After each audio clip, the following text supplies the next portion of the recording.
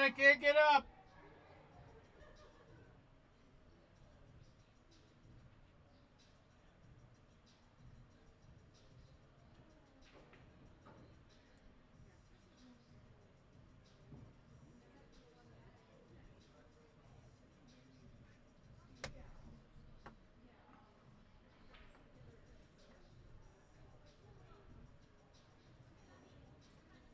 So I have a microphone that, yeah, so it's a microphone that I duct tape to the outside of the table.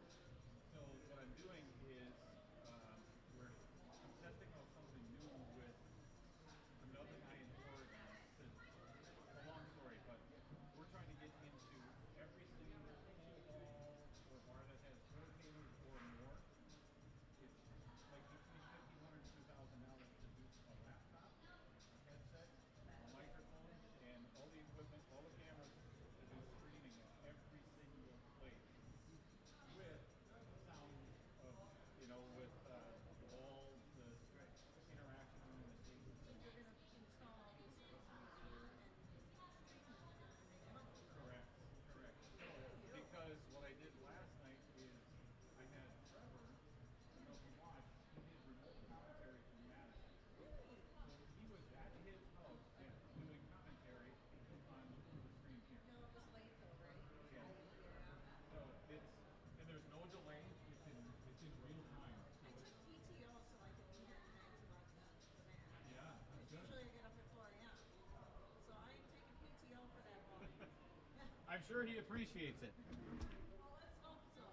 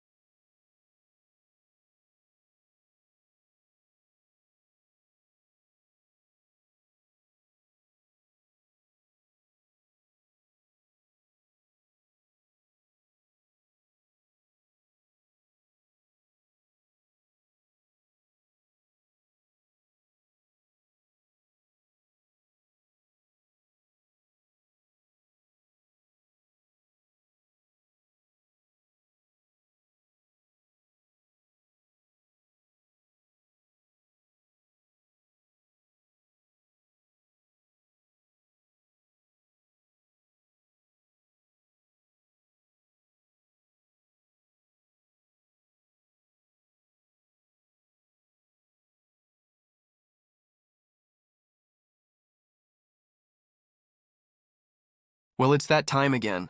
Outer Points Productions is about to go live with another Knockout Challenge match. Join me, Little Cheddar, and my guest live at the Varsity Club in Oshkosh, Wisconsin, as we will be delivering some of the best mediocre commentary in the business. Sit back, relax, and enjoy the match, and don't forget to jump in the chat and say hello. Please take the time to subscribe to our YouTube channel, hit that like button, and share it with all your friends. Thank you so much for tuning in. See you right after this word from our fabulous sponsors. Welcome, everyone, to Outer Points Productions and the Varsity Club in Oshkosh, Wisconsin. I am the man with a floating head tonight. For some, I'll tell you, this virtual set gets a little fun at times to mess with, but yeah, that's half of my shirt is missing. But anyway, welcome to the Knockout 1.3 Challenge. We're down to the quarterfinals, and tonight's match is Mr. Chris Green, one of my fellow commentators, taking on longtime friend, which I just found out tonight, as a matter of fact. They've known each other since they were 21 years old, been playing against each other for a long time, Mr. Brad Royce. So it's fun, the things that you learn in the player spotlight that you never knew. But anyway, thank you, everybody, for tuning in. This is going to be a fun match. Can't wait to get started, so why don't we do that? And then we'll talk a little bit more about what's going on if this is your first time here. Thanks for being here, everybody. So we are going to get down to the lag and get this party started.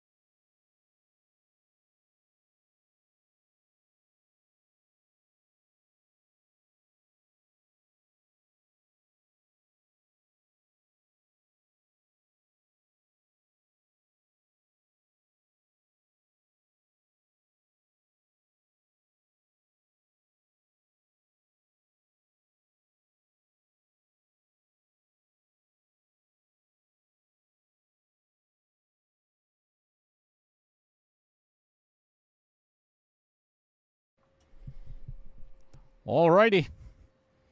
And away we go. It's another match of 8-ball, which is now a race to 11 in the quarterfinals.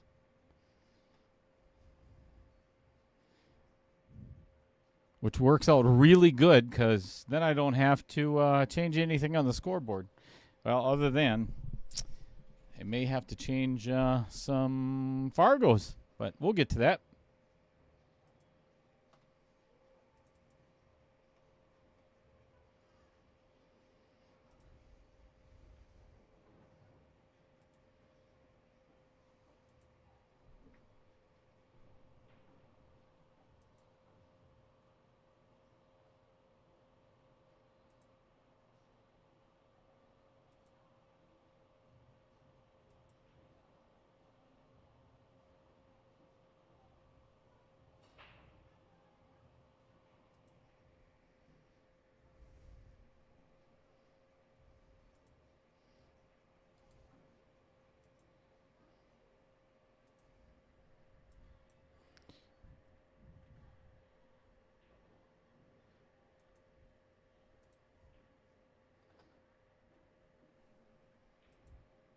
All right, Fargos are updated, and we are ready to rock and roll.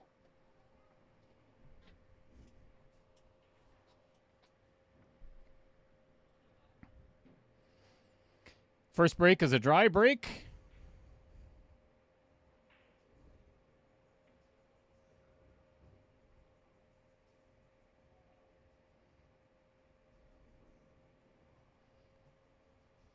Looks like a pretty good layout for stripes. The only potential issue that I see is maybe the 10 ball is in a bit of a precarious. Well, I guess the 12 ball's in a bad spot too. First game jitters. Welcome everybody. Thanks so much for tuning in. I apologize for the background noise in the very beginning or during the countdown timer, but we're going to be trying something new. You may not be able to hear all of it, but I actually put I turn that down just a little bit.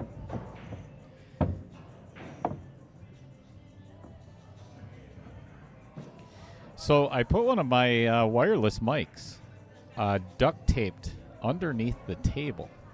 This was a suggestion. A friend of mine out in Oregon, Mr. Jeff Williams, if he's paying attention or if he's in the chat, we're trying some technology with an idea that he had for streaming for a lot of other venues. So we're going to see how this works out. The sounds of the game.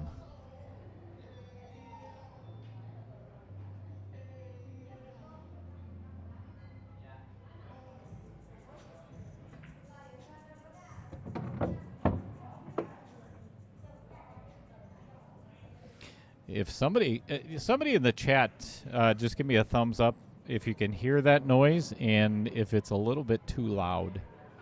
I'm trying to adjust the master volume here a little bit. And trying not to get any of the copyright infringed songs.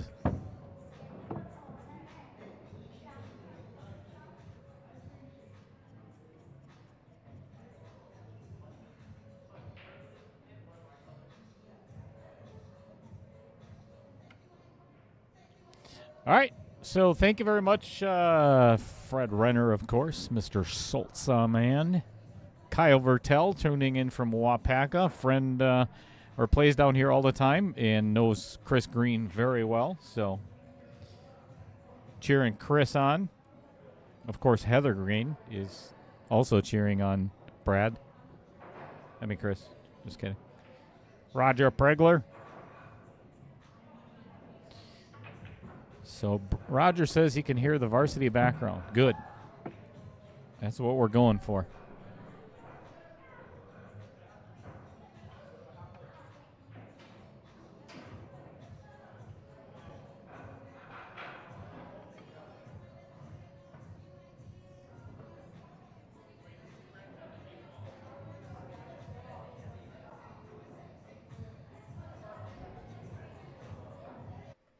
All right. We're going to shut that off for now.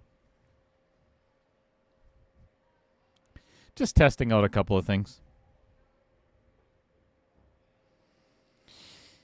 All right. Brad has run way too far on this 3 ball to give himself a good angle to get to the 8.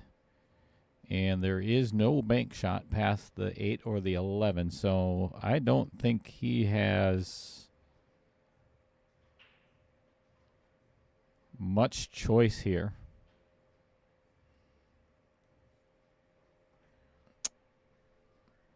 Yeah, let me get my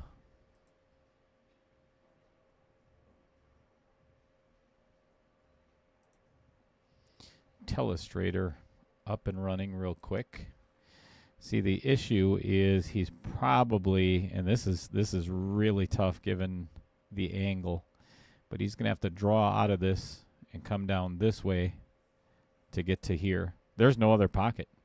Yeah, and that was the attempt, of course. Not easy. Result of bad position on the 8 ball. Or I'm sorry, on the 3 ball.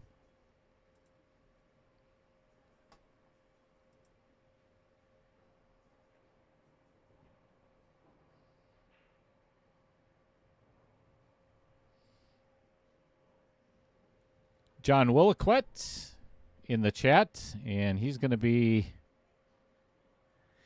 taking on, I believe, Mr. Stephen Kilberg. Yeah, let me just pull that up right quick.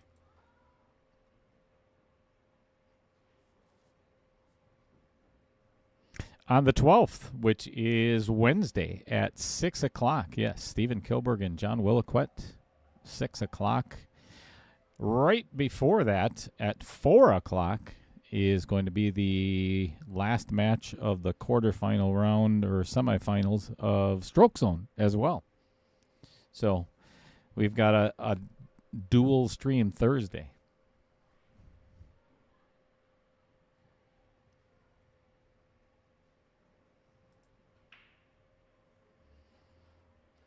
Well, that's a good miss for Chris Green for the simple fact that there's no pocket past that'll obviously pass that 9 ball, so it's a good time to miss.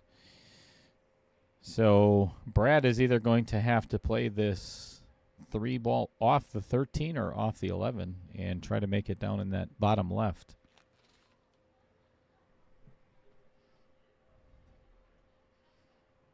Great attempt. Really good attempt. The issue now is Brad is not going to have anything to shoot at this 3 ball for quite some time. Chris is going to be playing a bunch of safes, I'm assuming.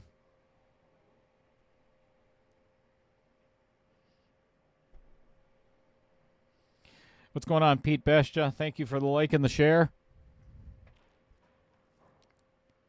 Might be a small hint to everyone else.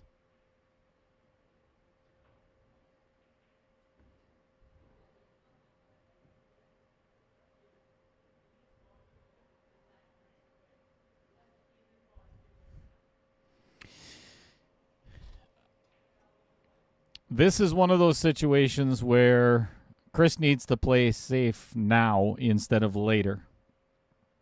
Yeah, I don't...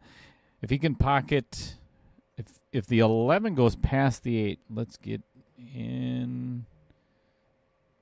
Oh boy, he could not have put himself in a worse position than. Well, okay, he can still see the 11. Thank goodness.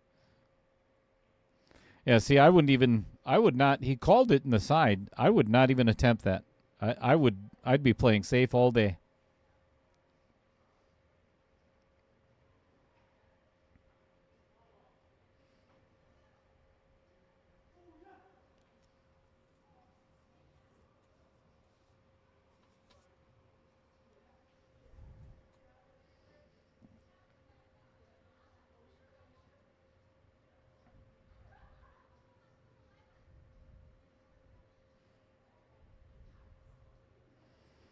Although very difficult, there is a possibility to make this bank in the upper left as we look at the table.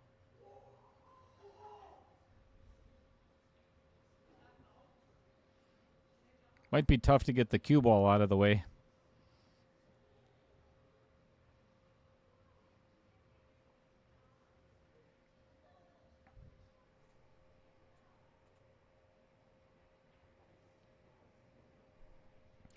I like the screen.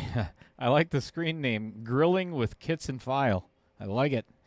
Hardware store here in Oshkosh, right?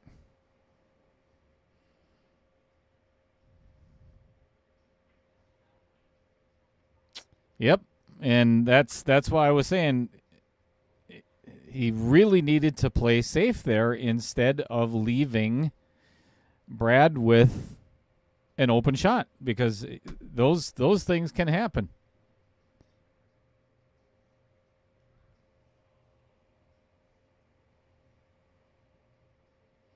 I would have much rather seen Chris lock him up tight where Brad has to kick at the 3 ball and break his 9 out. Now you've given Brad an opportunity to win the first game, which should have been Chris's game.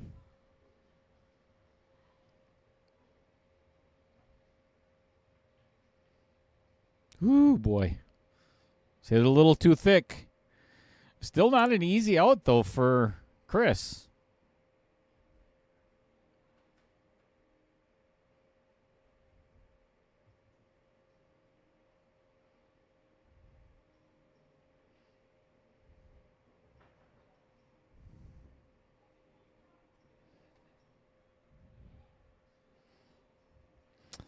I think he has to play the 11 here. Oh boy, I don't like this shot at all. I think he should be playing the 11, 11, 10, 9, 8.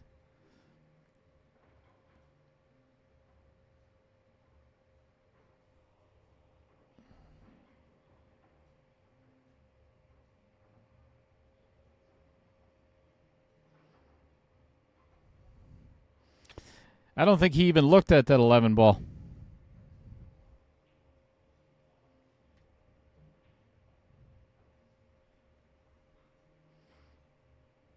All right, 1-0 Brad.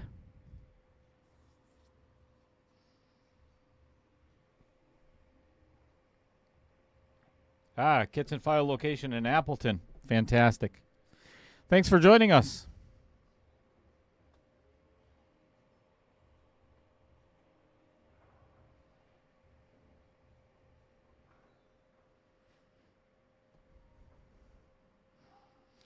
And thank you for agreeing with me in the chat because nobody's ever done that before. I appreciate that.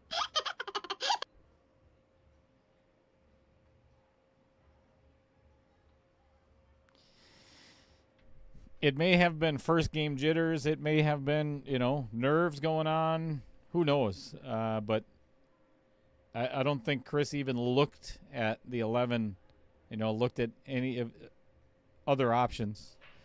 He was so set on playing that 9 ball next when he pocketed the whatever ball that was, I think the 13 down in the corner.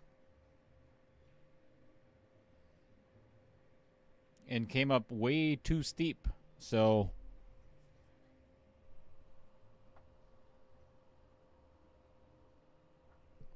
you're very welcome.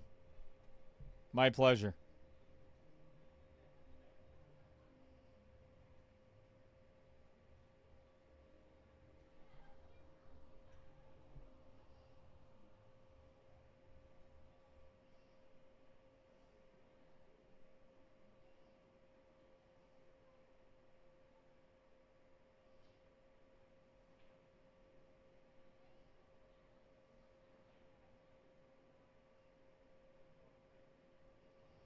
I don't know about anybody else in the chat or any of our viewers. I think we might have to get Kits and File as one of the Outer Points production sponsors. See if we can get them to make some more money in their business.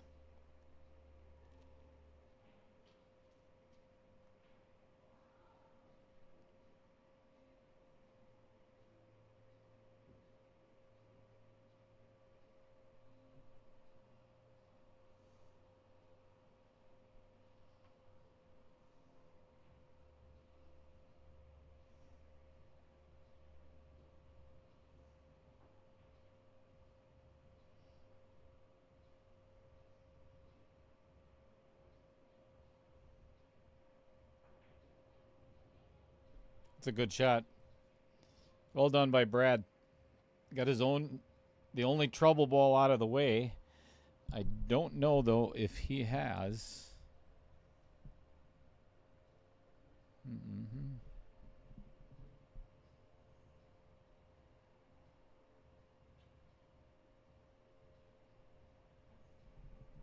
All right, I guess he does have a shot on the 3.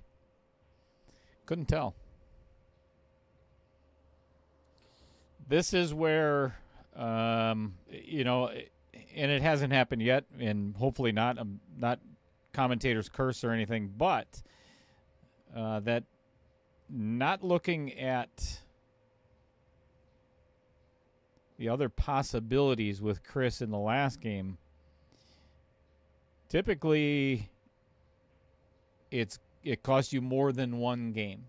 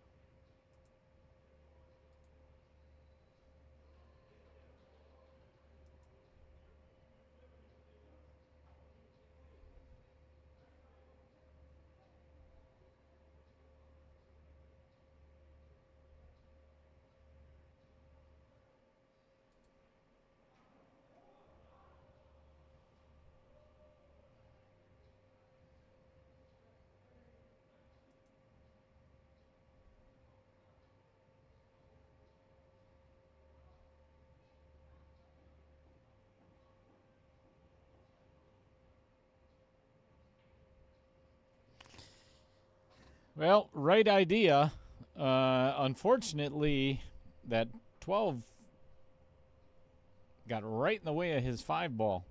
So now he actually looks like, let me take a look at this. He does have a very thin cut, obviously, on the 4 ball, but I don't know if he can put enough, it would be left-hand English on his,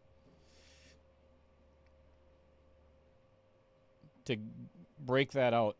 Or play the 5 off the 12 on the side like he was just lining up.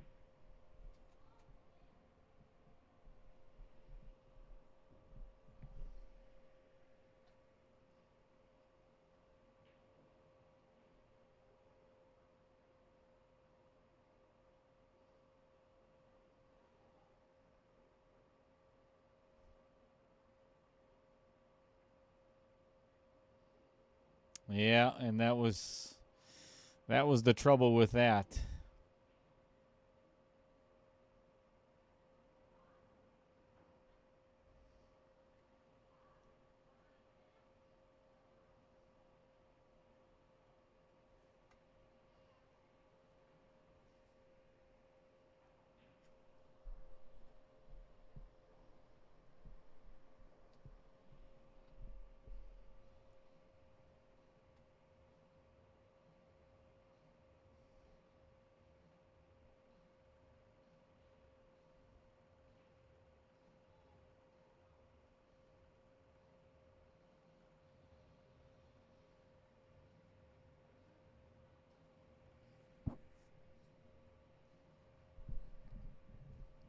Well, I'm pretty sure he can see a piece of the, oh, maybe not.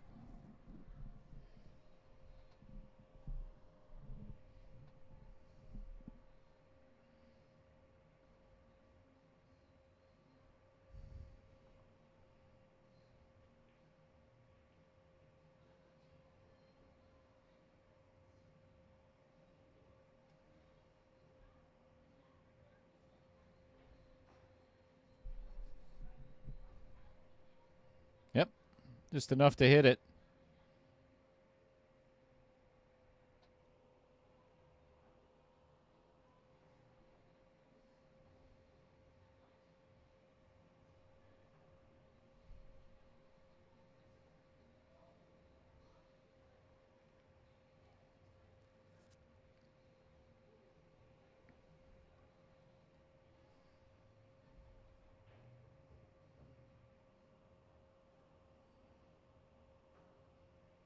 Got a little aggressive there.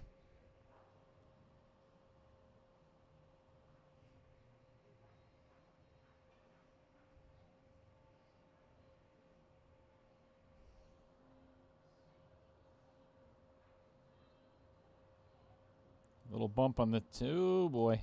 Uh-oh. And again, here's the perfect opportunity. Instead of being aggressive, well, he could play a two-way shot here.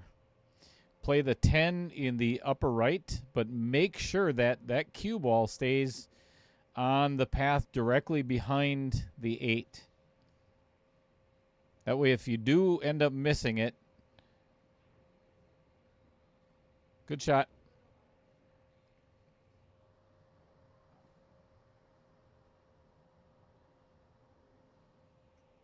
Actually, this is ideal. Where he ended up, even though it is a little bit thinner cut on the 13, that is the correct shot. I don't like him taking this 14 first. I mean, it either way, but if you play the 13, there's not a lot of trouble to get into. The 14 now, he could end up actually behind the 5 and the 8, or just miss it completely. Yeah, that was hit way too hard.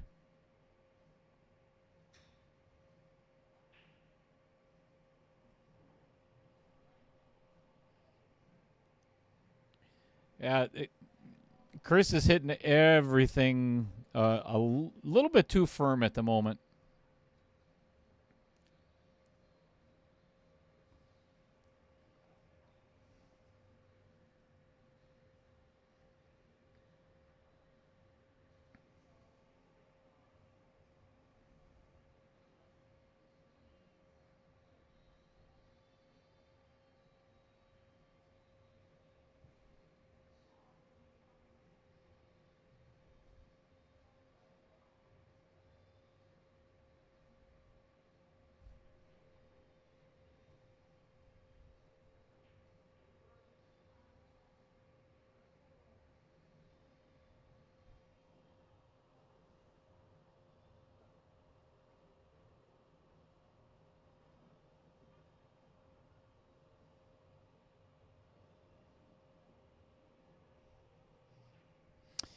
I would actually play this, in my opinion, this is the only shot that Chris has right now. Is to carom off the 14, pocket the 5, and make sure the cue ball stays behind. Yes. That's not a bad shot, because even though he didn't end up behind,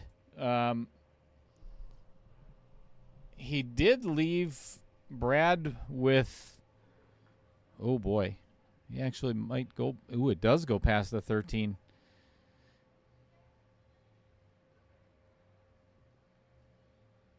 I think he needed to hit that 14 just a little bit thinner, and then the cue ball would actually be where the 5 was, and then Brad would not have a shot at the 8.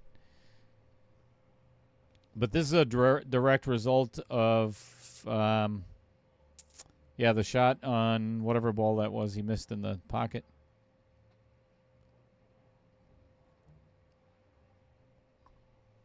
Two nothing, Brad. And I will be right back.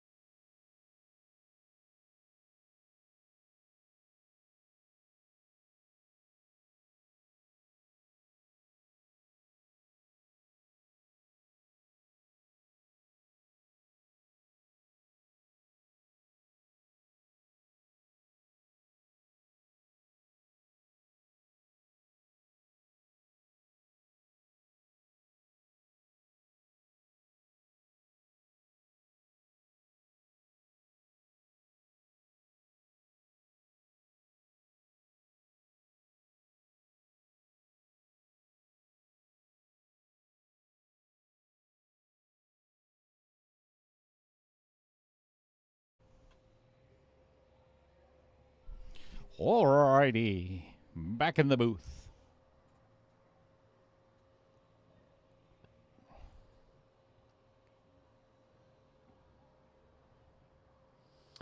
It looked like Chris was trying to hold for that side pocket. I don't know if that was even possible. Not sure what he's doing here.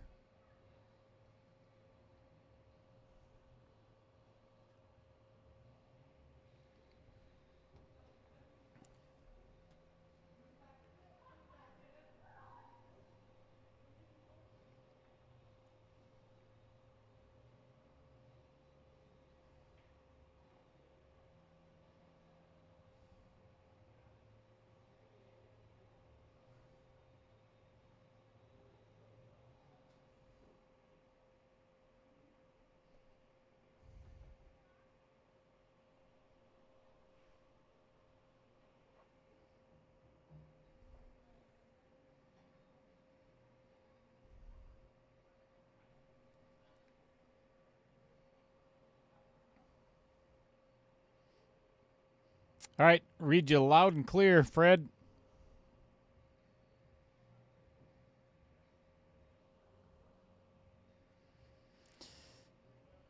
That was a good choice, my opinion. It's you go back to game 1 and 2, which that's old history already. But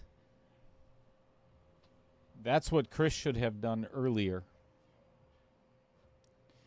Make your opponent kick 1, if not 2 or 3 rails. You know, this is a really difficult hit for Chris. Again, that's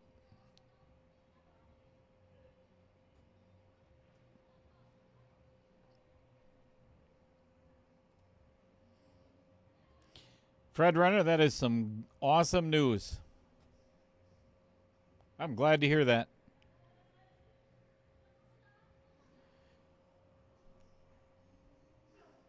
Fred's got some good news from the doctors as well.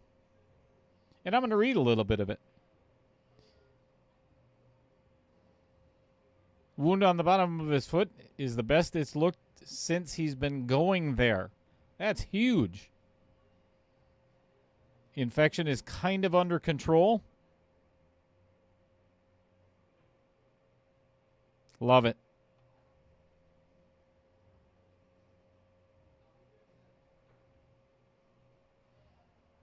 That is fabulous news.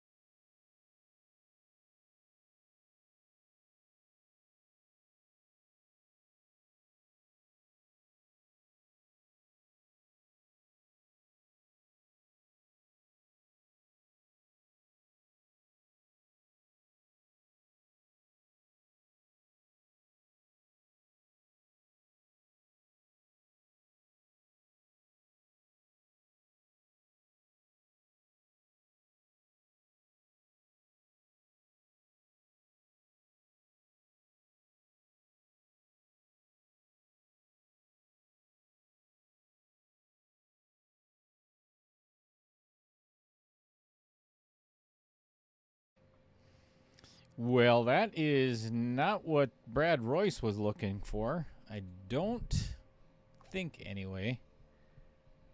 Let's get to the overhead. Ooh, boy, that's close. I don't think the 1 goes between the 8 and the 4. If you can see enough of... It's a tough angle for me to see here in the booth as well.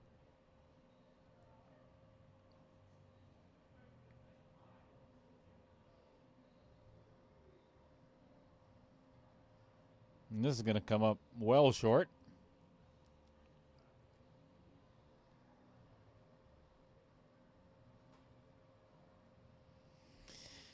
Well, this is...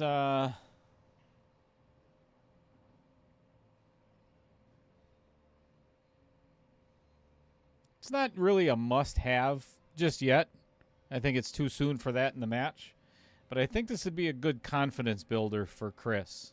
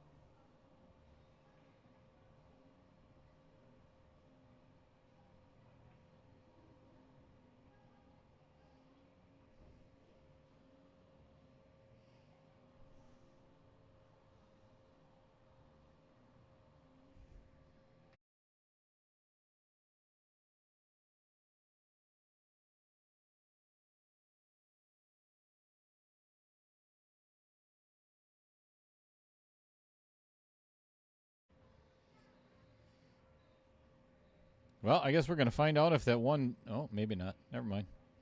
Thought he was shooting at the 1 ball. So he was lining it up, or was looking at it in the booth. Obviously it does, or he wouldn't have shot it that way.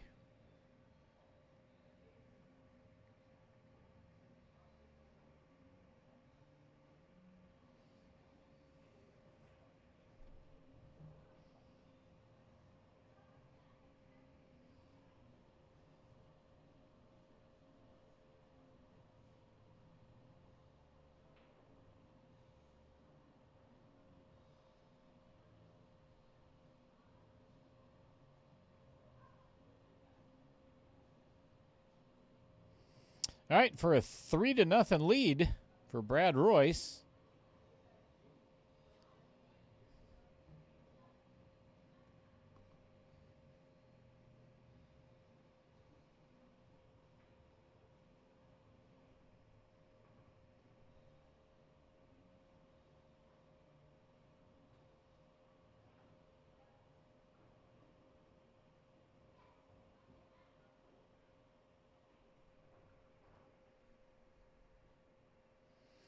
All right, let's talk about one of the Outer Points Productions sponsors.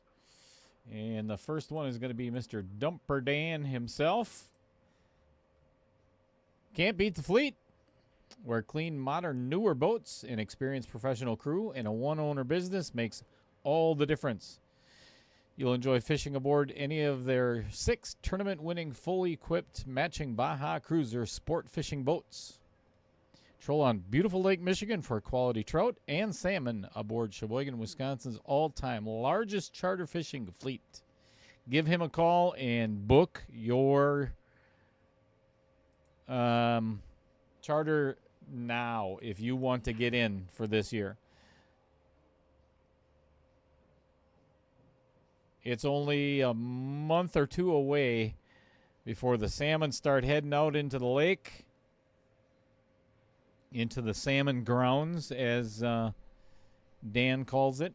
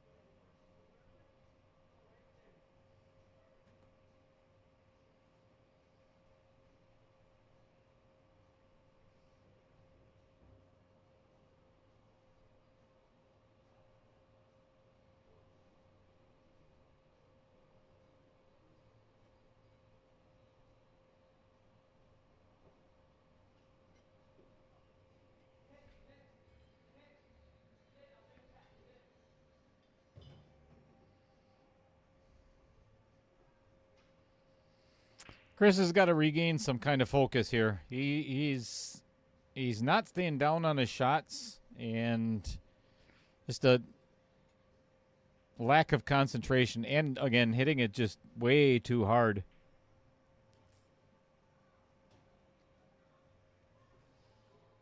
Needs a little bit more finesse in his game. Otherwise, he's going to find himself a lot further behind than 3-0.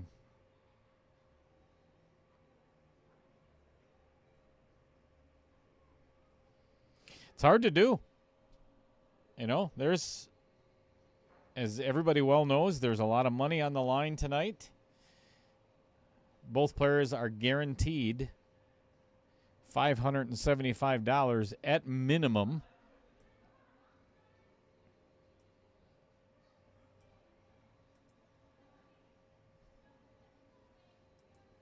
Here's the rest of the story. Winner gets $1,500 plus $940, so almost $2,500 for tonight as a victory.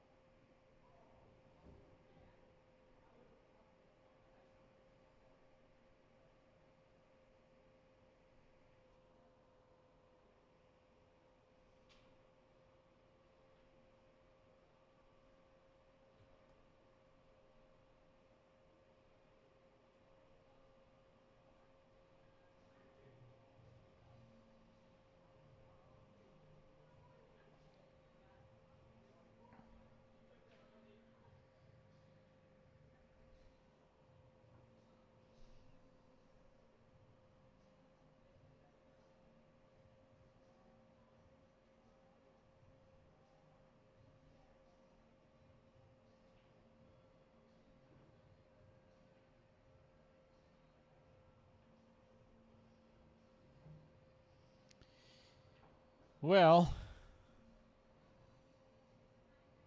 good news, I guess. He pocketed the one.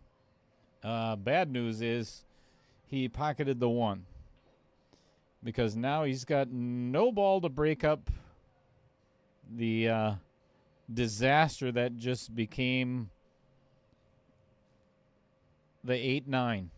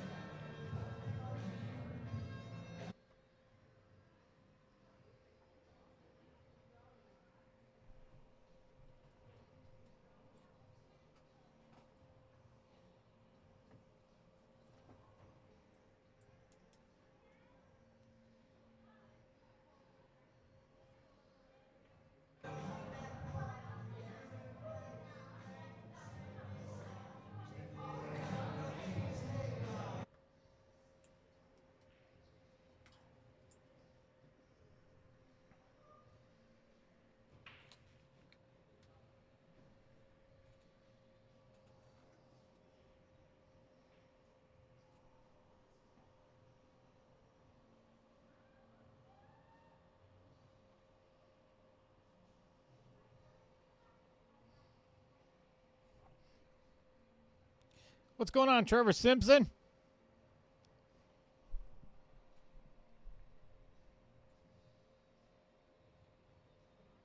Man, that thing just ran forever.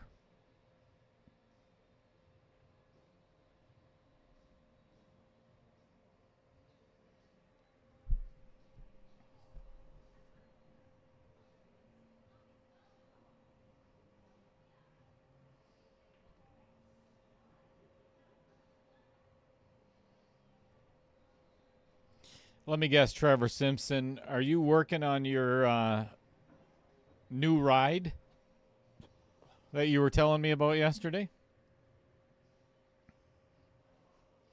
Good evening, Steve Kilberg. Again, Steve's going to be here on Thursday. I'm sorry, Wednesday. Yeah, Wednesday. One of those days. Playing John Williquette in the last quarterfinals match. And then we're going to be doing a redraw for the semifinals. Final 4 players in 1.3. Getting down there. Exciting stuff.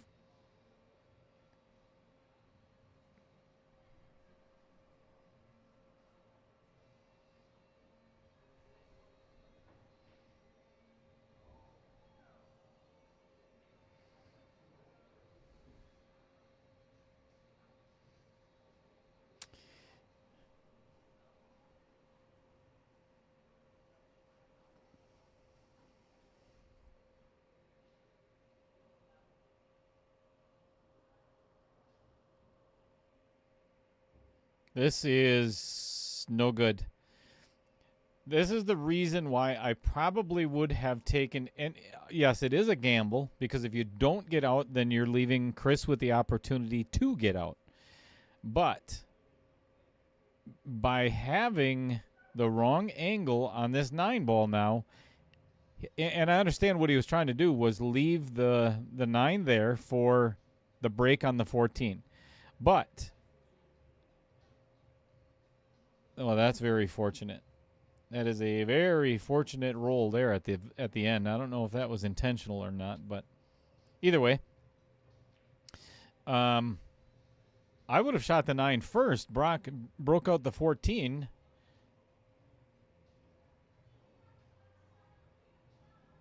And then it's a free run. Either way.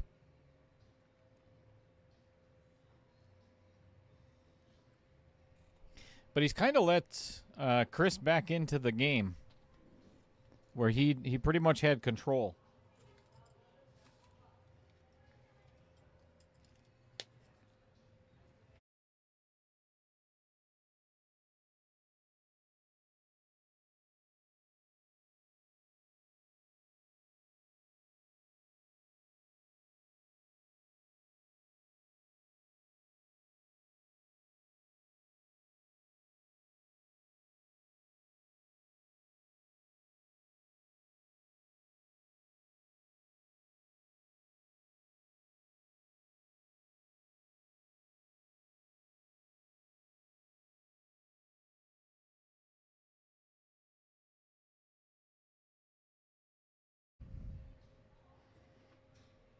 Well, has left Brad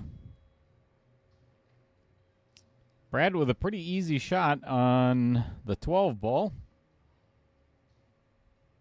But we'll probably have to play a combo from this angle.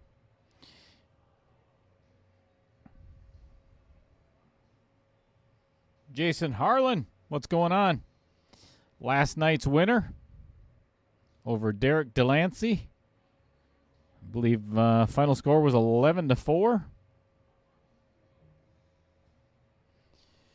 This is a really good angle on this combination because the 9 ball, let me go to the overhead instead.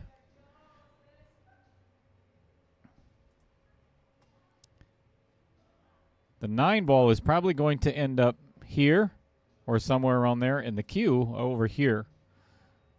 Yep, that's a good shot. I got neither one of those right, but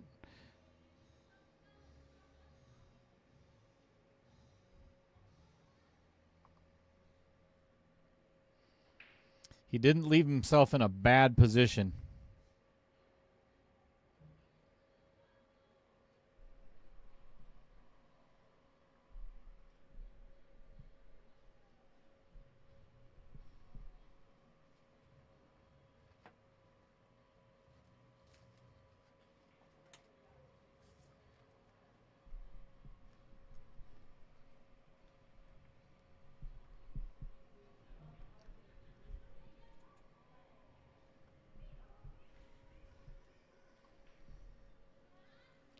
All right, 4-0 in favor of Brad.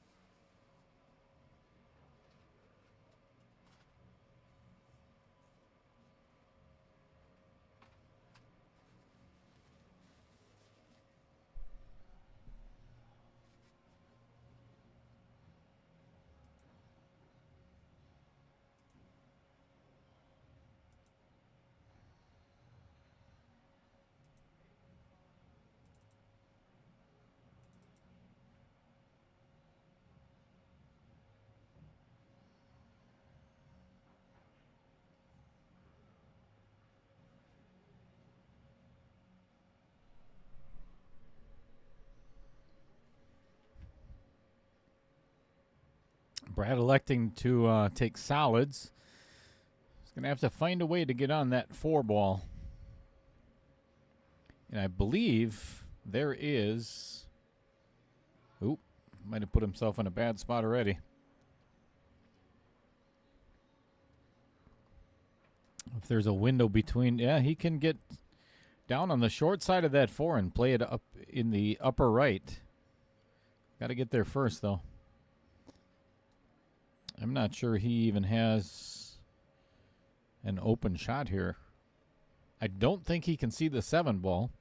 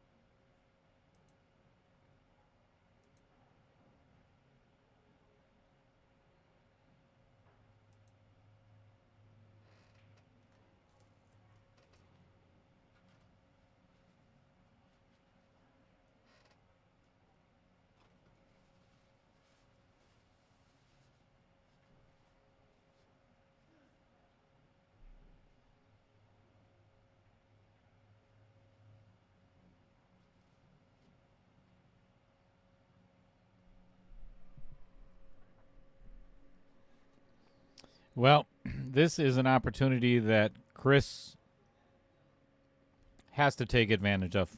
And again, it's only 4-0 in a race to 11, but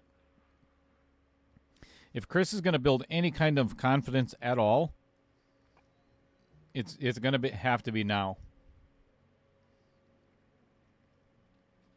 This is not too difficult of an out, and I've seen Chris shoot lights out before, so this is a golden opportunity to put his first game on the board.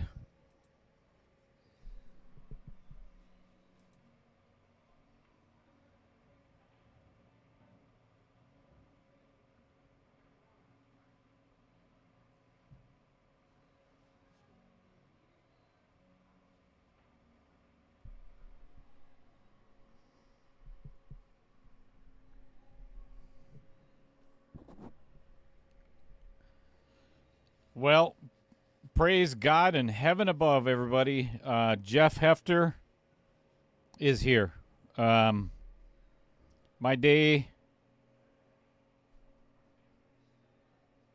I don't think it could be any more complete now. What a blessing for everybody. You know what? This is for you, Jeff. I mean, that's... Whew.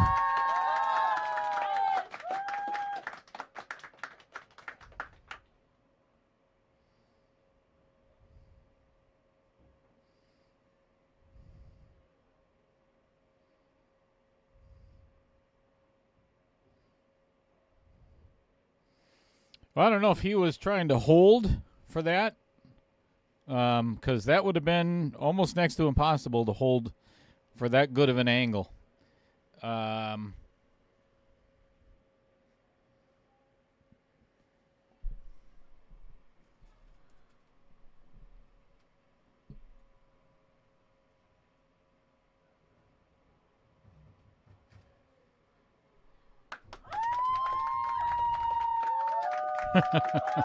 Got some cheering outside the booth as well.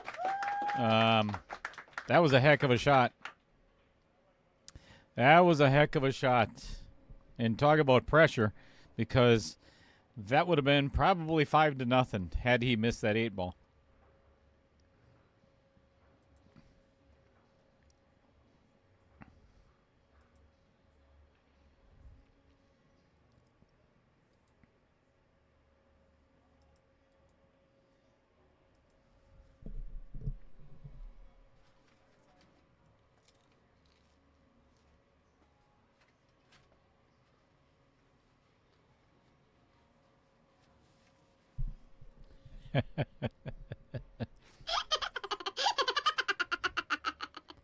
Whatever, Jeff.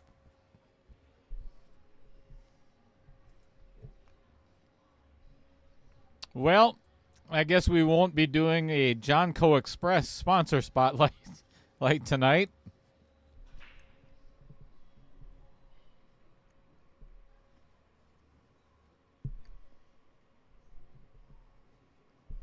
Well, I think that'd be a really good time for a dry break, because this is an ugly rack. There is a mess, both, including the 8. Nasty.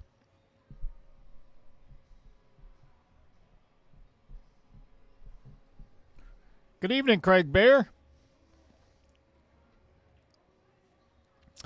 Bob Miller in the chat. Thank you for joining us.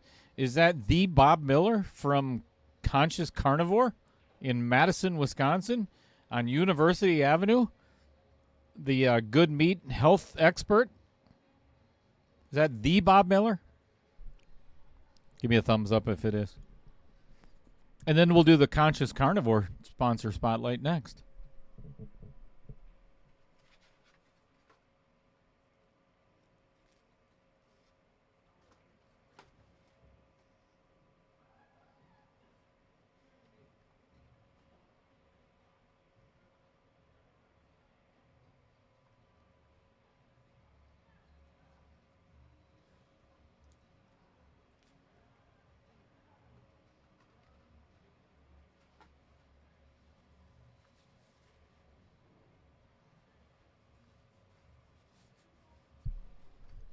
Excellent. How are you doing, Bob? How's business?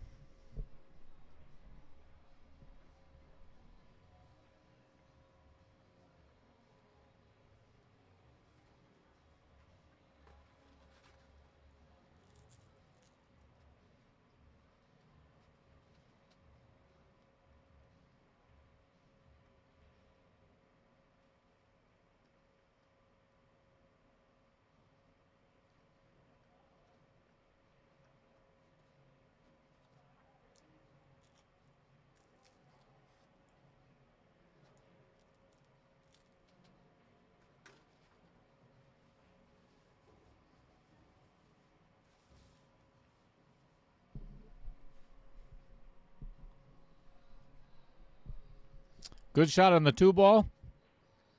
No shot on the 4. So now Brad is either going to have to play a carom, a 5-4 carom, or a 5-4 combo. Both of them are brutally tough.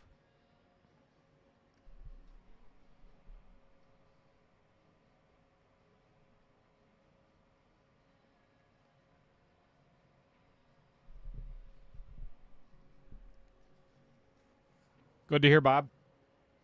Yeah. Grilling season, no doubt. 70 degrees up in Greenville today. Are you kidding? That has to be a record. For the middle of March in Wisconsin? Come on. Doesn't get that hot, does it?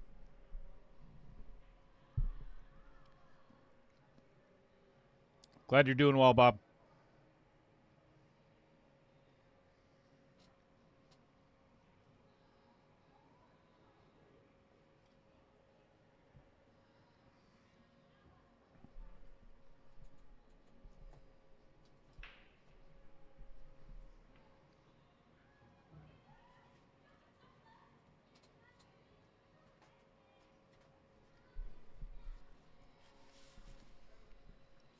This is one of those times in a match where Chris really has to settle himself down. And here's my thinking. Been around this game a long, long time. There's always ebbs and flows and momentum. Now that Chris opened his account and has an opportunity again to run this rack, there's no reason that Chris cannot put together a 4-pack himself and tie up this match. And then, now he's got the world of confidence on his side.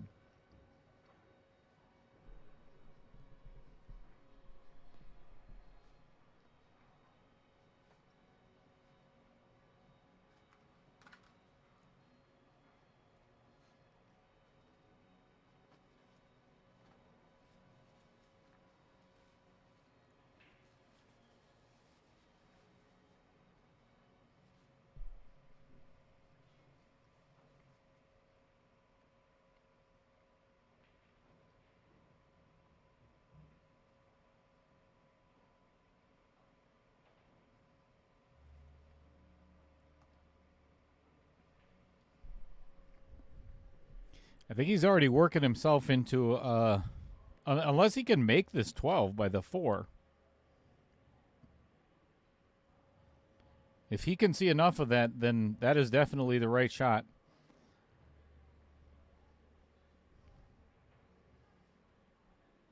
And the biggest mistake that he made, not necessarily missing the 12, but he could have played that at a speed to leave it in front of the pocket by the 4 ball and would have made life a lot easier for the rest of this rack if he knew he wasn't going to get out.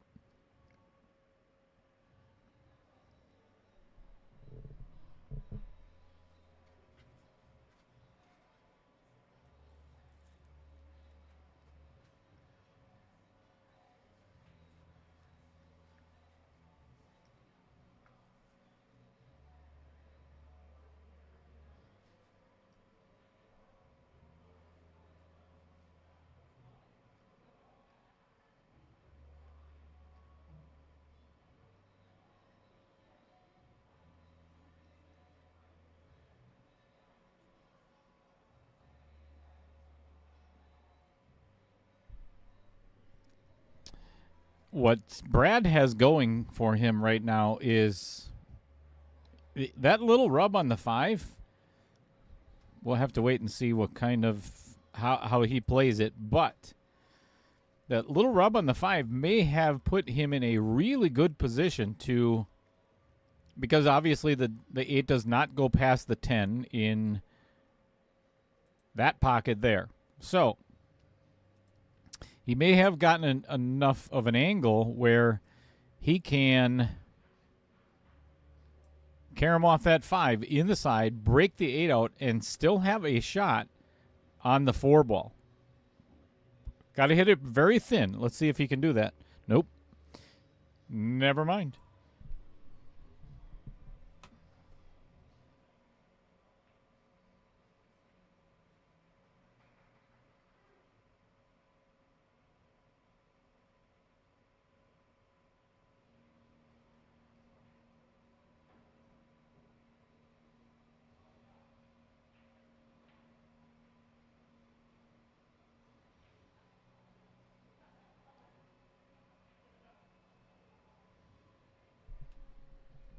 That honestly was one of the best strokes Chris has hit tonight in this match.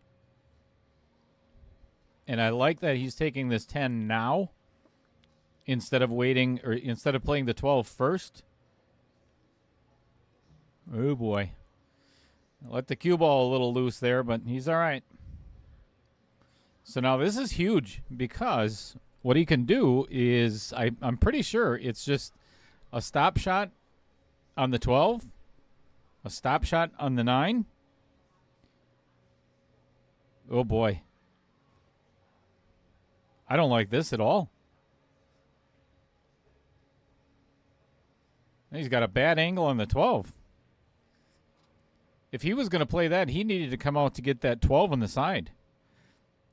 So now there is, oh boy, I'm not one of commentator's curse, but there's an opportunity for him to draw this right into the side pocket.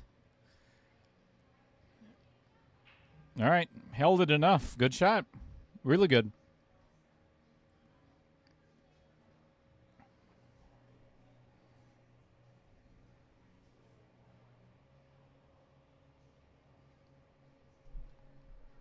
Oh, he's following on this. This could go in the corner off the 4.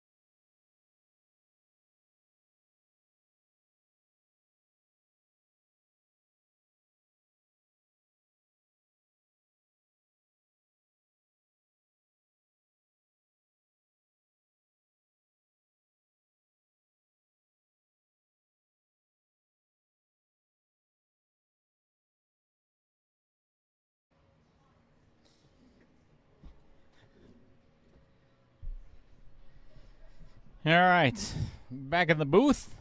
Had to step out just for a second because we've got here. We'll get everybody on camera over here.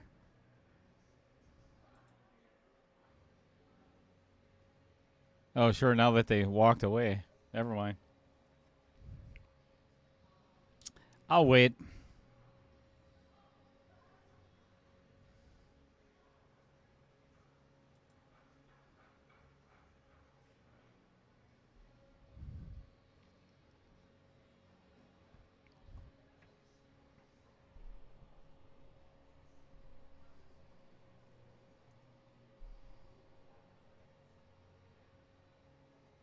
What's going on, Andy Coons? Good evening to you.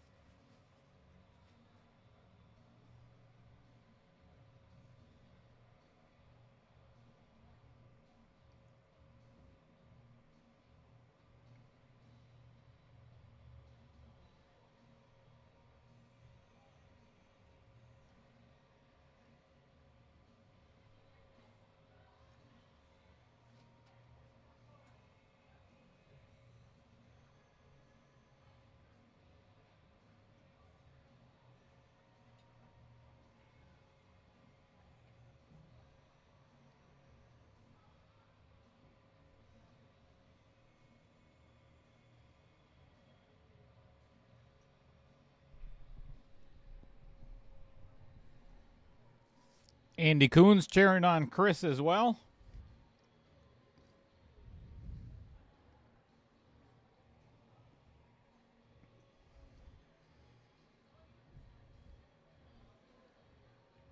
Good opportunity for Brad to get another game on the board.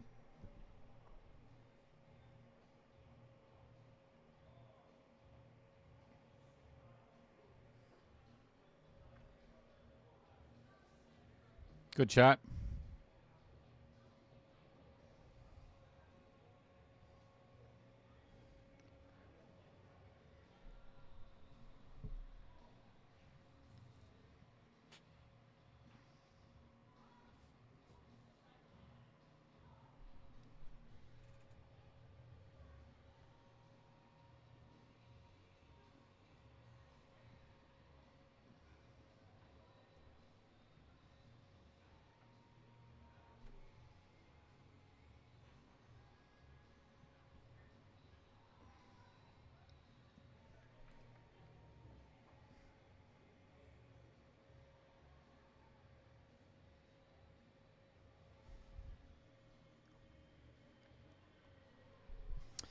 Pretty fortunate there for Brad. Holy cow. That could have gotten a lot uglier.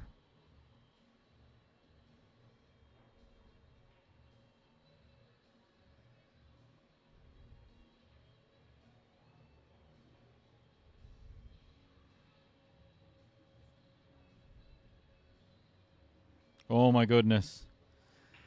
I'll tell you what.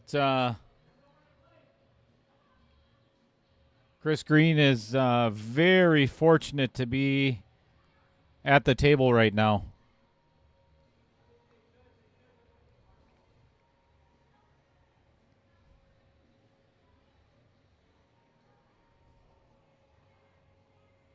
If I was Chris, I would play safe right now. I would just run.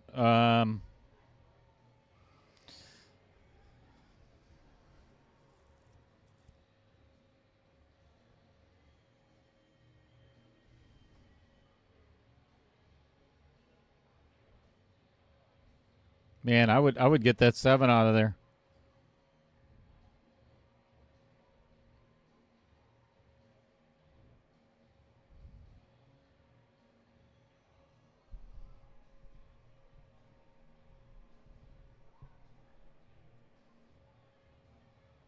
He is super straight on this 3 ball, so he's going to have to force a little something here.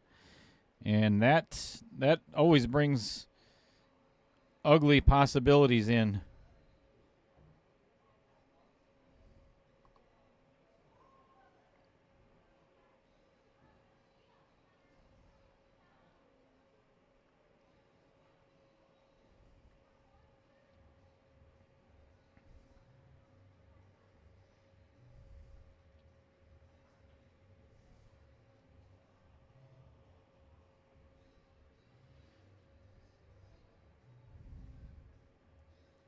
This is one of those two that if you're going to play that 2 ball, you better play it with. All right, good shot. If he gets out, then it was the right play. Of course. All right, I think he's got a good angle on this 7. Either way, just draw it back a little bit. Don't try to force anything because obviously you can't leave it in the. Oh boy.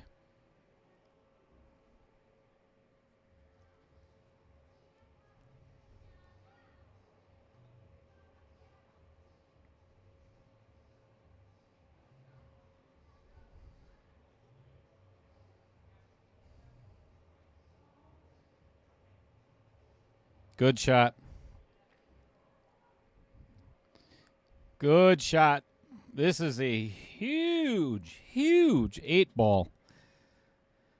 Being down 4-0, potentially 4-3. If he can make this. Nicely done. Nicely done.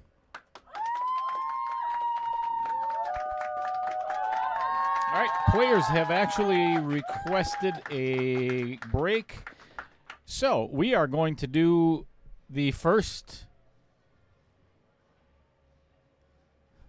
player spotlight, and that is going to be of Mr. Chris Green. So sit back, relax, and enjoy. All right. Hello, everybody, and thanks for tuning in to the player spotlight of Mr. Chris Green. Please stop staring at my shirt right now. I have no way to fix that. Well, I could, but it would look even worse. So, yeah, Chris and I were chatting about this earlier. But anywho, now that I brought your attention to it. The floating head. Yeah. So, first of all, Chris Green, thank you very much for doing the player spotlight with me and for everything that you've done for the stream. Holy crap. There's a lot of things that Outer Points Productions would not have if it wasn't for you. So, thank you. You're welcome. I'm excited for Outer Points being here in the streaming booth at Varsity, and I'm just, like I said before, I'm super excited to be part of it and help out whenever and wherever I can. I think it's great. And you have been. So, much appreciated. Let's talk about you. Grew up where? Grew up in Neenah. Still living in Neenah. Left town for a little bit, but yeah, pretty much stayed home. Stayed in the hometown all this time. Your wife, Heather, has been one of your biggest advocates when it comes to playing on the stream and commentating, and she thinks you're actually pretty good at it, which... I think she's watching the wrong stream when she watches us, but whatever. No, I enjoy doing the stream, and yes, Heather has been great, especially the last couple of years when I said I really want to kind of get serious about pool again, get competitive again, fix a lot of bad habits I had, and she really has been like, go play pool, do your thing, and, she likes to go to live music, so... And I don't mind going to it and seeing a band, but, after like the first set, after a half an hour or so, I'm like, okay, I'm bored. Okay. I'd rather come play pool. I've always been like that. Whenever I've been in the bars, it's always, if it ain't got a pool table, I don't go because I get bored sitting at a bar just drinking. Sure. So you mentioned, working on some of the bad habits. Is there a timeline of when you're going to start doing that, or is that soon? Soon? Okay. Just as soon as you start coaching me, we'll be all good. No, been trying. Like I say, I used to be. Brad and I were just talking about it too, because me and him have known each other since we both turned 21 and started shooting in bars. Oh, really? Yep. Wow. We didn't know each other before that, but yeah, Mr. Roberts days. Mr. Roberts did in-house league. It was a bar in Appleton on 47 next to Grumpy's at the time. And they did this in-house league. They had a beginner league and advanced or intermediate and advanced. And so, yeah, I tried shooting all 3 nights back then when I turned 21, 22. And that's when I met Brad and actually Kevin Dorn, because Kevin and Brad were on a team together back then for quite a few years. You know Kevin Dorn? Yep. Oh, I know Kevin Dorn also. Sorry. That's all right. He's all right. He's a good dude. So you've been playing for 35 years of your 56 on the planet. Yep. Favorite game is 8-ball. Any particular reason, or you just that's what you grew up on? For me, part of it, I grew up on it in like the bars. Everybody plays 8-ball because it gets expensive playing 9-ball on a coin table or whatever. But yeah, started out with 8-ball, but really 9 and 10-ball. Well, 10-ball wasn't a thing back then, but 9-ball, it's like, well, you have to shoot these balls in a certain order, and I always liked the fact that. For me, 8-ball, every game's a new puzzle. Solve the puzzle. The chess game. Yes, I like to think. I believe it or not, I am a thinker. So, wait, I've never used this. I've never used this button in a player spotlight before. I want to see if it works. We'll find out. I heard it. I think I heard it. All right. But no, that's what I really like about 8-ball is it's a new puzzle every game, and I think that's what attracts me to the game of pool. Is it's always, yeah, you're hitting the cue ball, you're hitting an object ball, but if you really get into the depth of the game, it's a new puzzle every rack, and that's what I like about it, and it keeps my interest. I'm ADD and ADHD, so it's hard to stay focused sometimes. I'm sorry, what? What? Squirrel? Oh, look at that cutie. No, kidding. What's that shiny thing over there? Play with the Sean. Favorite restaurant is Mim's. Oh, yeah. Yeah, I love their The- chocolate malts and the Mrs. butter burgers. Mrs. Cheddar and I like Mim's as well. Good stuff. You have to let me know next time you guys go. We'll meet you. No. No. I feel the love. Chris and I have spent a lot of time in the booth together, so Yes, we have. we can say this stuff to each other. So don't be offended out there. No. So, kids? Personally, no. My Heather has 2. So I have a stepdaughter and a stepson. Okay. 40 and 33, I think Chase is going to be. Are they going to be watching you tonight, cheering you on? Randy better. might. The daughter might be watching. I don't know about Chase, but So, looking back on the history of your game, who would you say is the biggest influence in pool for you? I'd say like in the 90s and early 2000s, Allison Fisher. She always dominated the women's pool tournament, so I'm like, she's got to be doing something right. So I always liked her fundamentals, and back in the 90s, I tried to truly, really slow my game way down and try and have that kind of preciseness in my pre-shot routine. So She's my favorite too. like her. lately, I would say probably like as much as I hate to say it, I like both Josh Filler? Filler Sure. and Fedor Gorse's games, along with Shane Van Boning, obviously. But no, I'd really say the person I admired the most first as a professional was actually Allison Fisher, because she just dominated for 10 years. Yeah. I mean, nobody could touch her. She was the snooker queen for a long time in Yes. Europe too. So And like on ESPN on Sundays, like Heather, my wife, is a huge football fan, and I'm like, good, you watch football? I'm going to go downstairs and watch ESPN, and the women's pool players tournaments usually were on. Heck so that was yeah. another part of it. You didn't get a lot of the guys on ESPN back then. So that was probably part of it too. But yeah, Allison Fisher for me, to be honest. So, outside of pool, what would you say is you have any other hobbies other than wrecking your motorcycle? Heather and I love to motorcycle. We also have a boat, so we enjoy boating in the summer. Where do you golf. normally go? We used to go to the Chain of Lakes. Had some Wapaka. friends. Yep, Yeah. up in Wapaka when we first got our boat. and Too then- crowded. Yes, it got too crowded, and the last few times I was there, this is 4 or 5 years ago already, but the last few times we were there, I actually got in fights trying to get the boat out on the boat landing launch. Yeah. Yep. Uh-huh. I could see where that I've been would happen. drinking, no. But no, it just got way too crowded, and I mean, yeah, I love the clear waters and that, and so does Heather, but I'm like, it's just not worth the fight, and, anybody that's on the lake, like I knew a buddy, he kept his boat there 24/7, but yeah, he was paying like $2,000 a season just to use somebody's dock. Wow. Yeah, He that's didn't crazy. even have access to their house or anything. It was literally just to put your boat on the dock, and that was it. $2,000. I'm like, yeah, no. I'm into boating, but I'm not So, into boating that much. Where do you normally go now? Lately, we've been going to Lake Poygan. Poygan. That's where we go now. Yep. We're gonna have to get our boats together this summer. Definitely. Yeah, I think we talked about that a little bit last year, late in the season, that you said Mhm. you go to Poygan to one of the sandbars. So, yeah. So, So- yeah, boating in the summer, wintertime. I build plastic model kits. I used to do that a lot when I was a teenager, so I'm trying to get back into that habit a little bit. But Cars, planes, boats, I everything. reckon, yep. Battleships, you name it. My dad was into ships and warplanes, so when he passed, I inherited a lot of his stuff. But yeah, so I'll probably be building some of the models that he did not, just because he paid a lot of money for them. Sure. But yeah, I've been mostly cars. But yeah, So in preparation for tonight's match, so you've played. This is your second or third KO challenge. second. Second one, I right? did the very first one. Yep. And then this one. Yep. So it's my second KO. Do you get nervous at all? Or Yes. okay.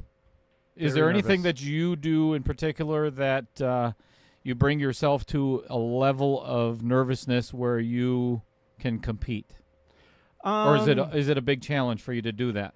It's actually with this KO, every match it's been getting a little easier. Like my first one, I was super nervous. I had a few shots to try and calm my nerves. But no, I've been watching some YouTube videos from like Darren Appleton and Neil's Fine about like doing more breathing and concentrate on that over watching your opponent run out on you or something like that. So I've been trying to do that and like in between table time or my time at the table to like try and disassociate a little bit Mm-hmm. to let myself calm down instead of going, oh my God, this guy's running out on me. Now You I can't gotta change try and what's catch up." happening at the table anyway. Correct. So, So I'm really been working on mentally for myself to just let go what I can't control and just be patient and go, all right, when it's your turn at the table, now you have to refocus. And so I've been really over the last couple of years I've really been working on physical fundamentals and resetting them, not popping up anymore, smooth my stroke out. But really the biggest thing for me the last 4 or 5 years in tournaments has been my mental attitude. You know, I like it. Because I knew where I played, 20 years ago, and it's like I was letting myself get frustrated that I'm not pocketing certain balls or all the time or as consistent. And watching some of them videos and just trying to do a little self-awareness, I've just been trying to let go and go, hey, you can only do the best you can do and be happy with that. as long as I've been streaming too, that is every amateur's biggest obstacle. My Yes. opinion is their the mental attitude. game. Yes, they get frustrated, get angry, annoyed, whatever at a bad roll or a missed shot on their so own. I've been really trying to let that Let it go. I Yep. mean, Saturday I was down here for the 520 and under, and I ran into a guy. He could play well, and I underestimated him and opened up 2 racks, and he ran out on me, and I'm like, oh crap! All right, got to play a little more of a safety game against him. But I didn't go, like even 6 months to a year ago, I'd have been so mad because this guy's running out on me. I'd have been mad like, oh my God, I opened up the rack. You're an idiot. You're stupid. I've been working really hard the last 6 months to like change my thinking in the chair. It changes And everything. It's paying off. Good. Well, again, Chris, seriously, thank you very much for all that you've done for me. And you're welcome. I like I said, I love that we had the stream here. I love you brought it here. I'm glad we've gotten to know each other over the last year. You bet. And a little bit, and kind of like become friends in the last year. And but I'm excited. I'm glad to help. I'm excited for the stream for Varsity to get us on the map, get us known, for you to be successful at it. And I'm excited to be part of it. I think it's great. And what is love it? I was kind of curious. So, you're 2 matches away from the finals. What does that mean to you to get to the finals? It's huge for me. I mean, like I said, the last 3 or 4 years, I've gone to tournaments. By dumb luck, I came here like about a year and a half ago for a 650 or under we had here, and I won a few games. I think that's what made my Fargo drop so bad because I lost, because I won a couple games, as dumb as that rating thing goes, and it dropped me back underneath a 499, and it's like I went to a couple at Portage and Charlie's, and I'm like, why can't I get to the finals? Mm-hmm.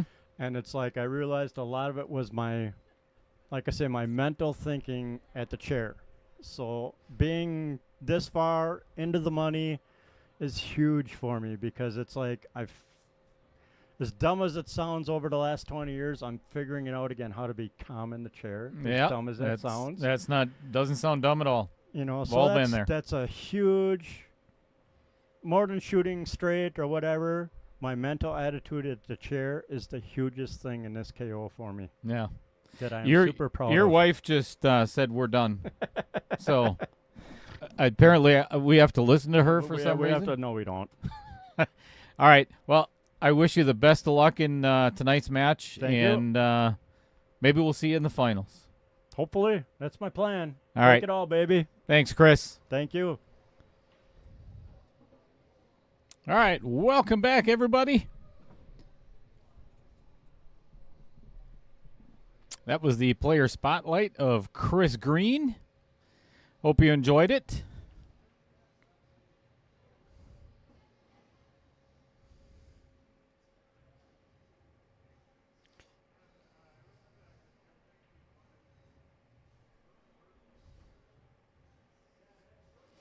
Thank you, Fred.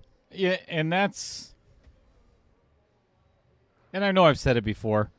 It's one of my favorite things of not only the stream itself, but once we get down to the quarterfinals where we've got, I always do it with the last 8 players. 16 is just maybe a little bit too much, but it gives you, the viewers, and me a completely different perspective on guys that I've seen for many years, but don't know anything about them on the personal side. So it's good to get to know somebody away from the pool table.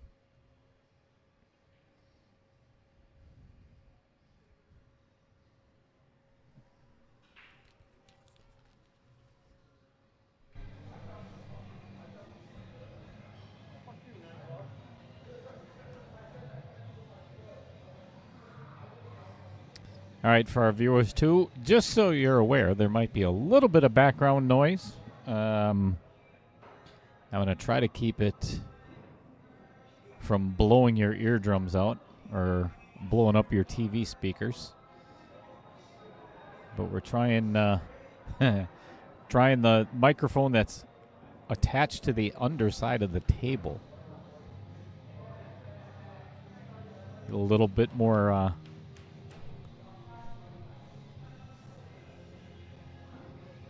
player interaction, pool table interaction, a little bit extra noise. And, for the Jeff Hefters out there, you don't have to listen to, my voice all the time. Which is why we're not going to be doing the Johnco Express sponsor spotlight tonight.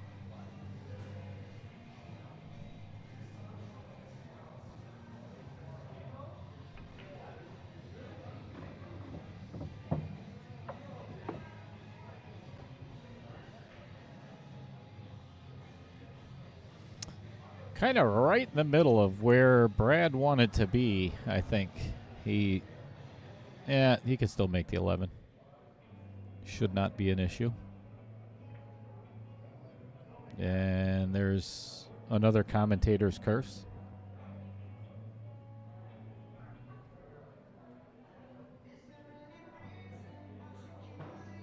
Yep, there's some music in the background. That'll be the end of that.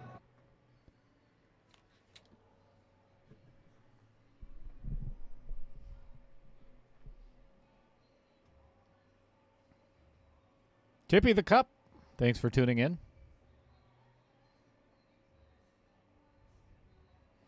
Excellent shot by Chris Green. He could not have hit that any better than what he just did. Beautiful save. Now he's thinking.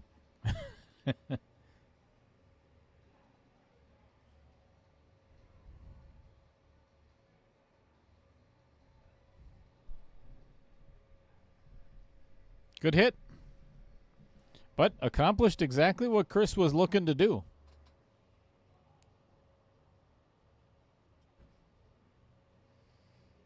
So now it's a matter of connecting the dots. I'm going to give you my non-professional. Here is the way I would play this. That would be my first shot. Second.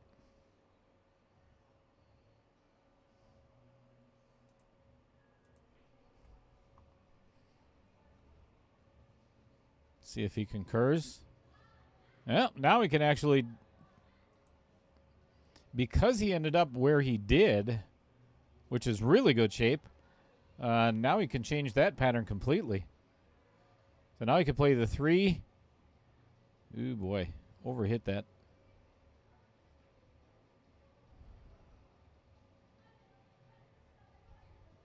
I don't like this. I don't like what he's doing here. He's going to try to get to this position here. That is, you could cause yourself he hit it good, but, another 2 or 3 inches, he's hooked on every ball.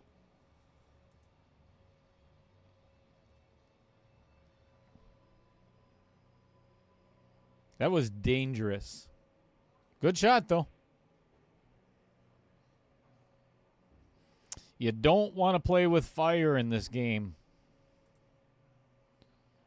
We've all been there too many times. You know you're going to get burned.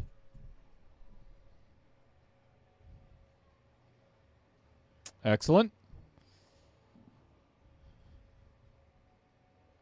I would like to see Chris go over and look at his angle a little bit on this 5 ball instead of just getting up and shooting this. So this is, and he might be okay, but now he is on the rail. This might not be the easiest to get shape on the 8 ball. He's okay.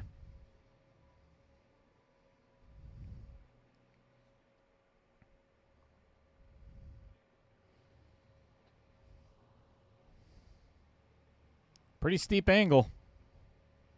Should be all right, though. Just pocket the ball. I don't think he really has to worry too much about as long as he doesn't really power it. Yeah, I would have liked to have seen. Yeah. Doesn't matter anymore.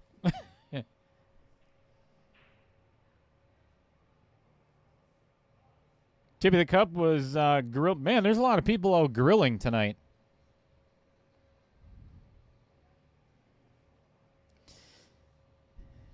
Had Chris went and looked at that 6 ball a little bit, and it's a direct result of not looking at the angle that he needed to.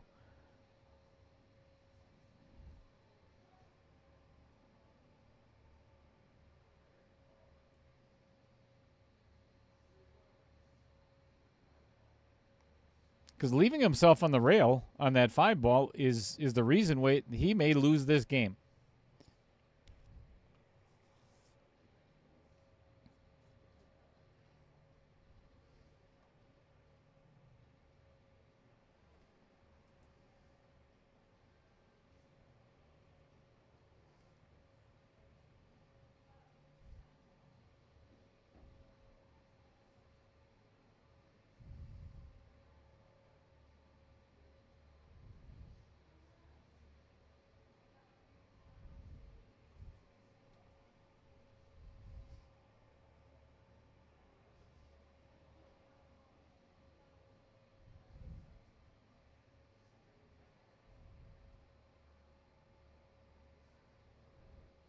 Uh-oh. Uh-oh. Uh-oh. Ooh, that one got away.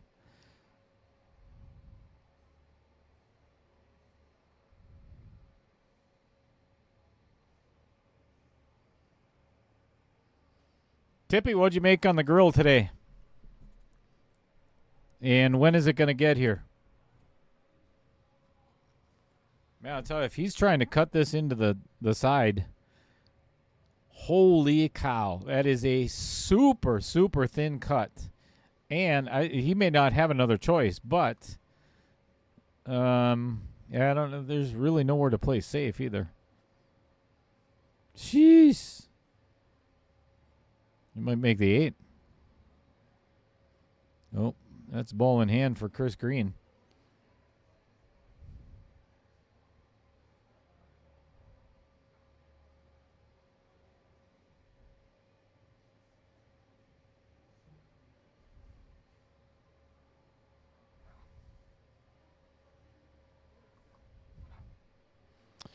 Well, we went from 4-0 to 4-4. All right, I'm going to give everybody an idea of what's coming up. On March 15th, which is, I believe, Sunday. Let me take a look, just in case. Saturday is the release of the signups for KO 1.4. So I mentioned it last night. This is going to be the last tournament with this format. I'll get back to that in just a second. So the format that you're looking at right now with the spinning the wheel, race to 10, 11, or 12. Let me put that back up there while Brad decides what he's going to shoot at first. So from here on out, and there's a lot of reasons behind this. Each match is now going to consist of, depending on the Fargo, but this is the one for the $4.99 and under Fargo. It's going to be a set of 8-ball, race to 4. Oh, let me get back over here because Brad has made a decision. Don't want to see him miss anything. But each match is going to consist of potentially 3 sets. I think it's going to add a fun dynamic to the KO Challenge matches.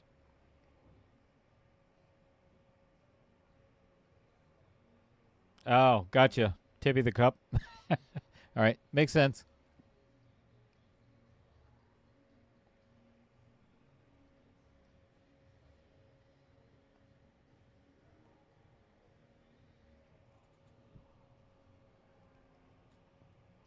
I'm a little slow at times. Actually, most of the time.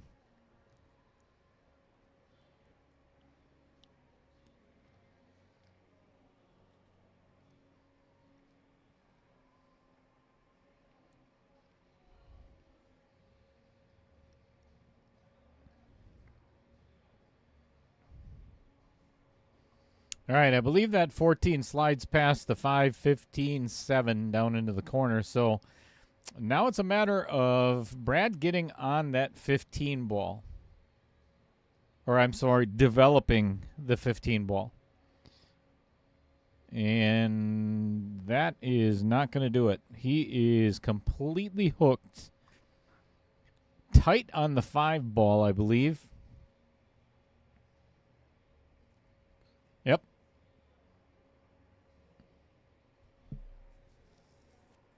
It looks like there's a little bit of a gap in between, so he might be able to play the 10 ball between the 8 and the 9 in the bottom right-hand corner.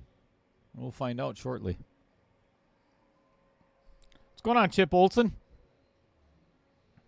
How have you been? Yep, there was a window there. Oh, I thought it went in. Never mind.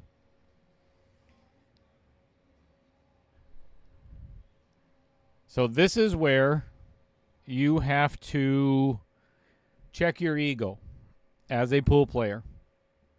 The worst thing Chris Green can do is shoot this 7 first unless he knows he's going to get out, because that is a blocker for the 15. So he's obviously got the confidence that he can do that. Already potentially out of position. Maybe he can see the 6. Yep.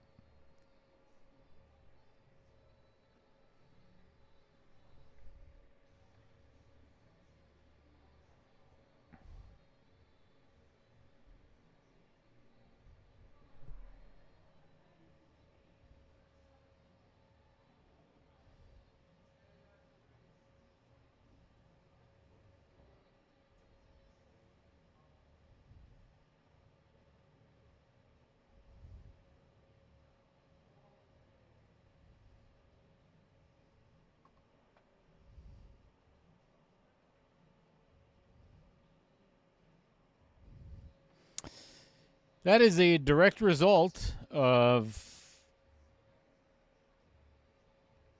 getting himself hooked on. He was actually partially hooked on the 8 ball.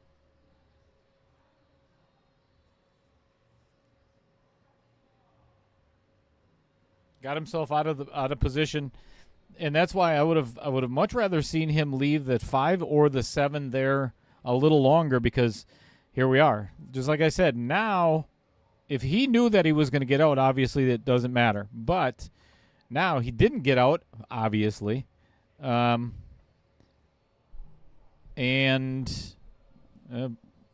everything that I just said is pretty much null and void, because Brad just hooked himself.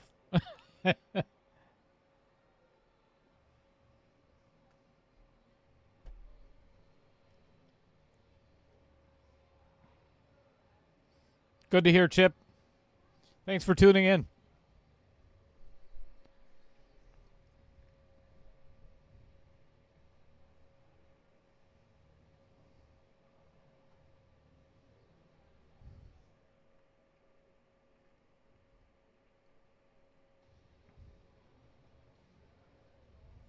And I'm not trying to harp on Chris or anything. I'm not. Obviously, he can't hear me, but he's very fortunate to be back at the table.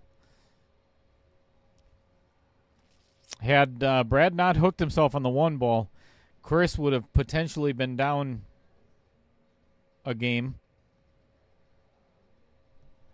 You get down to the finals like this, or quarterfinals, semifinals, you can't give stuff away. You're running into the better players now.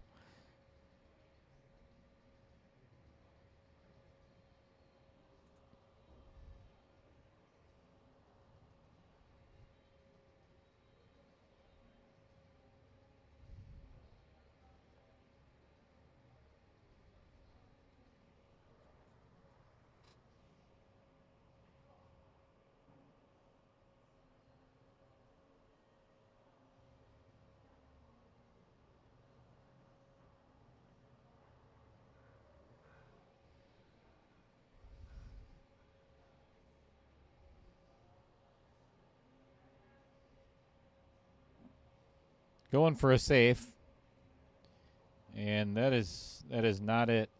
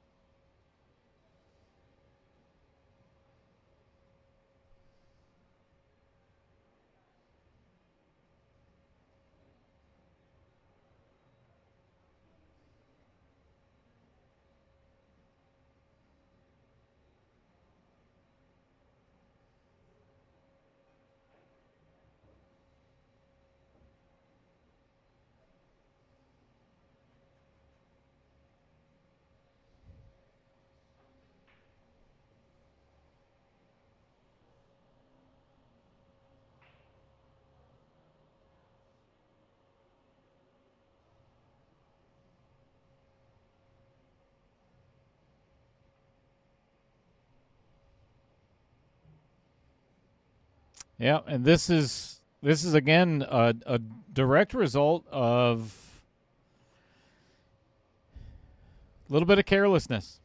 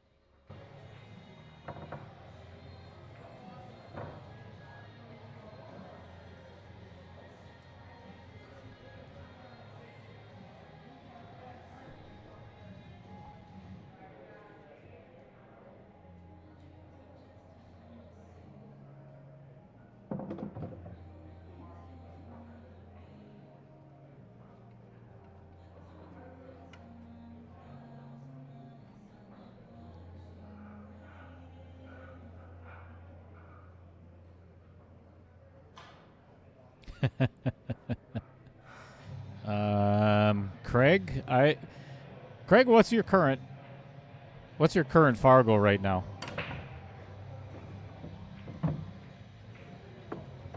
We might have to. Wow, nice break by Brad here. Couple of questionable balls though is, if he takes solid, he's going to have a hard time with the 2 ball. He's going to have to play a 5-4 combo. 1 and 7 aren't too bad. He can take care of those right now. But if he plays stripes, 8 it might be an issue, and the 10-14. Not sure what I would take here.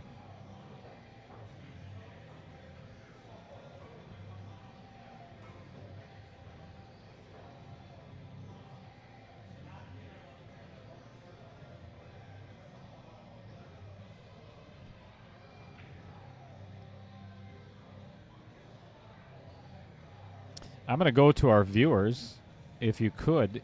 In the chat, let me know if you can hear the background music. And so there's a reason why I'm asking that. You're as soon as Brad shoots his next shot, you're going to hear the balls rattling around on the table. Hopefully, hear it go in the pocket. And you hit that one pretty soft. So that one I could actually hear. Let me know if you can hear the music in the background, because that's the most important thing I need to learn.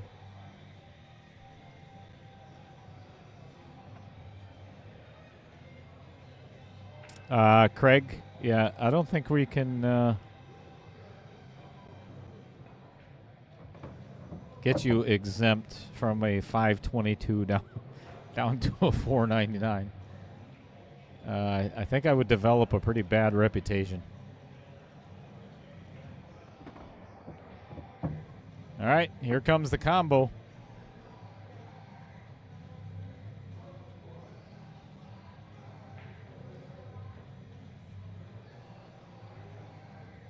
All right, so even though it's not loud,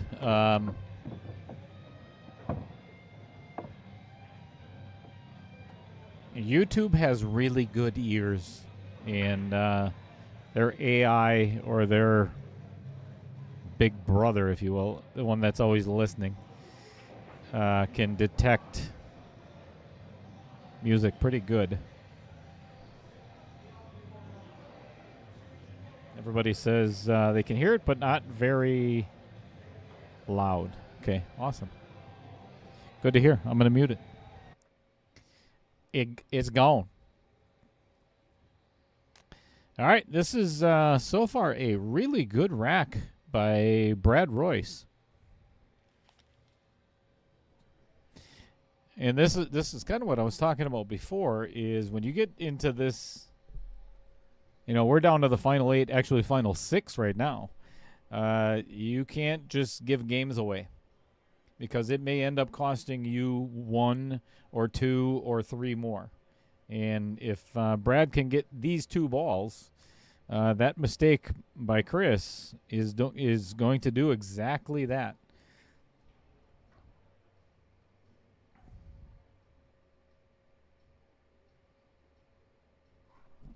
All right, this 8-ball for a 2-game lead again. Center pocket.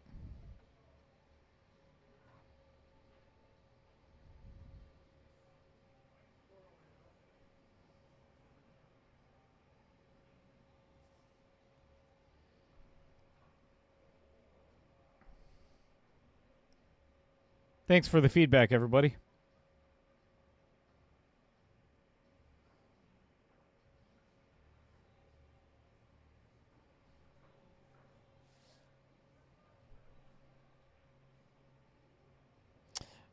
Tony Walruff said Chris trying to get out as much. That sounds right. Yes. And actually, that is my point. And I truly believe that had when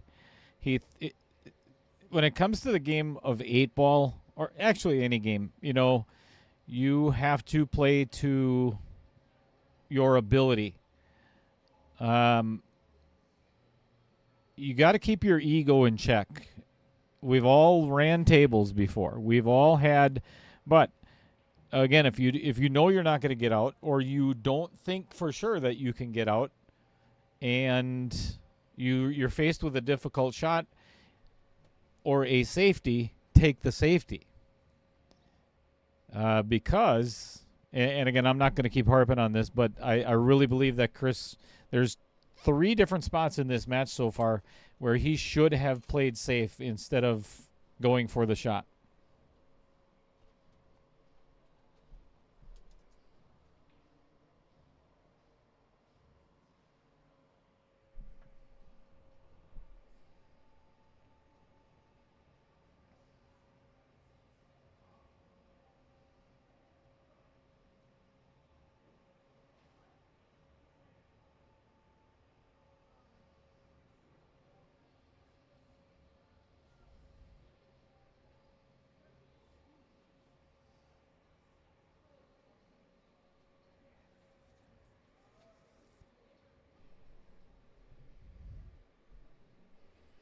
Well, if I'm Brad, I'm taking stripes all day long just because of where the 2 is.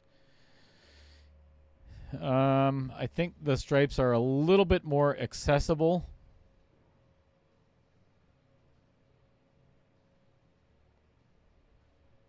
Now here it is in reverse. What I was saying about Chris before. Now, unless Brad knows for a fact that he's going to get out, I wouldn't take this ball. And already put himself in a really bad spot. I would have tried to leave that ball somewhere towards the end, because you got to deal with getting that 10 ball out of there.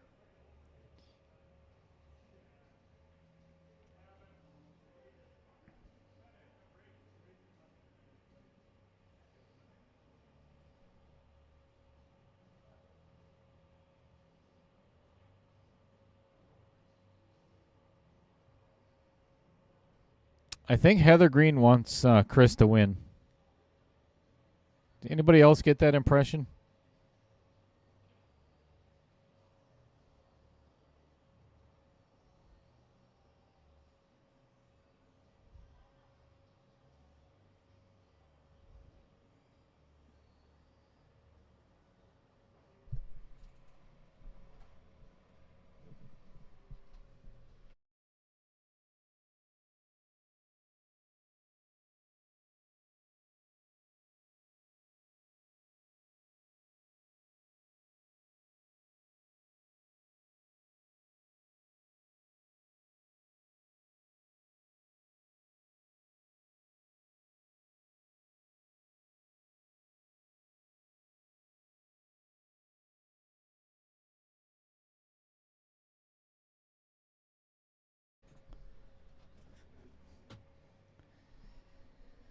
All right.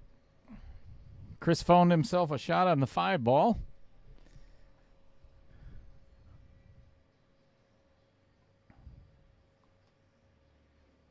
And undercut it.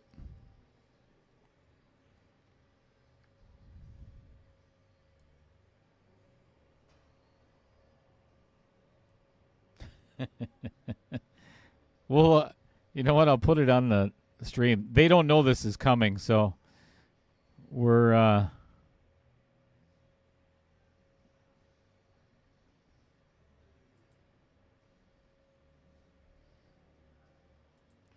there's the cheering section right there on the right hand side.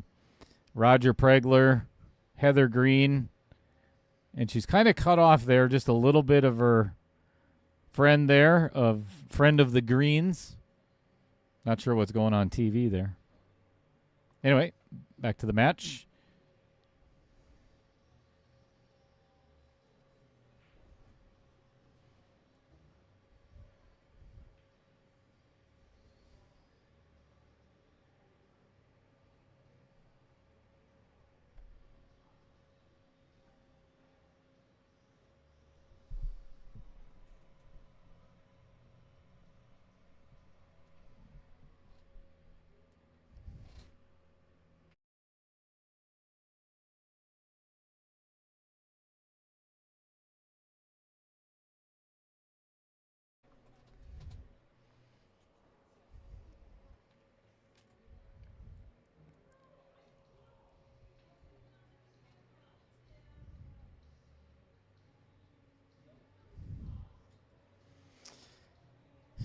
Well, that little rub on the 4 ball obviously put it right in front of the side pocket, so this makes Brad's out just a little bit more difficult. Now he has to play the 15 first.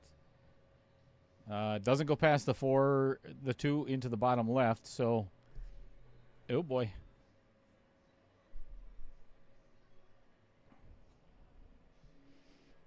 And we're kind of back to where we were in the beginning of this match. This is a must-have for Chris to get out of this rack. Got to find a way to... I would play this 7 right now and try to get on the 2 ball. And it's not an easy shot by any means. I don't like him taking this 2-ball now because it is a blocker for the 8. You know, it makes it difficult for Brad to get down to that end. But if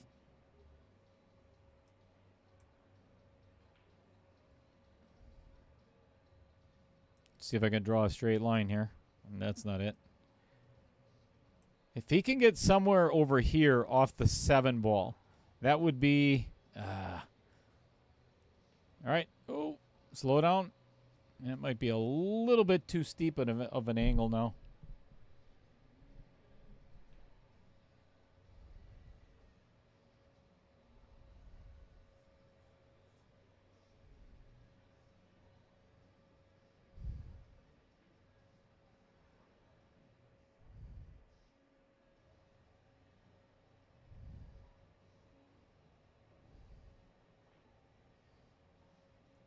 All right.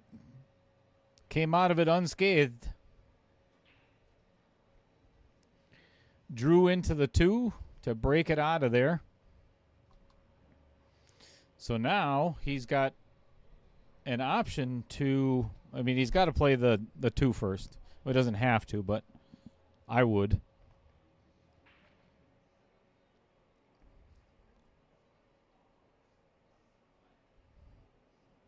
Oh, my goodness. Yeah. Actually, if he can get enough draw on this... But see, this isn't natural. He's got to do a little too much with this cue ball, where if he plays the 2, he can come here, here, and back out. And it's almost natural to get there. So that it was a forced shot.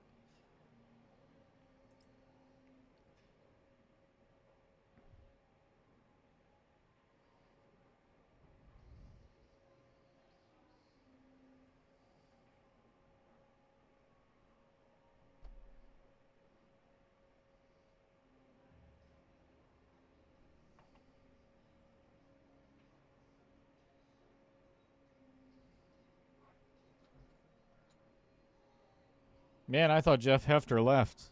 He's still there.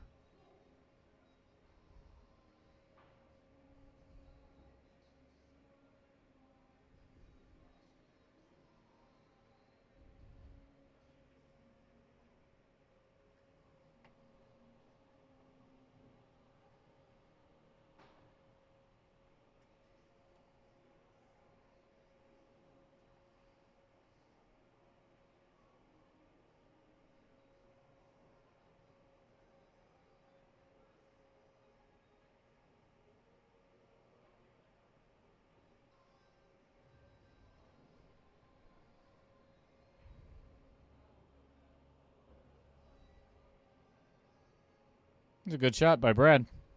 Nicely done.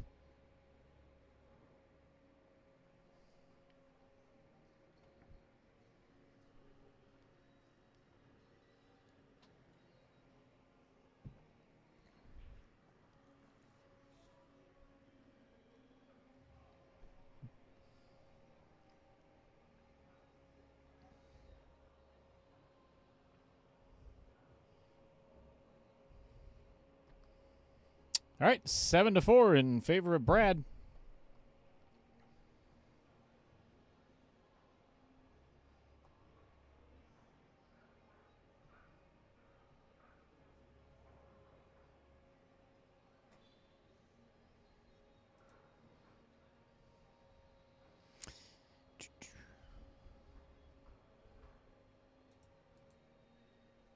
Let's talk about Brett Tovar just for a second. Of Tovar Construction. They specialize in roofing, of course. Services include full re-roofs, asphalt, and rubber roof installs, leak detection, and repair. Fill out their contact information form on their website at tovarconstructionllc.com. That's right here in the Fox Valley, located specifically in Oshkosh, but serving the entire Fox Valley.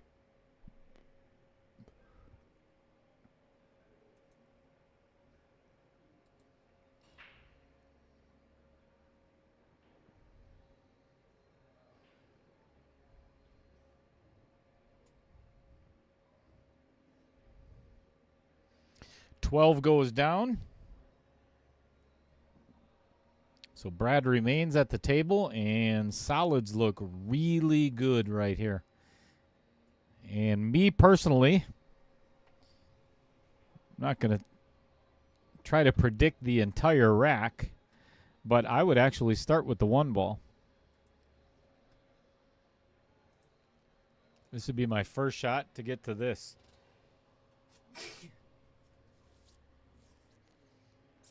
Then that pretty much clears out that end of the table. This would probably be my 3rd shot. And the rest should be pretty good. But I would definitely take solids. Unless, well, yeah, he can play the 14 right now, which he is. Uh-oh. And now the 15 is tied up.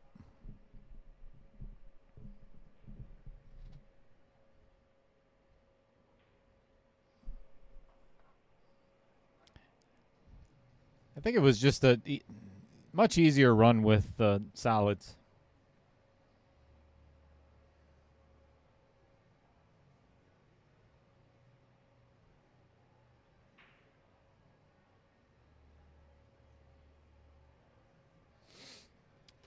Trevor. No. Yeah, the scratch off the 8 was... He would have had to hit that with so much follow. And he could have actually played the 2 and drew out of it, 1 rail, and ended up straight in on the 1 ball. I don't think it was anywhere near a scratch.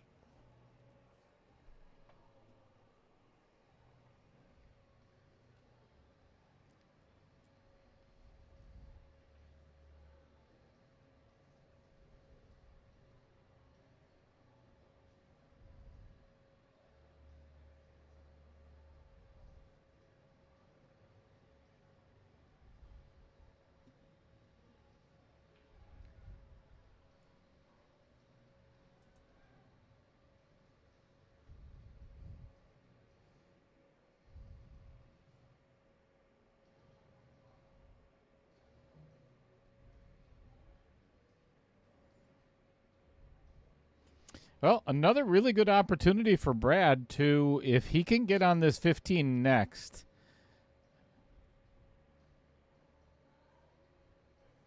I don't think he can play it now because if he plays the 15 to get to the 13, he's going to run into the 3. There's no avoiding it. So the 3 is probably going to get pushed down towards the 13. He may not end up with a shot. So I would actually try to, I would play the 9 and try to get to almost where his hand is as you look at the table right now. Maybe just a little bit short of that. See if he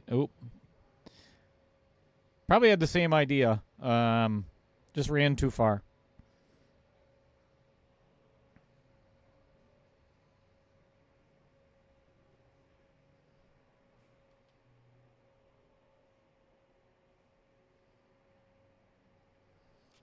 Mr. Miller, I believe I'm live on Twitch.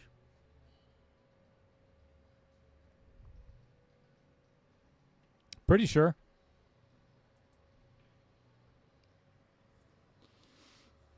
But I may end up just closing that account. There's not much for pool streaming on Twitch. I mean, I'd like to get that to a different level.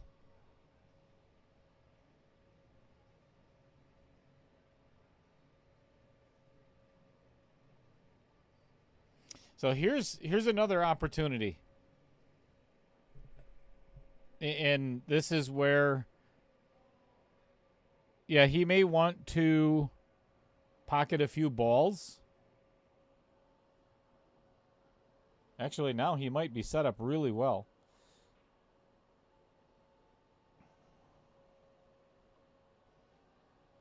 Got to make sure that he gets a good shot on the 3 next. All right, here's going back to what I said before. He's got a really good clear shot on the 3 ball. But unless you know for a fact you're going to get out, right now that's Brad's trouble ball. So you don't want to mess with it if you don't have to.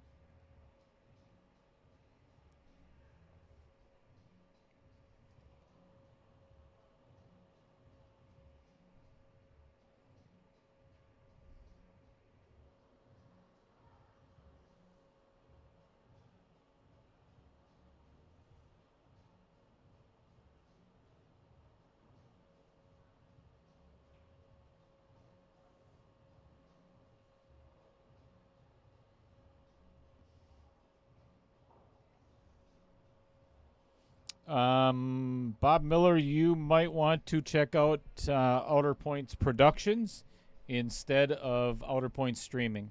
That's probably why. Okay, here we are in this situation again. If I'm Chris, I'm playing safe. Even though you're down by 3, you have to play safe at this point. Good shot. Smart shot.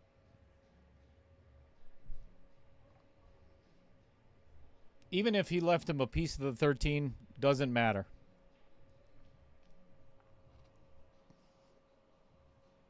Yes, indeed, Trevor.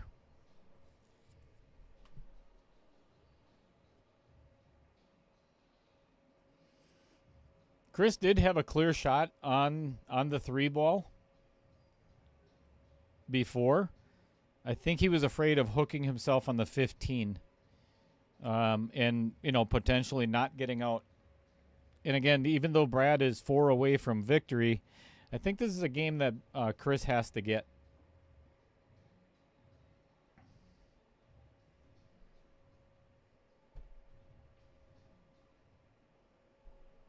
Bob Miller, I bet you're the only one watching on Twitch. All right, here's the situation again. You can play the 3. There's nothing wrong with that, but you better make damn sure you're going to get out. So put yourself in a position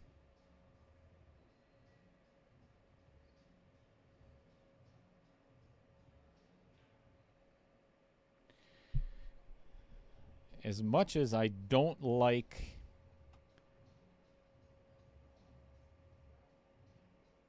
Well, the worst thing he could do is run into this 15 ball. We'll see what he's drawing out of it.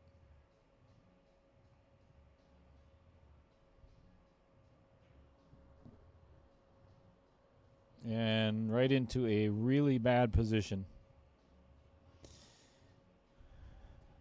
I've said it on the stream many times. It's one of the things that you may think it looks cool. You may think it's a fun shot to watch, but drawing into position with ball in hand is never. It's not consistent enough.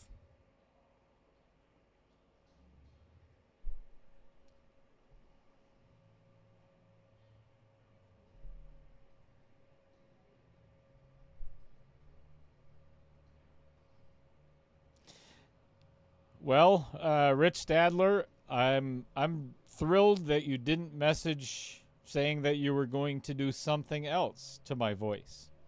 So, falling asleep is nice compliment. Well, it would have been the other way too, but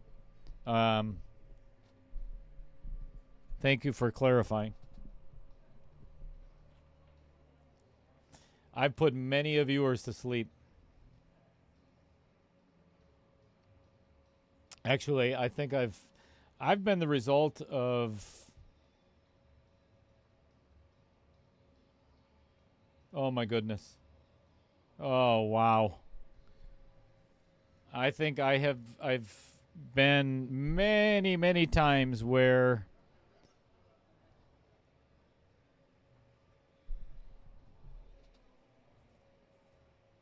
viewers have probably changed the batteries on their remote so many times because they've hit the mute button so many times.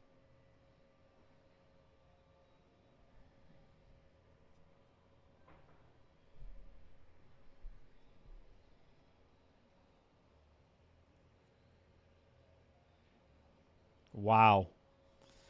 What a roll for Brad. That was one hell of a roll. Again, and I'm not trying to harp on Chris, but Brad doesn't get that roll if Chris plays better position on his previous shot. None of that happens. So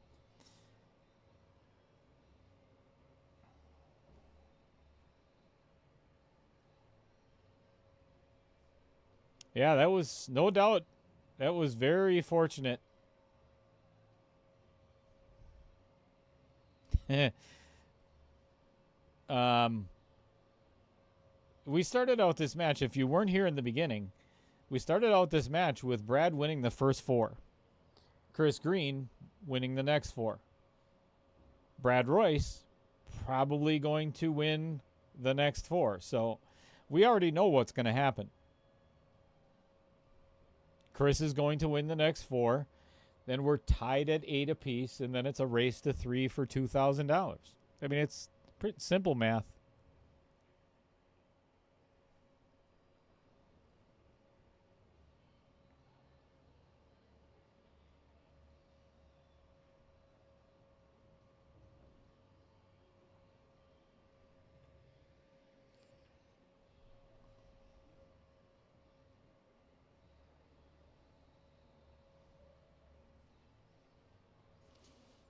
I need something tippy to cup. I'll tell you what, if I had Rich Stadler here in the booth, honestly, that's all anybody needs. Listening to his voice versus mine, all of you folks would be so much better off.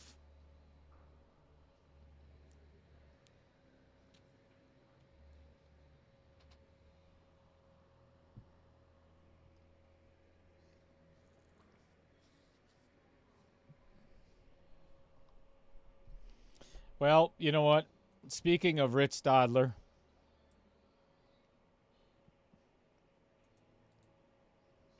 that's the guy you know as Billet Spin EDC, him and his wife Sue. They make heirloom quality pens, among other items, from standard and exotic materials. Really need to get rid of the soon part. But they're already making high-end folding knives as well, so one of these days, we might even raffle off something from Billet Spin.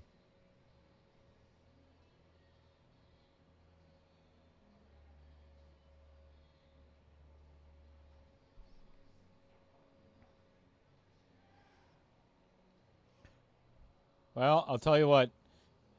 Everybody should probably be very fortunate, or consider yourself fortunate, that Jeff Hefter retracted his statement. Oh, wait, never mind.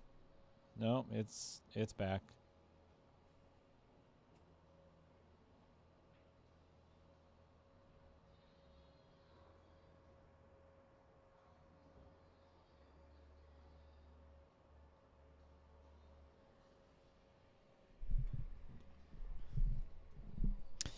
Stephen Kilberg, I don't have the answer to that question just yet. I might do a remote commentary again on Wednesday.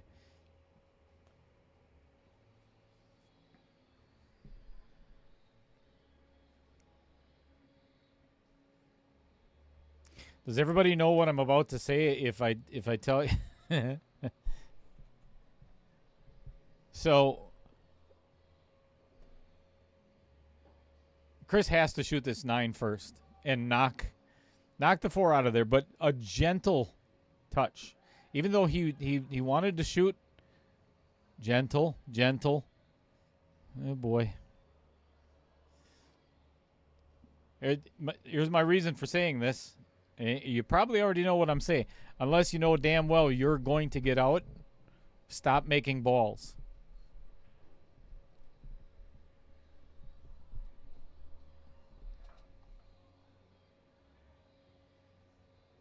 I think he's got a good opportunity to get out of this rack, though.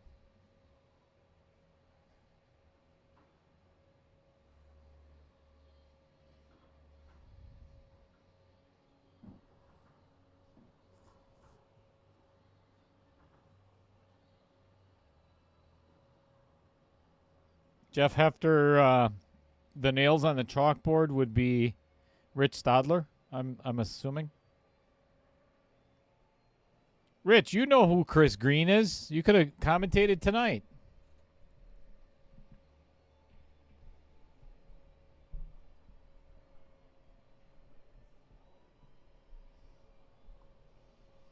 Well, Chris could be mad, or he can be grateful that he actually has a shot on the 13 ball. Even though he wanted to get shape on the 12, he's got a shot on the 13. He can still get out of this rack.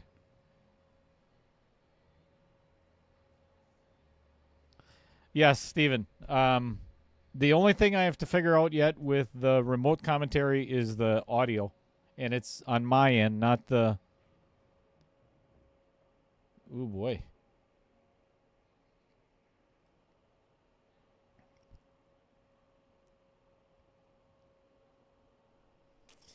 This is actually natural shape. I don't know if I can get there before Chris shoots the shot. We'll figure it out. This is actually almost natural shape. So he's going to pocket the 12 in the lower left. Cue ball is going to come this direction and down here. Let's see how close. You got to make the ball. If you don't make the ball, you're not going to shoot at the 8. So let's see if he follows somewhat close to that line. Ooh, he was able to draw out of it.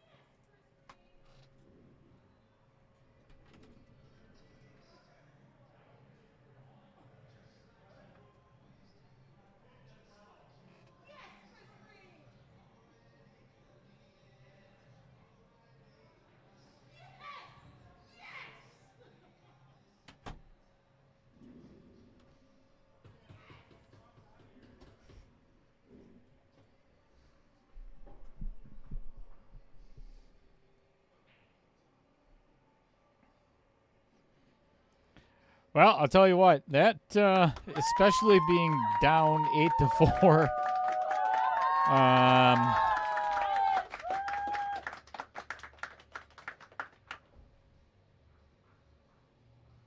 that's one hell of an out. That's one hell of a shot on the 12 ball for Chris.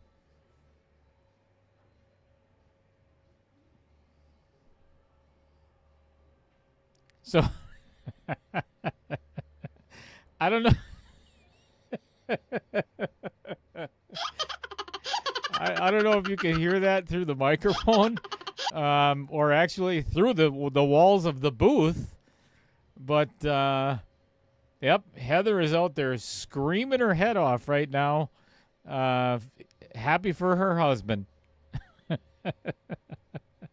Yep, yeah, it's definitely through the stream then. Yep, because.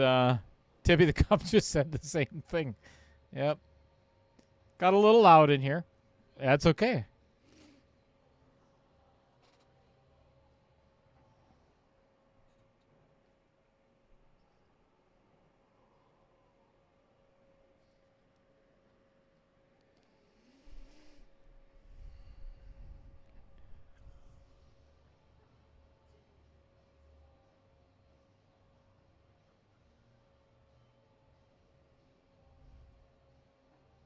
So if I'm Chris, I would load up on this 5 ball with a ton of right hand spin and try to say I would have tried to get that 6 ball out of there.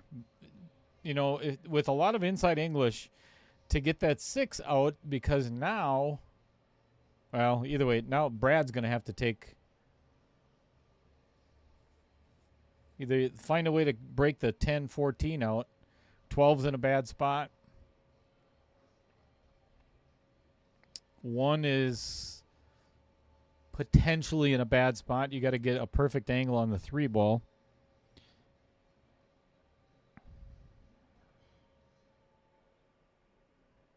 Might elect to play that right now, it looks like.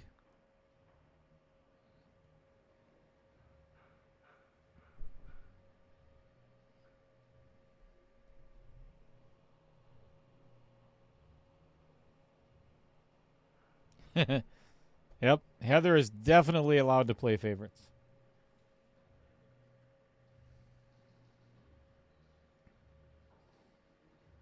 I thought she was cheering for Brad.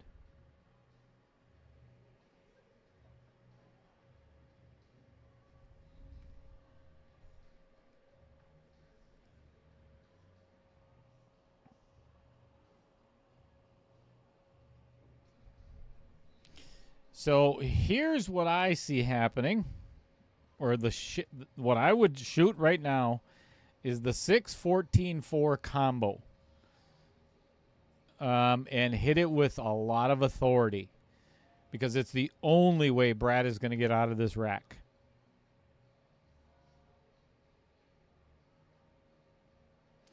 Again, the 2 is in a horrible spot. See, by playing the 7, it's not accomplishing much. You might be able. He could play the 2 all the way down, but again, unless he plans on playing a bank shot on the 6 ball.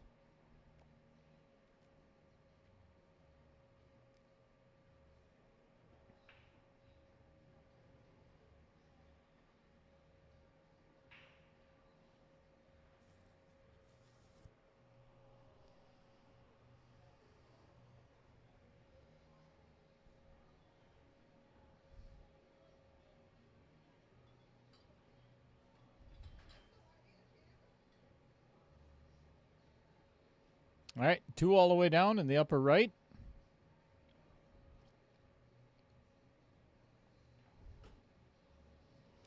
So here's the other way that Brad could play this, is obviously pocket the 2 and then use the 5 as, never mind.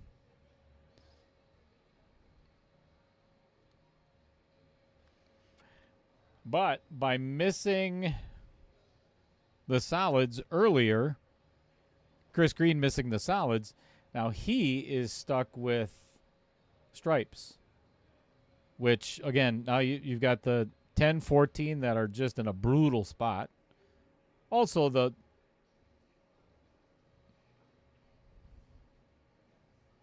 it's not the worst miss, I don't think.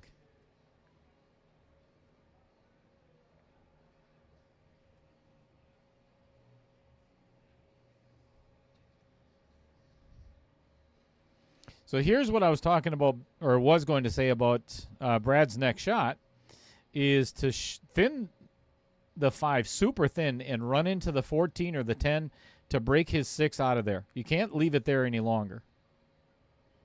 Oh, boy. He had a little draw on that, which...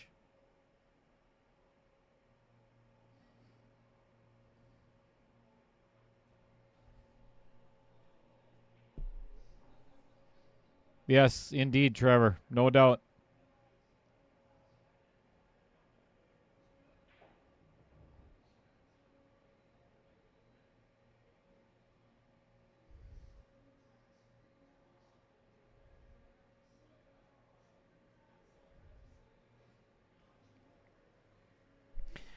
Trevor, being the good commentator that he is we're all on the same page here, as well as Mad Matt.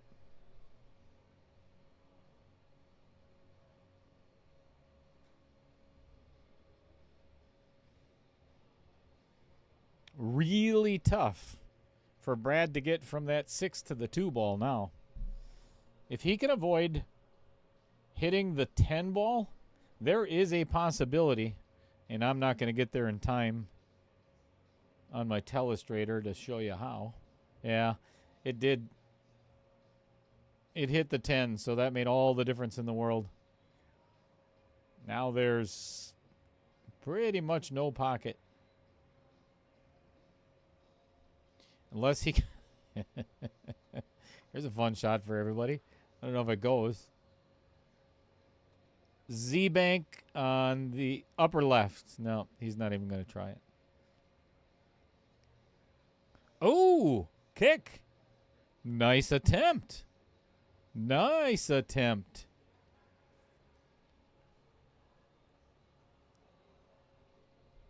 That was a heck of an effort.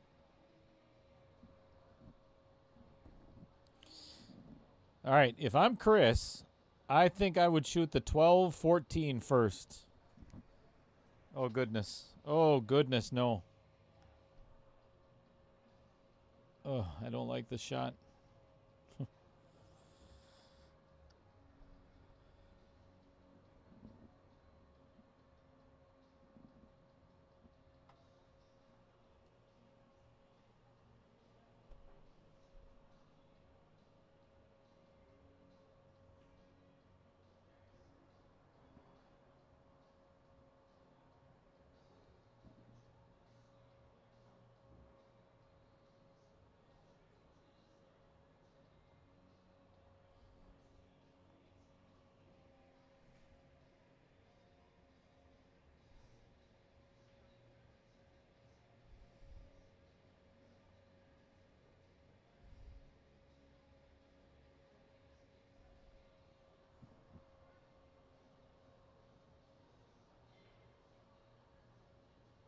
Good shot. I'll tell you, he's flirting with disaster. Yeah, I agree, Trevor. Again, if he gets out, then more power to him. But he's making it very challenging on himself. Now he's, instead of playing natural shape, oh my goodness, and just got super, super fortunate.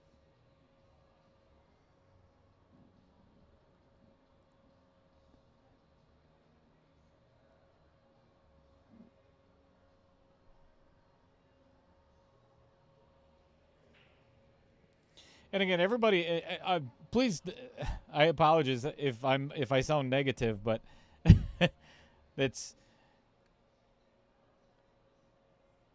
I'm not trying to be negative in any way, shape, or form.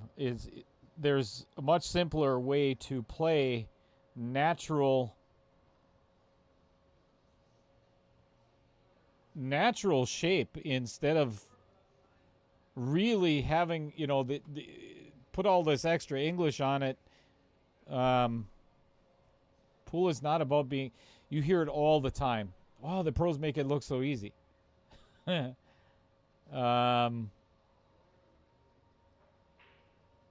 a reason that they do.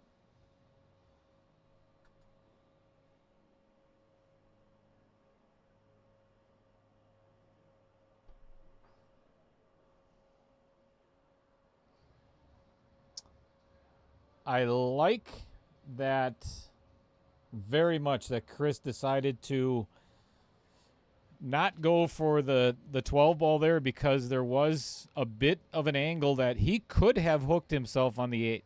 And you may not have been able to see it from your view, but it was definitely the smart shot, playing safe. And I really like what he did there.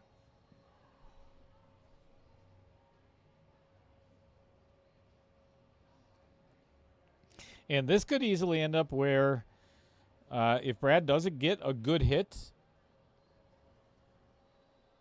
he may end up leaving Chris with nothing.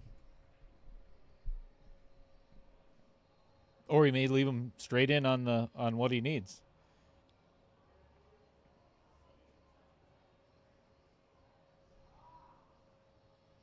So Chris pretty much has the same angle.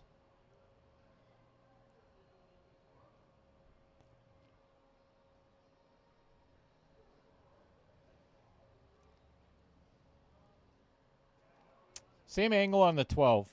So if I'm Chris, I'm going to play safe again and try to get that cue ball behind the 8. Yes.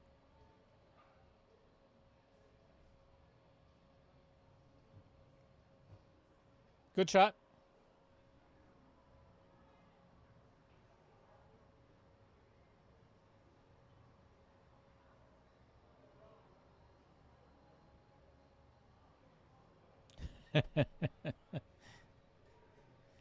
The only the only reason I say that, Heather, is I don't want you distracting the players.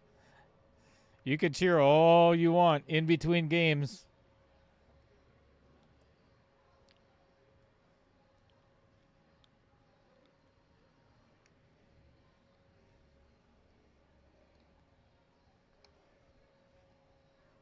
I don't know if, yep, Brad does have a jump cue, so get prepared for that just in case it goes in.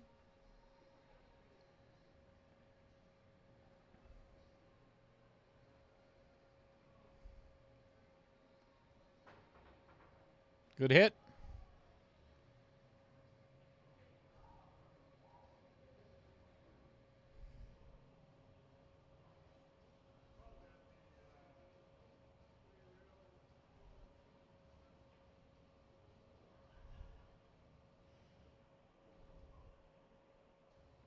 Well, now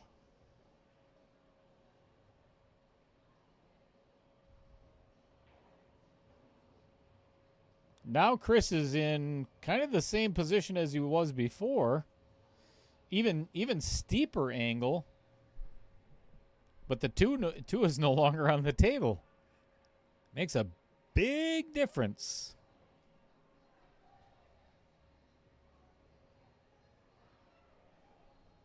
So immediately following this game, we are going to do the second player spotlight of Brad Royce.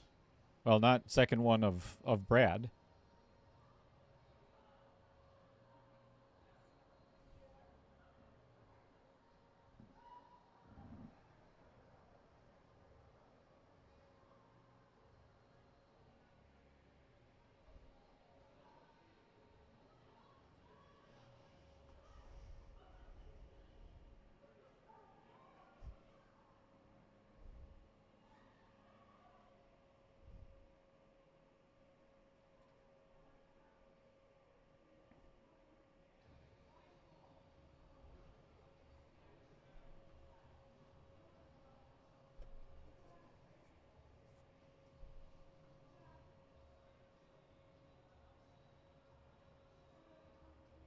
Yep. Yep, I agree, Trevor. That's kind of what I was talking about. Even if he gets a hit, might leave Chris in a bad spot, and did.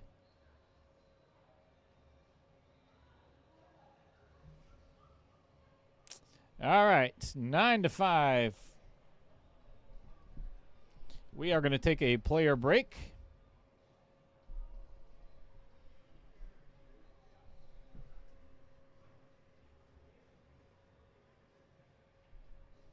This is the player spotlight of Mr. Brad Royce.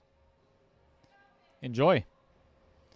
All right, welcome everybody to the player spotlight of Mr. Brad Royce. Thank you for joining me, Brad. Much appreciated. Thank you. And thanks for playing in KO 1.3. It's been a fun ride from what I've heard.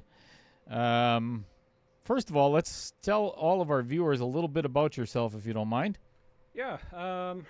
Well, I'm a licensed insurance agent. I do individual health, life insurance, Medicare, things like that. That's kind of the day job. My nights and weekends, I print T-shirts and also own a billiard apparel company called Cutthroat Q Sports. Nice. Do you do sublimation and everything for T-shirts, or haven't gotten into that yet? I haven't Just gotten screen into printing? that. Direct to film is mostly what I do. Okay. Do you do shirts like this? No. Damn I it. don't. These take forever to get. Right, yeah. So 56, same age as Chris Green, and he just informed me that you guys have known each other for a long time. Yep, about 35 years, I'd say. Yeah, probably longer than I'd like to admit, but yes. Most people feel exactly the same. Yeah, Right. Trust me, I've known him for about a year and a half, and it's already too long. Yeah, no, we go way back.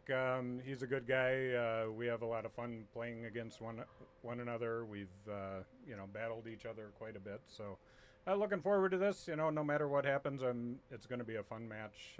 Just going up against him. Yeah, that's really cool. And this is one of the things that I really like about doing the player spotlight is you end up learning things that you never knew before. Yeah. You know, even on a personal side, or there's a lot of good things to know about people off the pool table itself. So. Yeah. Well, and I told Chris, I said, well, if we, we were bound to meet each other if we both kept winning, and Mm-hmm. it would have been great if it would have been finals. If we both got lucky enough to get there, but it's hey, it's going to be fun. Here we are. And I'll be happy for him if he wins. I'll be more happy for me if I win. But I would hope so. Yeah. we'll just give it our all, and see what happens. Excellent attitude. So you live in Appleton as well, and I know you play at Matt Apple quite a bit, right? Fair amount. I'm mostly been a bar player. At least more recently, I stopped playing for about 3 years, and then I got dragged into I shouldn't say dragged in, but I got pulled into a bar team, and been playing a little more serious of the last couple of years, playing some tournaments and heading down to the Mad Apple now and again. Sure.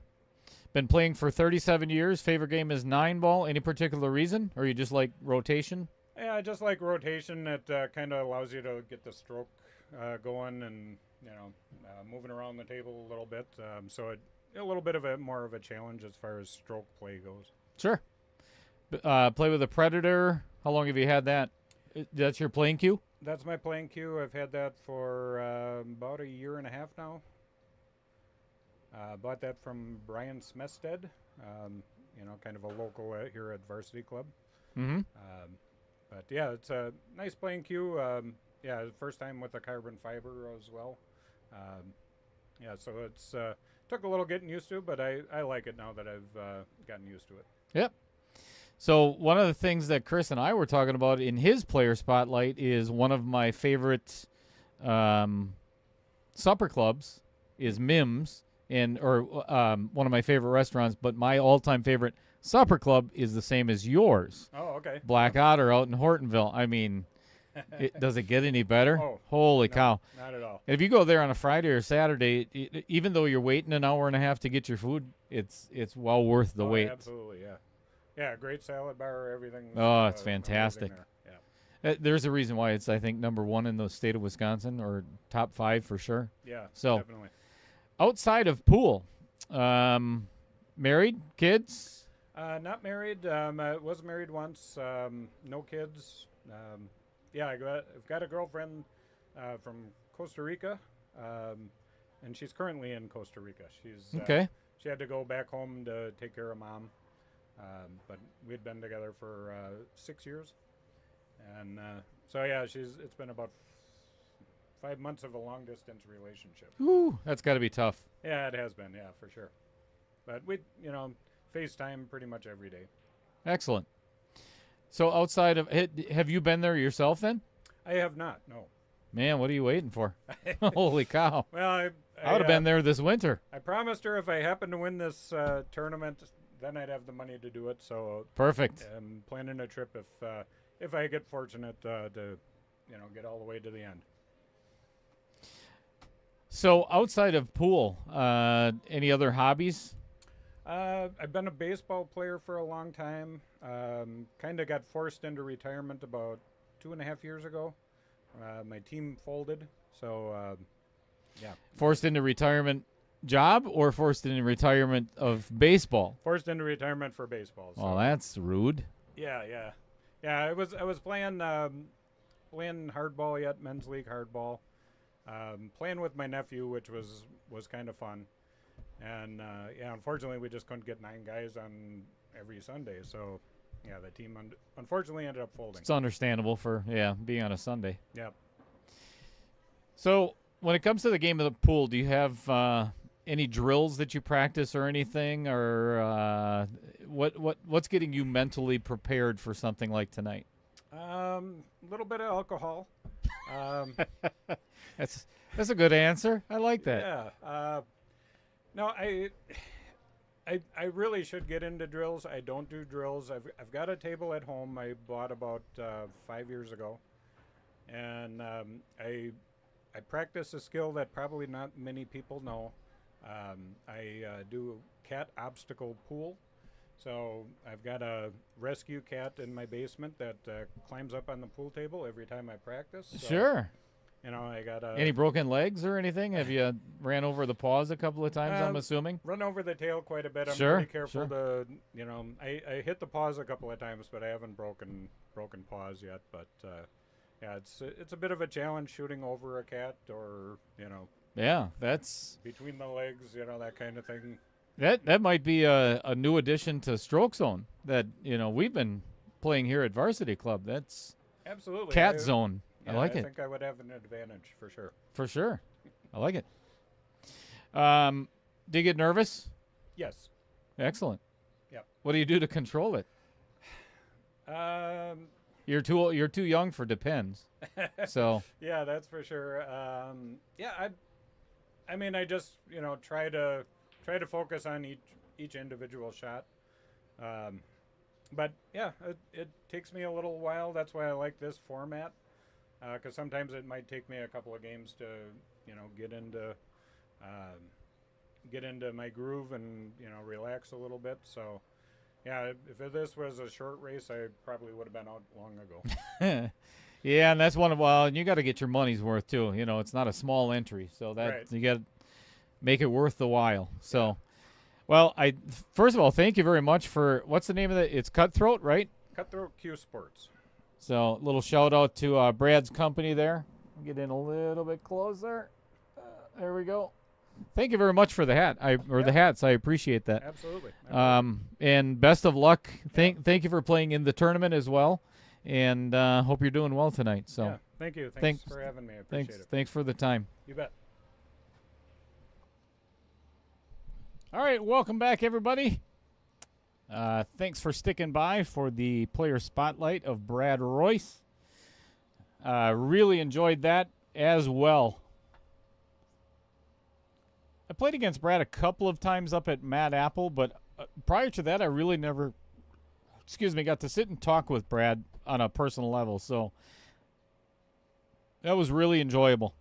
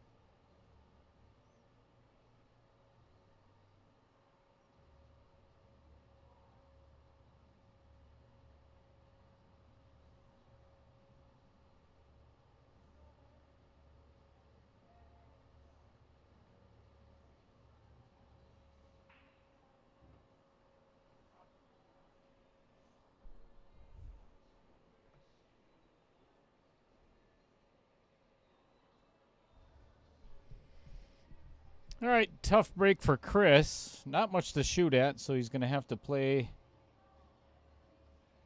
safe. Or attempted safe. Nothing wrong with that. It's an ugly rack. 9, 11, 1, 8, 6, 12. Man, there's messes everywhere on this. 2 balls in a tough spot. Relatively tough. I'm not sure what I would take here. I'm not sure I wouldn't even play safe here.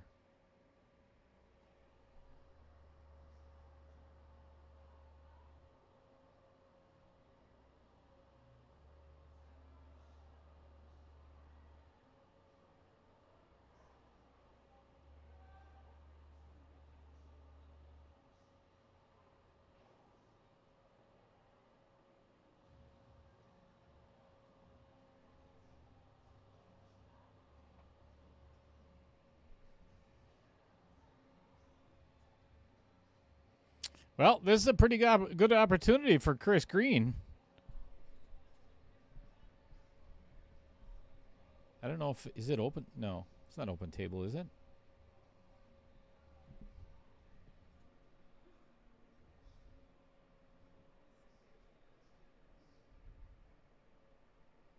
Oh goodness, what is he doing?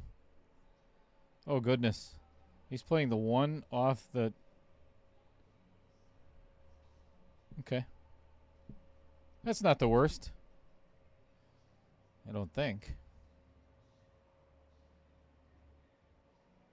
13 is in a horrible spot for stripes.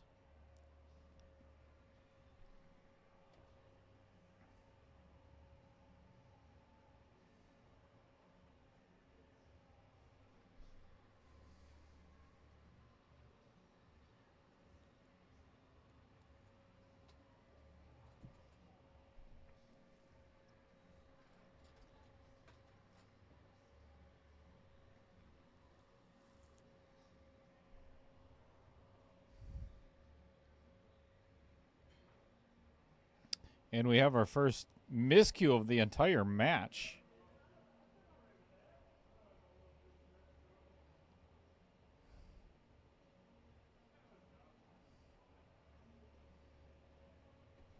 Almost hooked Chris on everything. But he does have a shot on the one, I believe. So he's going to have to draw out of this quite a bit to get onto the 3.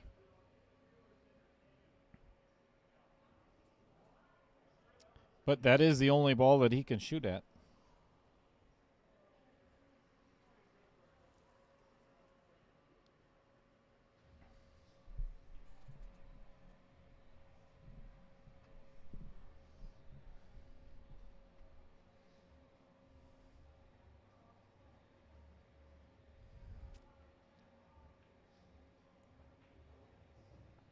Good shot.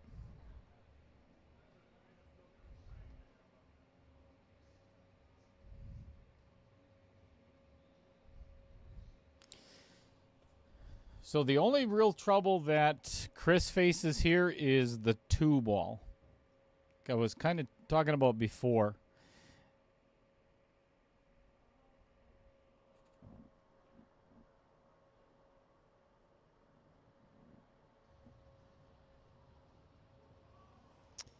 If he can play the 6 and roll forward just a real little bit, kind of replace the 6 with the cue ball.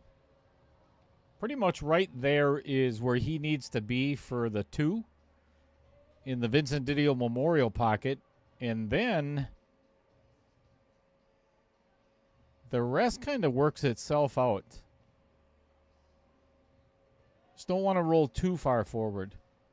That's it right there. That, I believe, is the spot.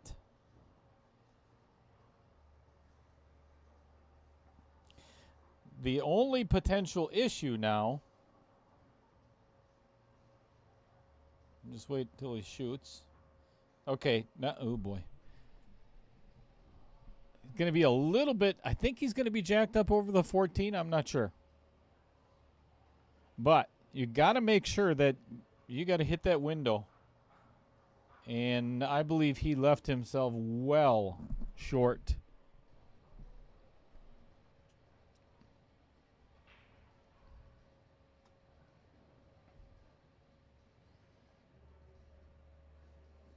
And he is in trouble.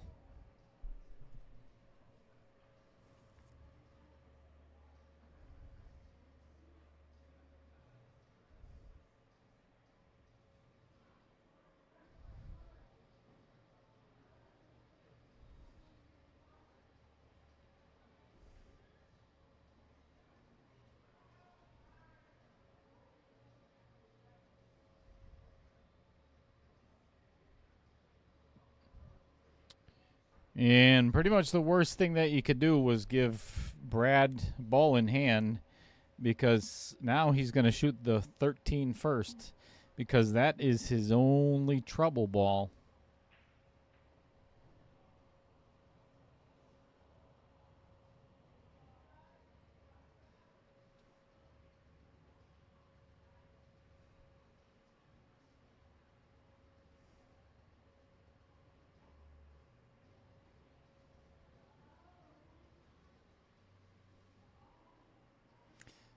He played everything right, except he didn't go and look at where he needed to be on the 4 ball after he shot the 5.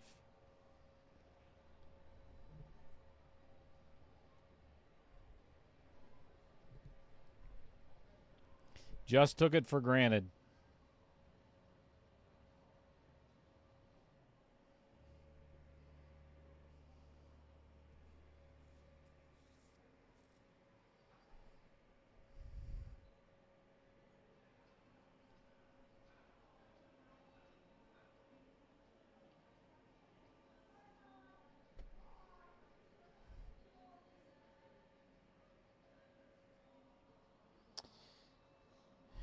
I think if I was Brad, I would play the 10 ball right now. He's actually lining up for it. And I would draw into either the 4 or the 13. The reason being is most likely he's going to get a shot. Yep.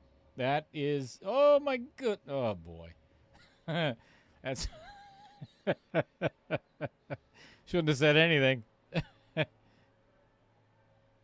Yeah, I agree, Trevor. That's unfortunately a little too late again.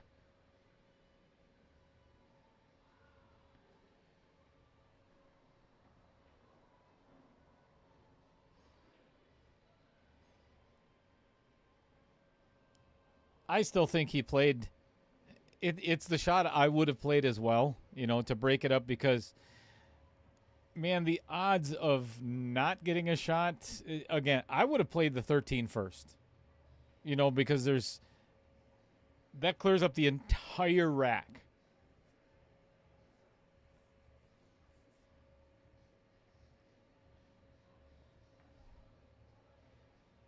Now, if Brad does not get behind the 9, Chris is going to have a shot on the 4 in the side. Oh, not anymore.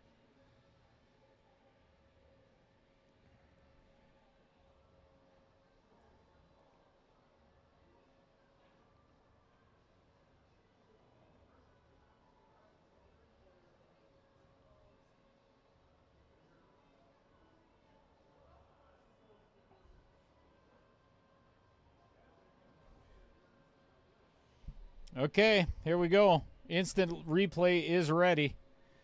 Let's see if we can get in there nice and tight. Chris has called the 4 off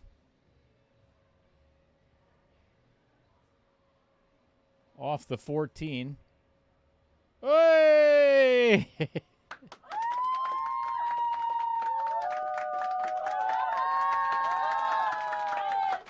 Okay, Chris really needs to go and regroup after that.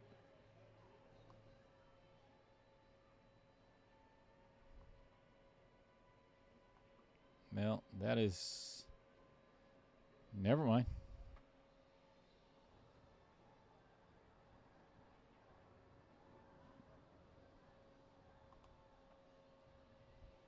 Needs a bit of inside English, otherwise he's going to end up scratching in the upper right. Beautiful shot.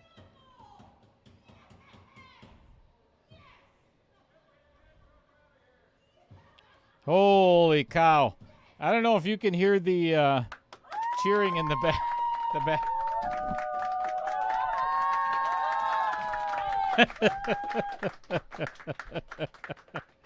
Wow.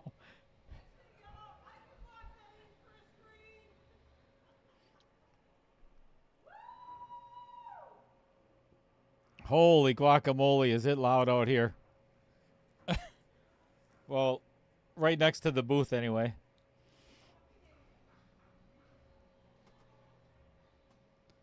That's a happy wife out there.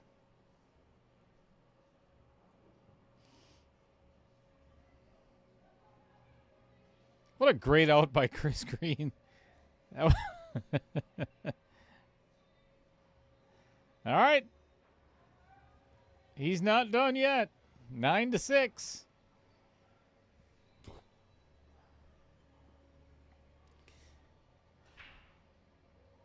Thank you for staying with me tonight, everybody. You got a long battle. Again, we got a lot of money on the line, plus the winner guaranteed a seat in the semifinals. That's what they're playing for tonight. Guaranteed already $575. Winner is guaranteed pretty much $60 short of $2,500. So, yeah, $2,440 for the winner, with an opportunity to win $8,000. So, this means something.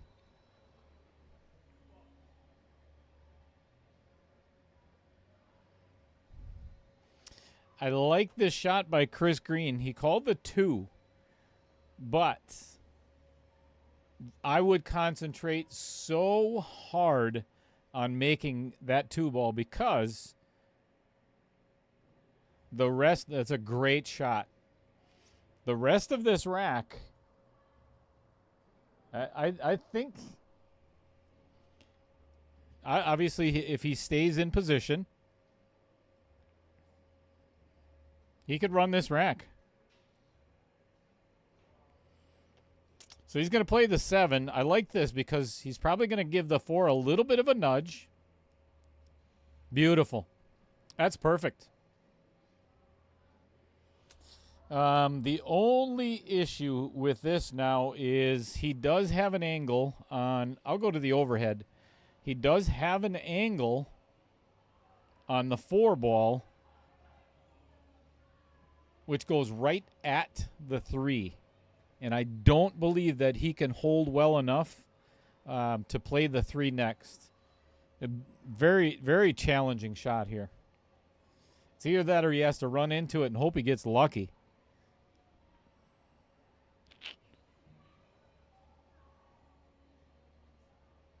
All right, so he's got a shot at the 1 in the side.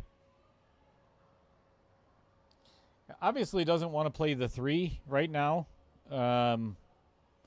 Just because it's sitting right next to that outer point.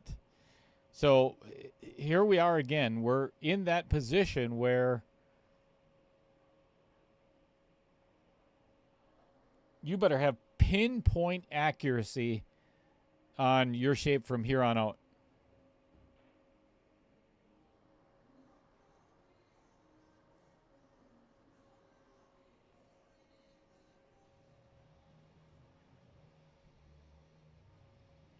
So there is a possibility that, given the angle that he has now, he may be able to play the 3 first and kick the 14 out of the way to have a shot on the 6 ball. Or, I don't like this. Man, he has to hit this so good and end up with just perfect shape.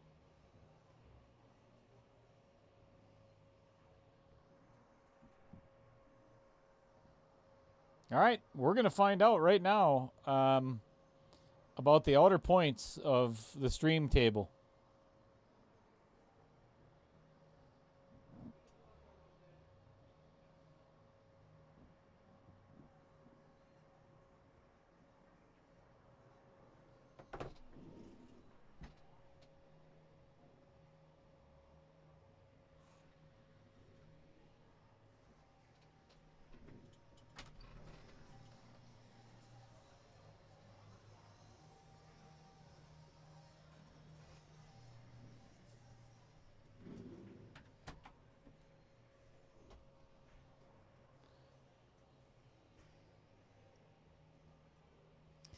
Yeah, that was a tough shot.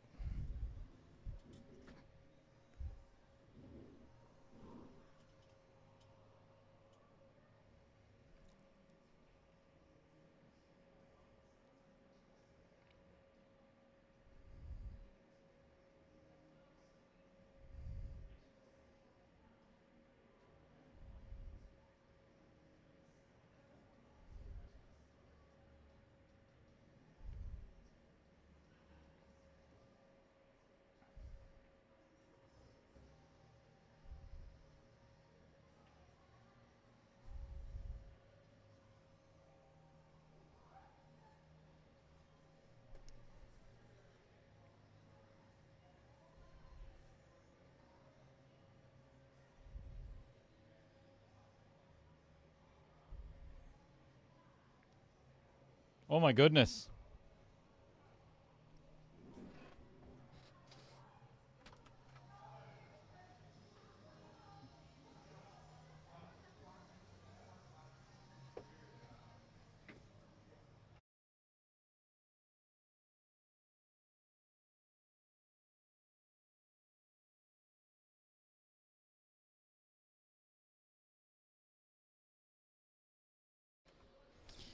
Well, I did not expect to see that. I'm sure there's quite a few other people that did not either. What an opportunity for Chris Green again. Not an easy shot. Don't get me wrong. He's got to draw out of this.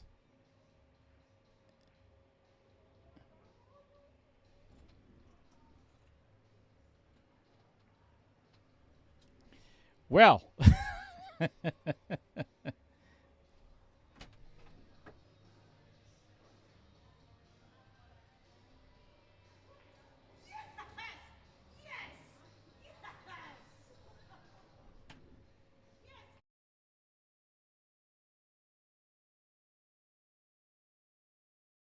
I think I might be in agreement with Trevor. He might be feeling a little bit of pressure right now. All right, 7-9.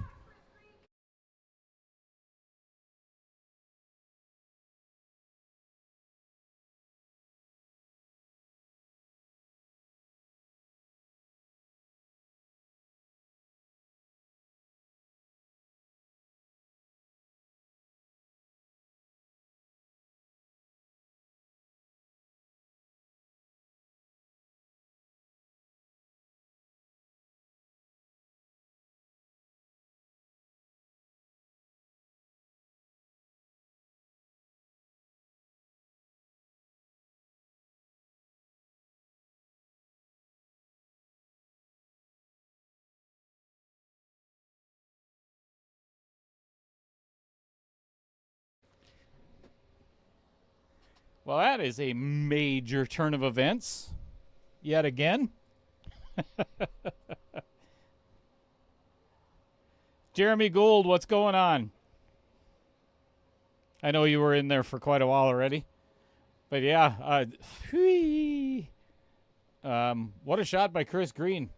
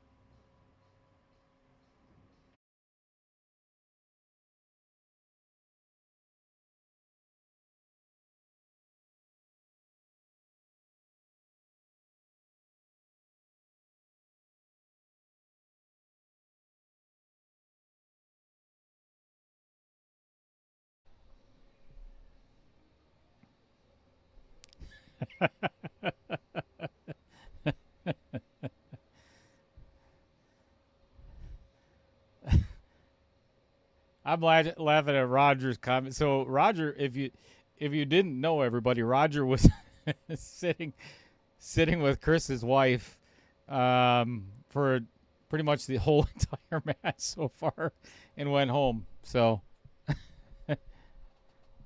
I'll bet it's a little quieter.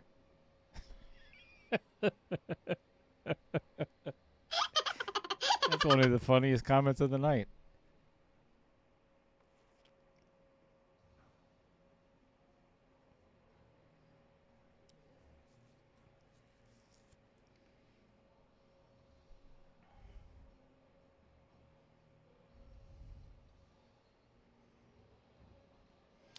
All right.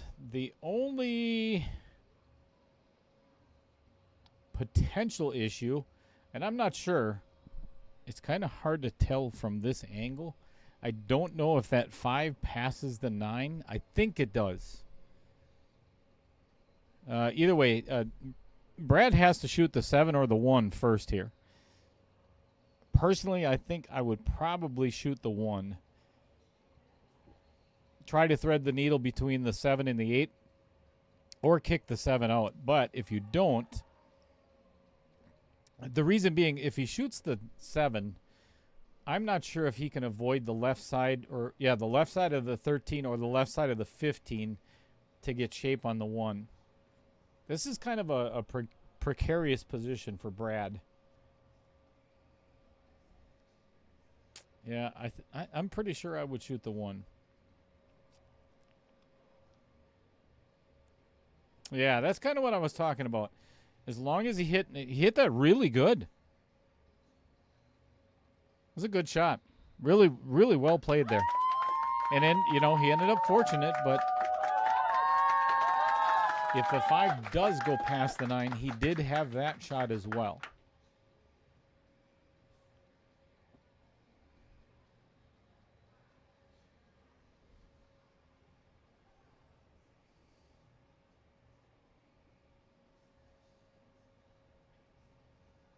Jeremy Gould, you're just still living the dream. Are you living your dream or somebody else's dream? I mean, if you're living somebody else's, then you might want to switch gears a little.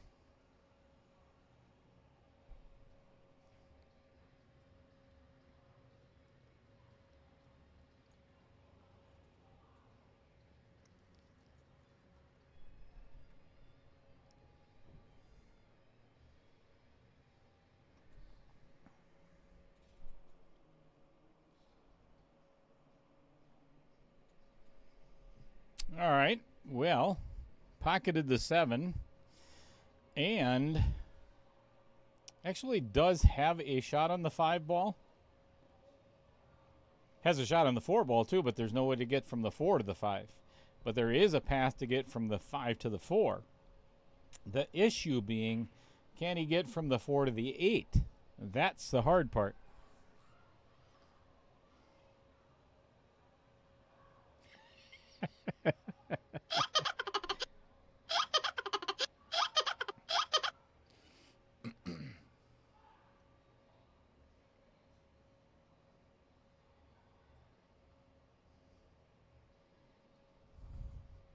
I know the feeling, Jeremy. I have one of those at home too.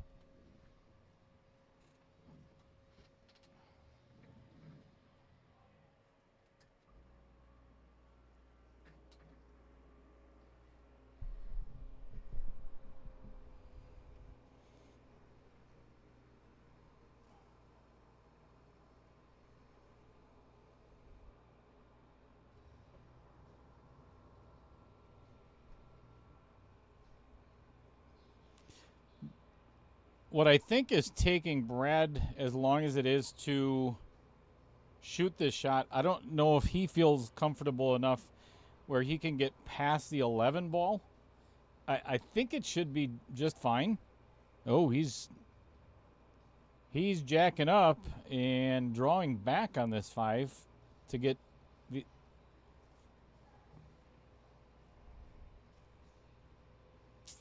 He is actually in prime position right now.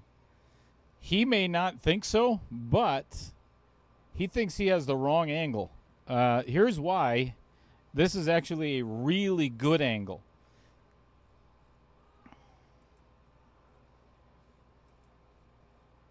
So he can pocket the 4 here, excuse my drawing, and come this direction with the cue ball and right into position here.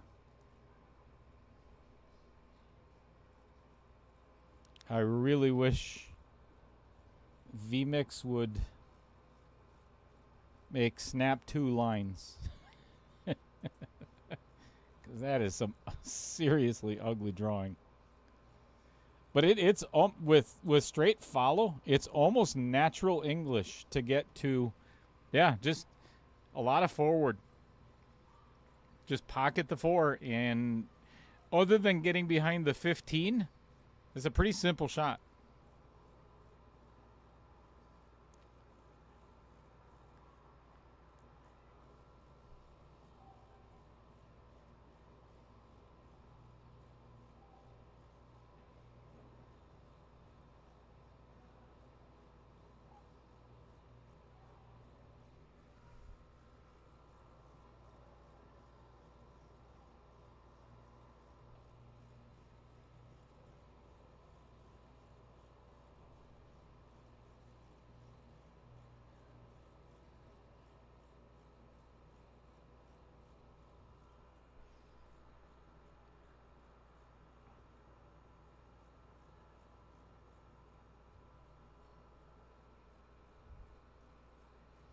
Well, just like I said, unfortunately, he ran into the 13 ball, but I think he may have gotten away with it. I think he might be able to see enough of this 8 to cut it in.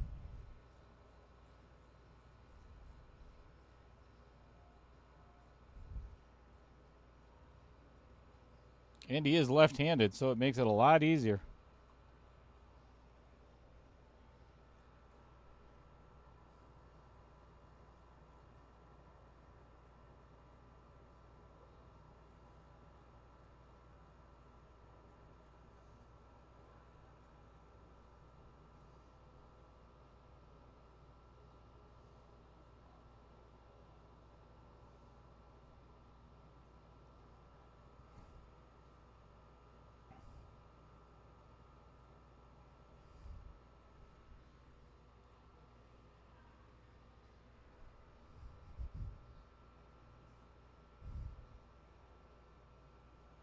Super thin cut to get to the hill.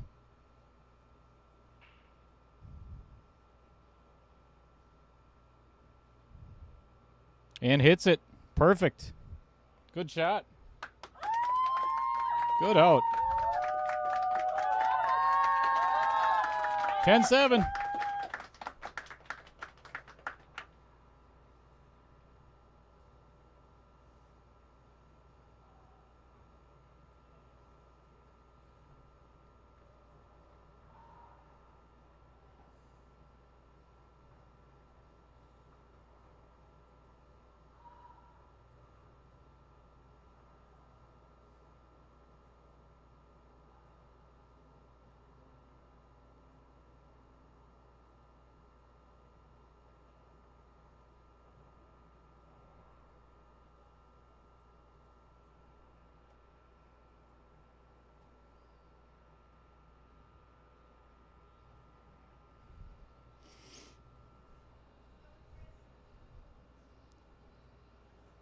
All right. Brad breaking for a seat in the semifinals.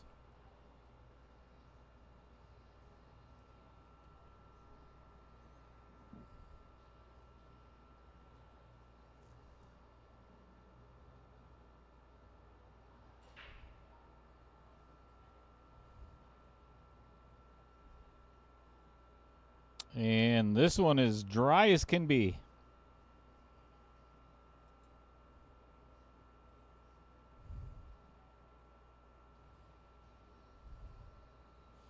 The only thing I don't like about stripes is the 14 ball. I don't think it goes past the 5. Otherwise, that would be my pick. The only other issue is the 1 and the 6, because the 6 does not pass the 1 ball, so you'd have to play the 1 next. So you could play the 3 first and either get behind the 6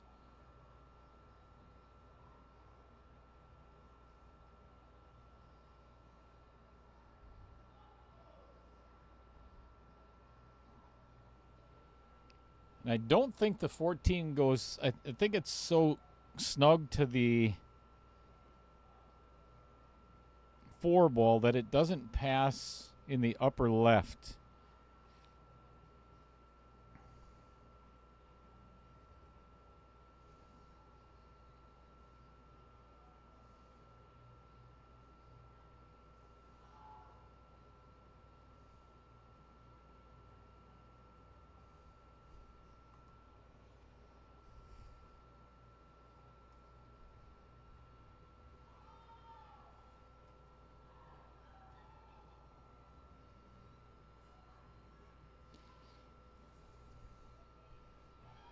Yeah, I still think I agree, Trevor. I think I would play stripes as well. There's plenty of opportunities. Again, the 9 has a pocket. There's plenty of opportunities to play to get the 14 out of there.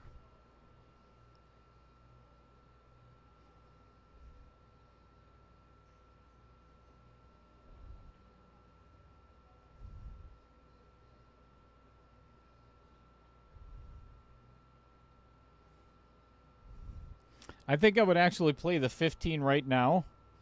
He can cue between the 1 and the 6. And the reason being is, so if he plays the 12, there's too many things that can go wrong. I would actually play the 15 and try to come 3 rails and just move that 14 just a little bit, or move the 4 a little bit. One of the two, it doesn't matter.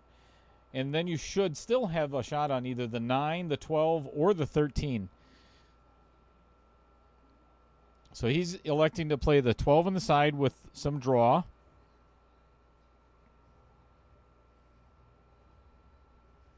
Okay, so now I think he's got a pretty good angle on the 9 ball to run into the 14. Man, I wish I could tell.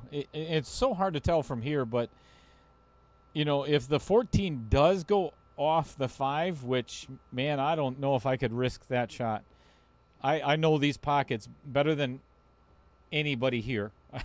I promise you. So it looks like he's got... It looks like the 14 passes the 13 in the upper left. Let me show you what he's looking at here.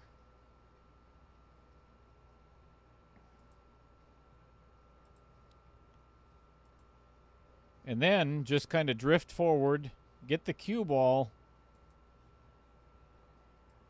right into that area.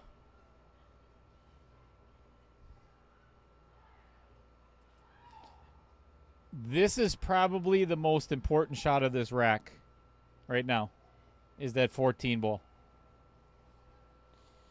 Because it's the hardest of the 5 left.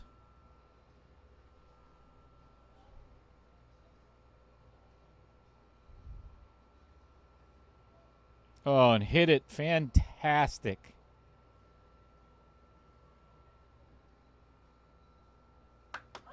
Great shape to get there, too.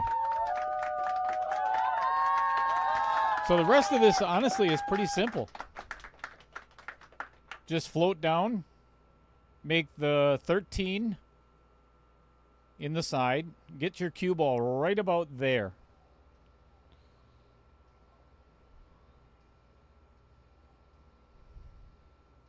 Could actually go down as far as right about here without being in too much danger. So pocket speed, or you could go, you know, to the rail and out. Either way. Don't want to be on the rail. Oh my goodness. Oh my goodness.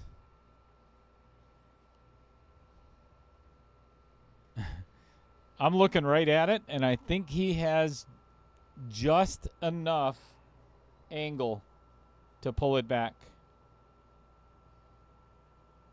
Oh, dear Lord. He is actually playing this 10 first. I don't know if I would do this. He doesn't feel confident enough to be able to throw that 15 and get shape on the 10.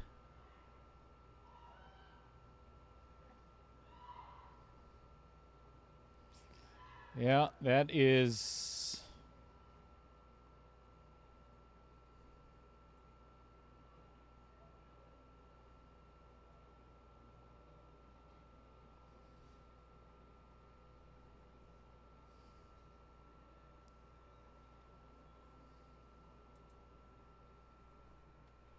That's the thing about confidence.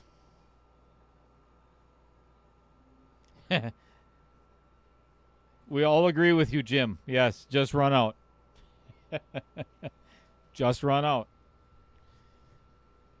And I have to remind myself from time to time that this is not a 650 Fargo tournament. And I may sound critical at times, and I apologize if I do, but like I said, I have to remind myself once in a while that this is a 525 and under. So the running out thing is It doesn't happen all the time like it does with 650, 675, 700, you know. So we got to give these guys a little grace.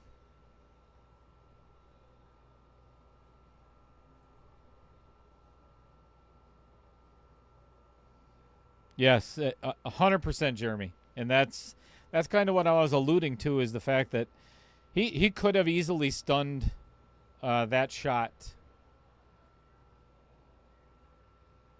and it was just a confidence thing. He could have loaded up with a ton of right hand spin and cheated the pocket just a fuzz, and ended up straight in on that 10 ball.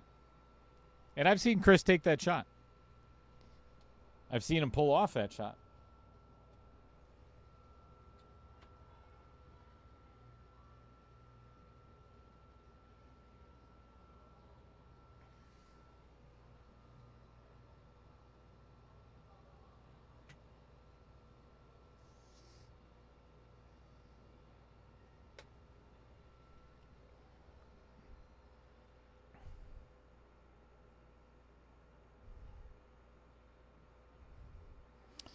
Well, that's exactly what Chris was hoping would happen.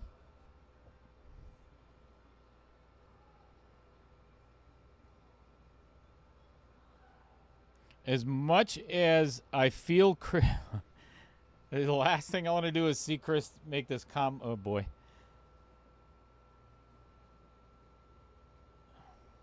This could be a disaster,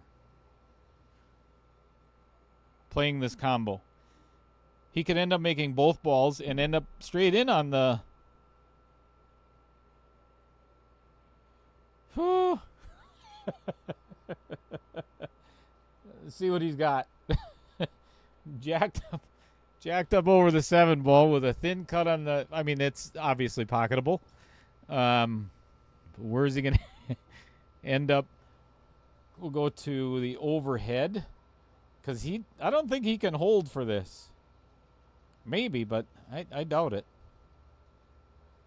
That's a good shot. That's a really good shot. I am really surprised at that. And we've talked about already. There's some serious pressure going on.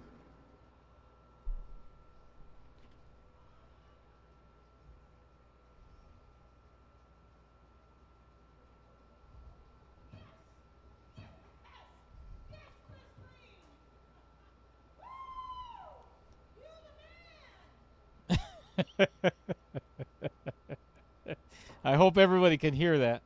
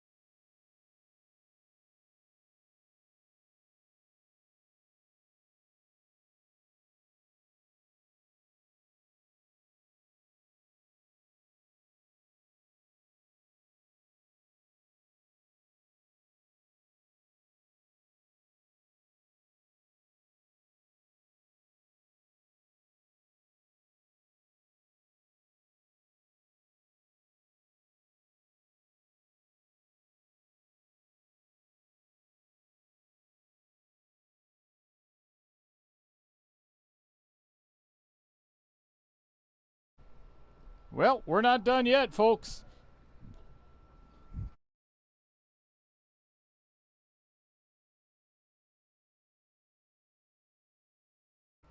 And yes, that was definitely Heather.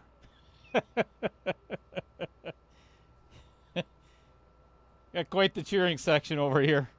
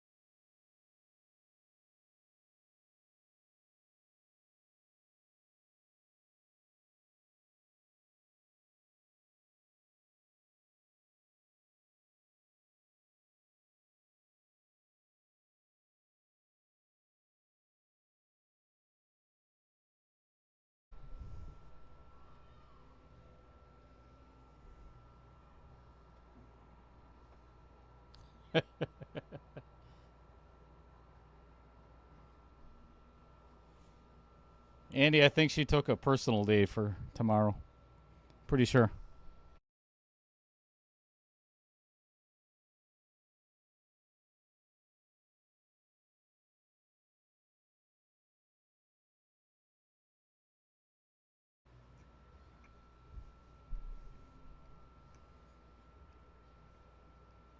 Well, another interesting turn of events. Brad shooting at one of his, missing and scratching in the side, giving Chris ball in hand.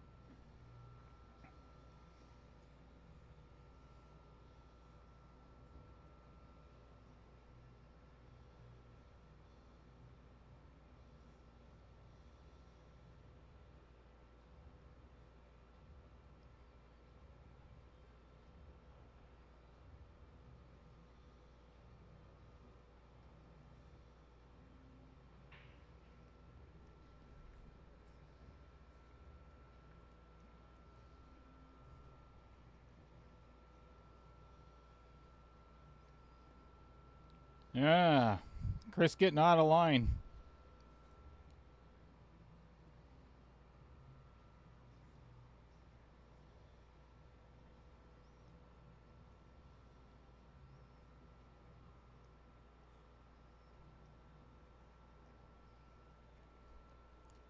All right. We are going airborne. Going vertical on the 7 ball.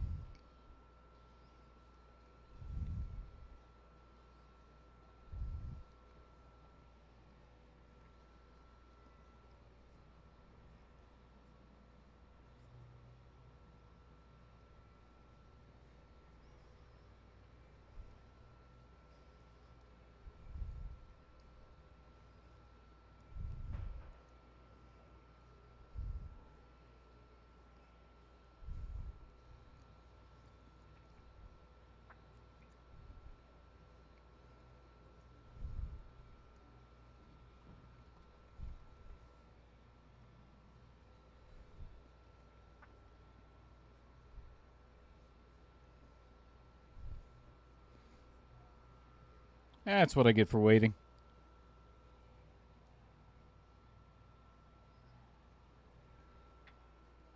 Good shot, not the result he was looking for.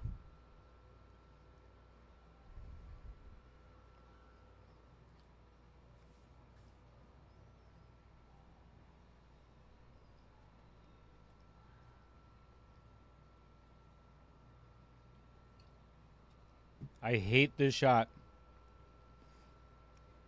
And that's the reason why. Even if you make the kick,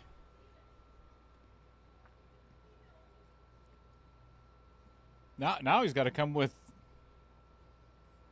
a jump shot, a kick shot, and a bank shot.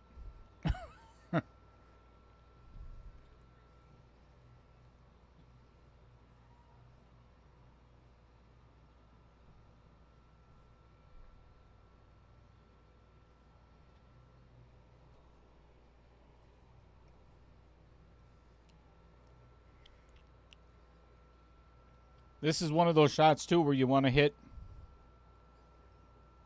pocket speed That is not bad. That is not a bad leave by Chris Green. Had he made it, though, I don't think he would have been able to play either the 2 or the 5 ball.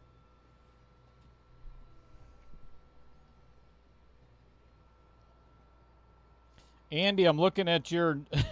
Holy cow.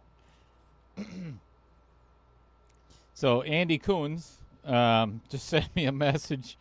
He just had his Valley Table new cloth and Pro Cut rails on his Valley.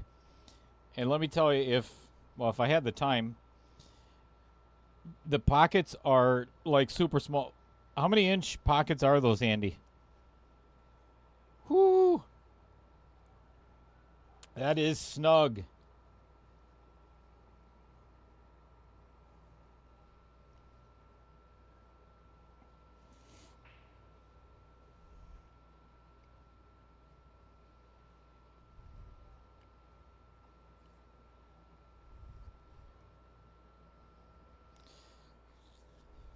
I think Brad was trying to pocket Chris's 4 ball, and to be honest, I think he got very fortunate to where that 4 ended up. That could have been a completely different story. That was a very fortunate little rub. And Chris really needs to think this through. He can see the 5, he can see the 2. If he tries to do something with, I don't like this at all. Because now he's breaking up Brad's 15 ball.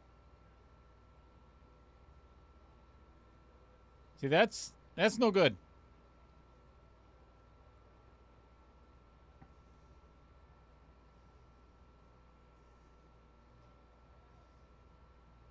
I would have much rather seen Chris play a safe on either the 5 or the 2 or an attempted safe and leave that 15 ball alone.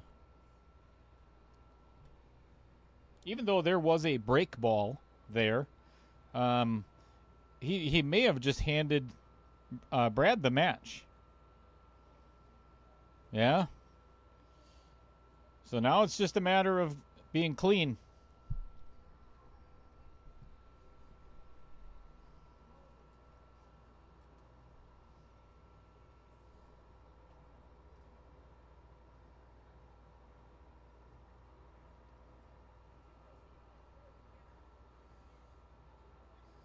Three and 3/4 in the holy crap, 4 and an 1/8 in the open. Jeez. Yep, that's snug.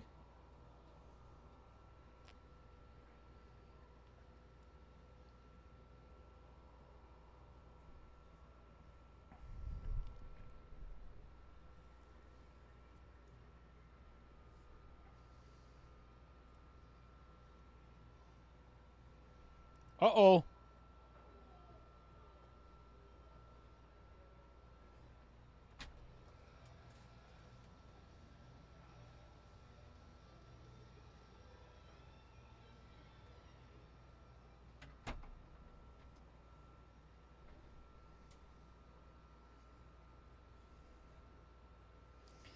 No rail for Brad.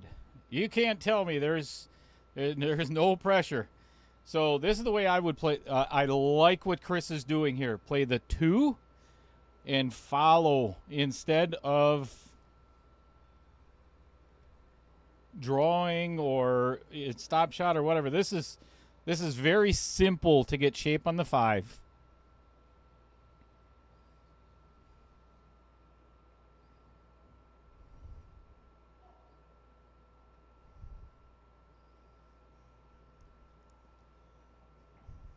This is almost a stop shot, and here's the reason why I say that. So, I like it. It's a good shot. So now all Chris has to do is get the cue ball back to where it is now, or somewhere on that path.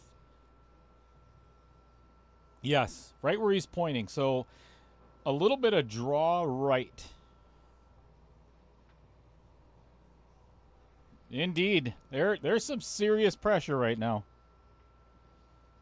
Good shot. Just get off the rail.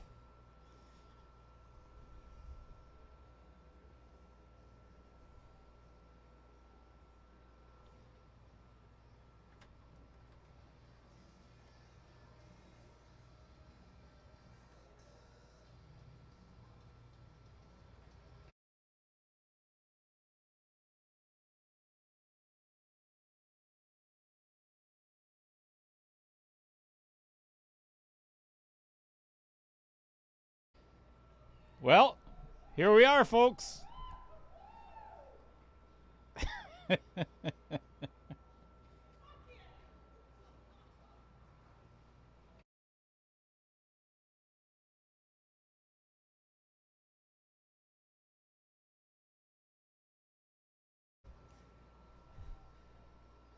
We've got a match, folks. It's not over. There is a lot of pressure on Brad.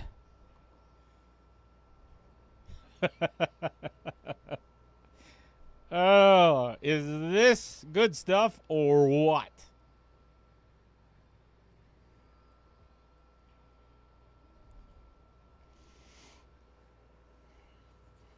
What a quarterfinals match this has been.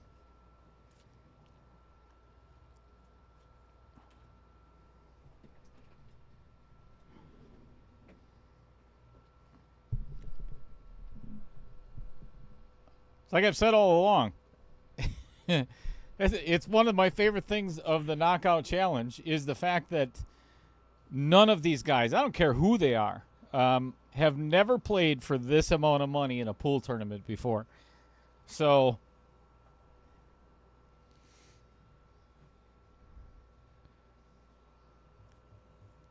the pressure is fantastic.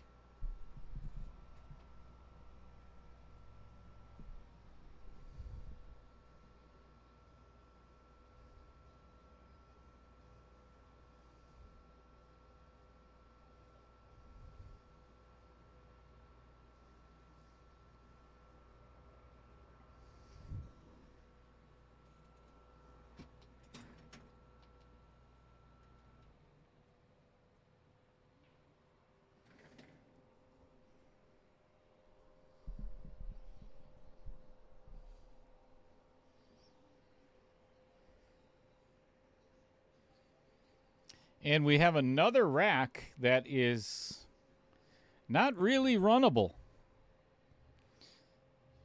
Well, I take that back. If he could pocket this 2 in the side, never mind. There's the commentator's curse already.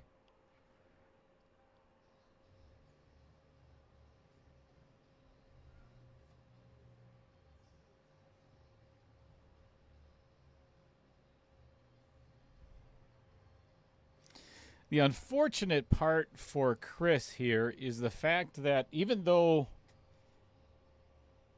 neither player has stripes or solids yet, other than the 10 ball, the 10 or the 11 in the side, there's not much for Chris to shoot at after that miss from Brad. So solids would have been a really good option at that point, but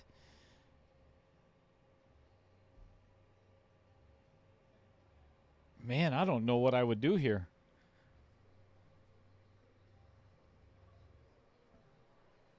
A lot of things got messed up with that 2-ball miss there. Well, not necessarily messed up, but it made it really difficult for Chris because he doesn't have a solid to shoot at.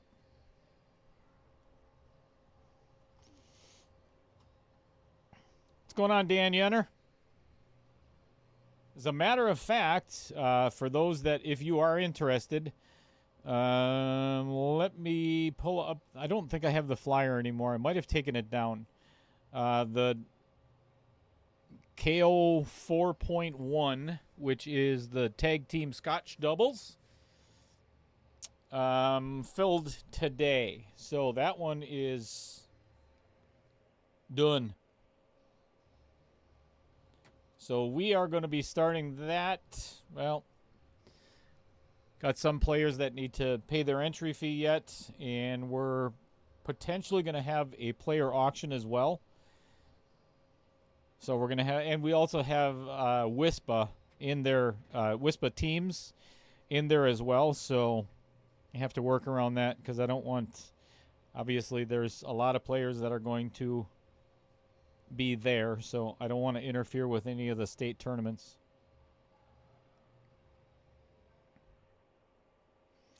All right, looks like Chris is playing this 11 off the 4. That's not a bad leave. That is not a bad leave at all. The only thing I don't like about it is now he still doesn't have a shot on the 9 or the 13. This is, whew.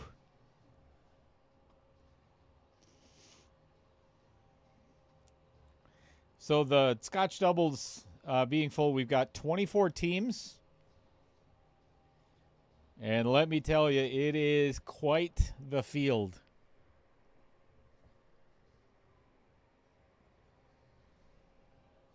And I couldn't agree with Bob Miller more. Please hit that like and subscribe button if you're not already a subscriber. If you are, I greatly appreciate it. But the best thing you can do to help me out is to share it with everybody you know.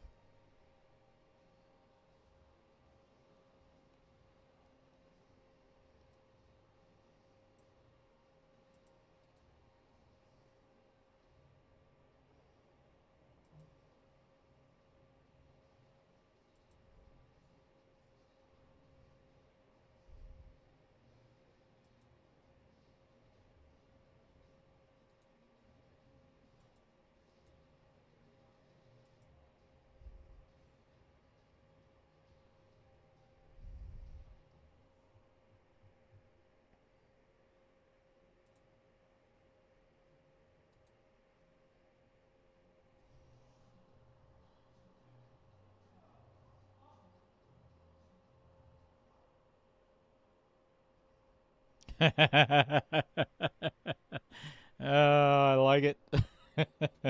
Andy Kuhn says he already bids 50 on Matt Strong and Alice Adams. That's a good bet. A strong team. There's a lot of really strong teams. Other than one. I'm playing with Mike Masevich, so he'll probably outplay me.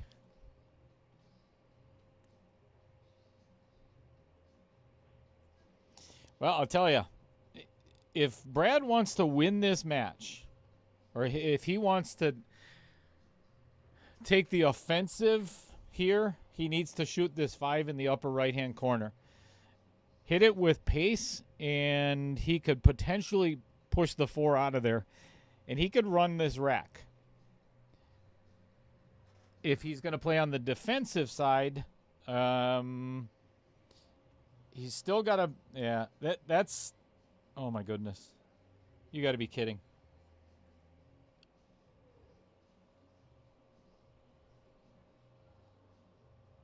Hit it great, but I think he is glued to that 15 ball. I mean, there might be a little bit of a gap in there, but I don't think he can make even the 2 ball. So now he's either got a super, super thin cut on the 6 ball, which it may look doable from your screen, but I promise you it is, yeah, there's a better angle of it, is brutal. And the worst thing that he could do is go for that shot and break out Chris's 12 and 15. Because right now they're in a not an easy position. Oh, this is a good choice. He's calling the 2 by the 11 and 8. He's banking it.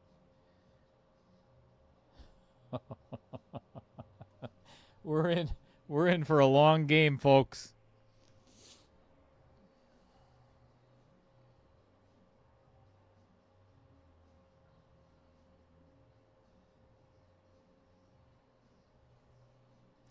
Yeah, to be honest with I agree with Dan Yenner because, and that's very hard for me to say out loud. Um, but there's not a weak team out of all 24 players. I wish I had the list. Well, I do, but I don't have it where I can put it on a flyer right now because it just filled today. But I'm sure there is not a weak team in the field. Any one of the 24 can win. And especially being Scotch doubles.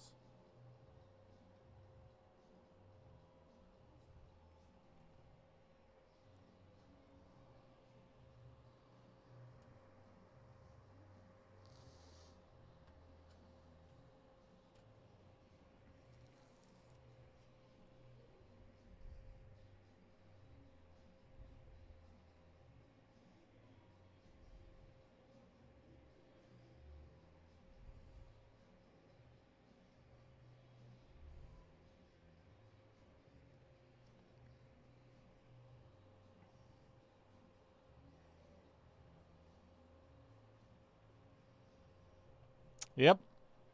Yeah, Mike Masevich just won.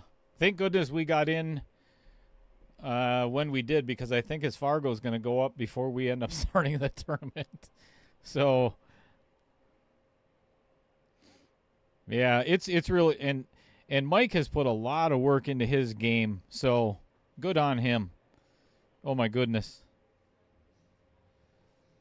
So Chris just got hooked on the 15. And I don't know if he can see enough of the 11.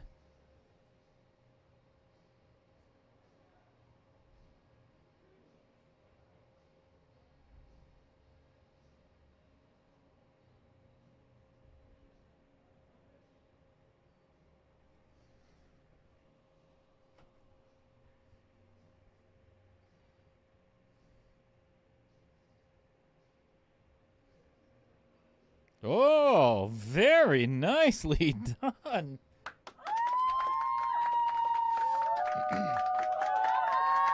Good shot by Chris Green.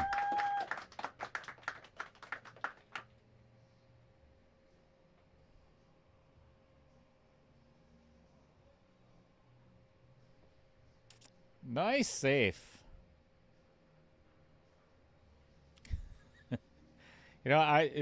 I don't even want to commentate on this match anymore. I don't know what these guys are going to do because, to be honest with you, I don't know what I would do in this position. Brad has obviously all the pressure in the world. He was up, the heck was it, 10-7.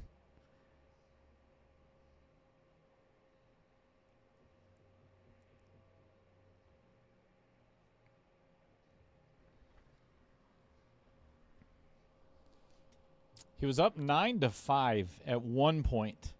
So he's got 2 games to win, and now we're at 10-9. It's a ton of pressure on Brad. Well, obviously, a ton of pressure on both, but.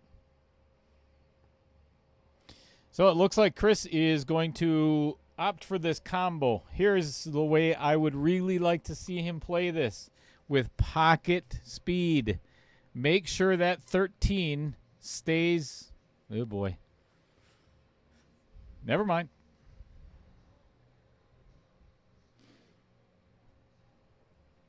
Yeah, either way, the 6 is in a brutal position, as well as the 4 for Brad. So it doesn't get any better.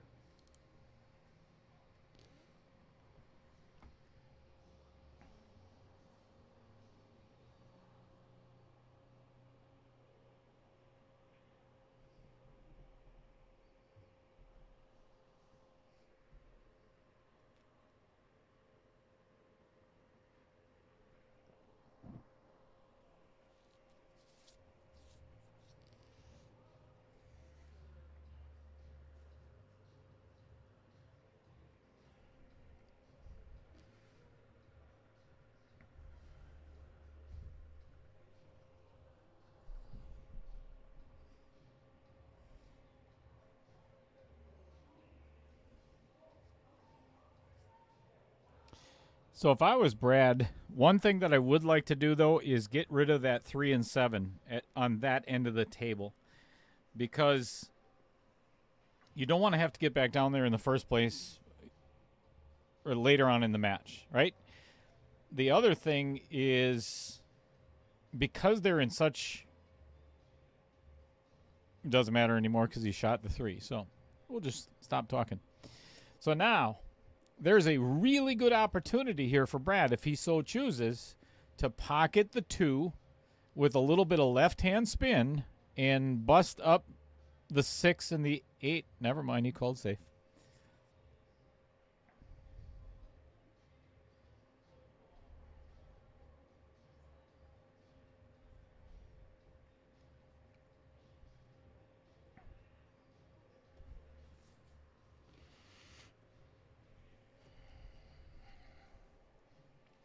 Super risky shot, but here's what I would do if I was Chris Green right now. It's actually not even risky. Chris Green wants to win this game. I would kick here into that 11 and make sure you hit a rail. That's it. Almost guaranteed to have ball in hand after that.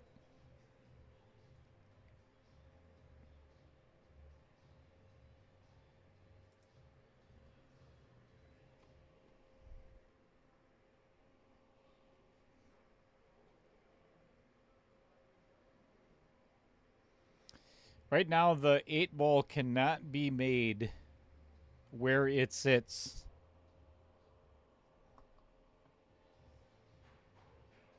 Without hitting that 6 ball first.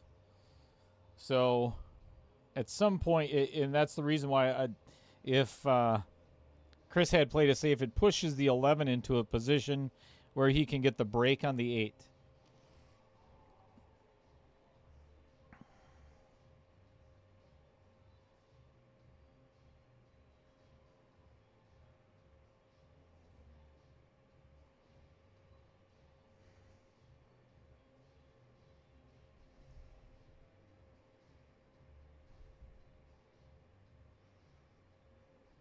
Now, given where that 4 is, I think I would play the 15-11 combo.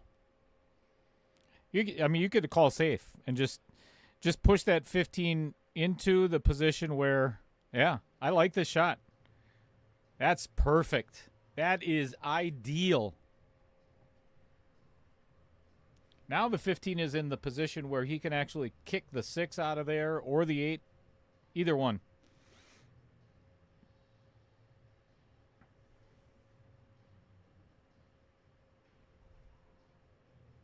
Whoo! This is dangerous. Guess what's coming next, folks? Chris Green is going to play a safe on that 15 ball, and that 8 or cue ball is going to be dead behind that 8. Just like that. Well, there is a really good opportunity here, folks, for this match to go hill.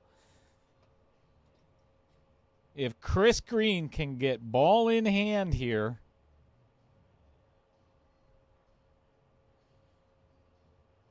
yeah, Brad should be able to hit this 6 ball. It's no gimme, but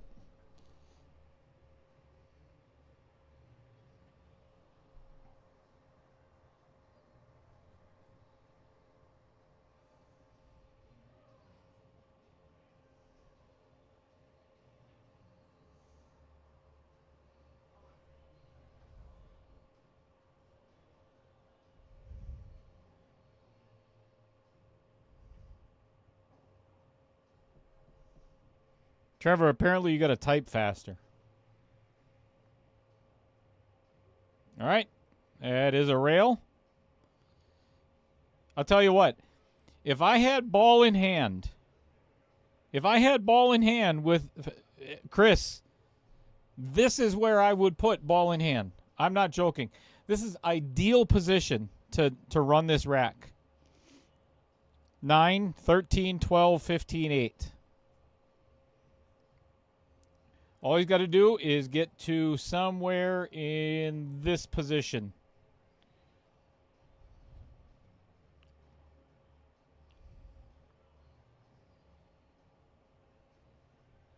That's pretty much almost perfect. So now, the only shape he's got to worry about for the most part is the shape on the 12.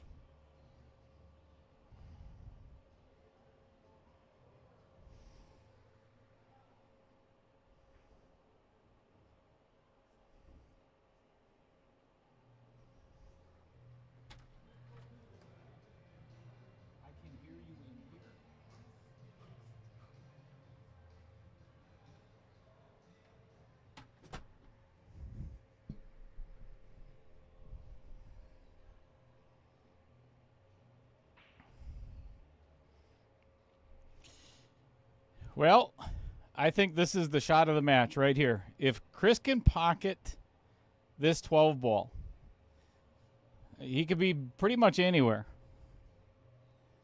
and still get...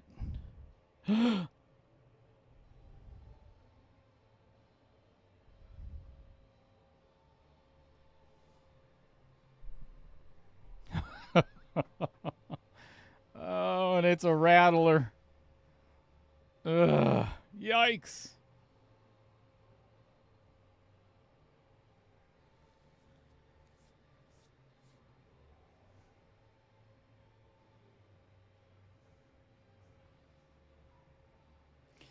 The one thing...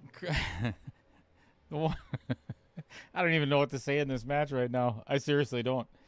The one thing that... oh, my.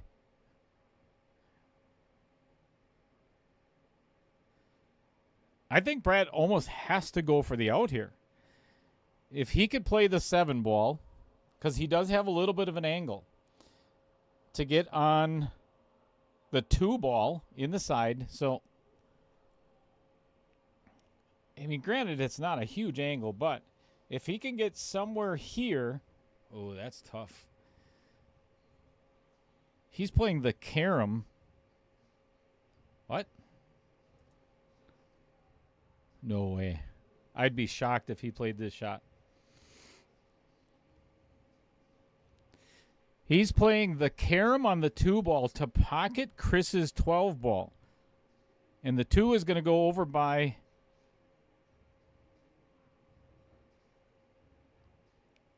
Chris has to play safe here. Chris has to play safe here.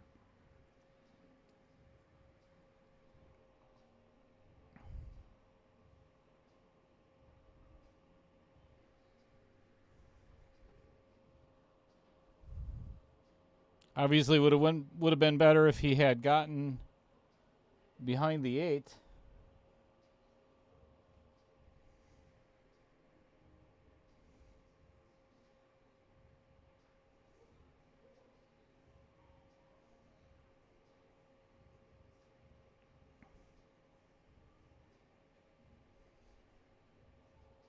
Great shot by Brad.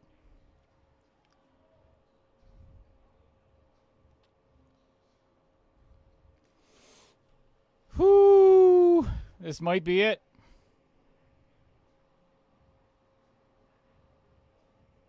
That was just not a good enough safe by Chris. He needed to get behind that 8 ball to make Brad kick at it.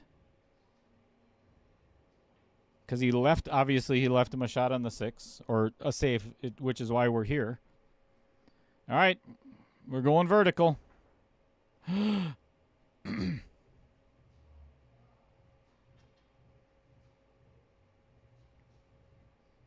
That might be the end.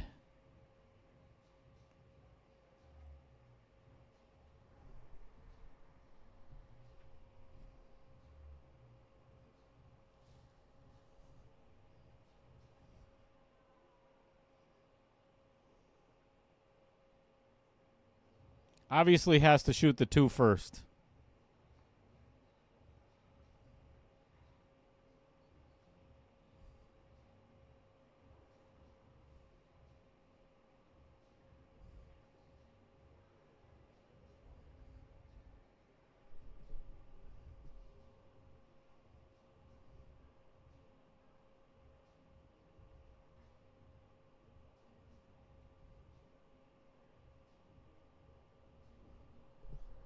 Okay, pressure's on Brad.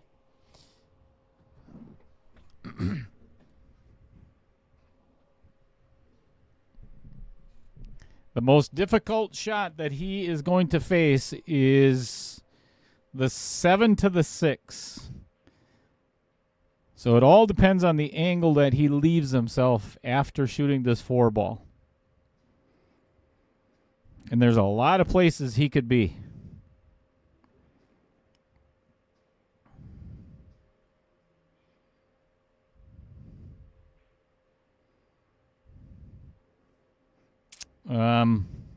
That might not be the best one of them.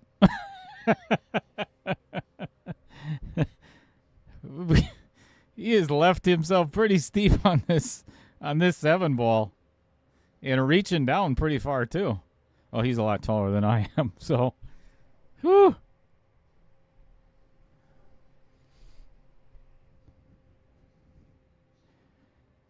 Good stuff.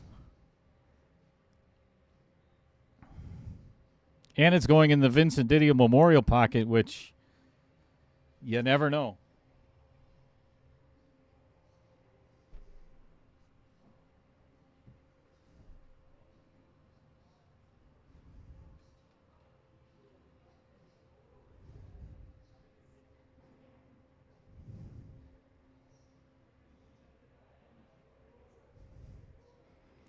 I believe that might do it, folks. He could pretty much get anywhere in the middle of the table and be okay.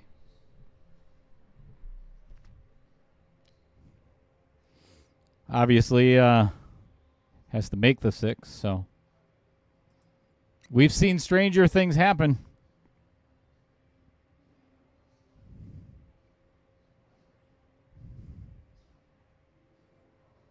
Yeah, that's going to wrap it up, folks. Good shot.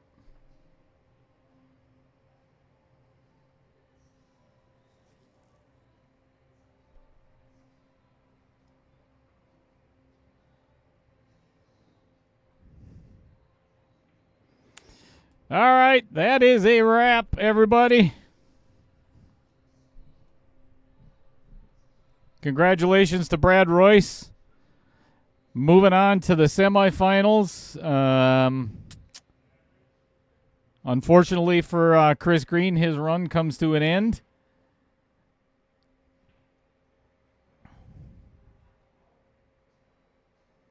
Lots of opportunities for both players, and again, that we're 525 and under, so that is to be fully expected. So, thank everybody for tuning in. Of course, I appreciate everybody being here so late with me.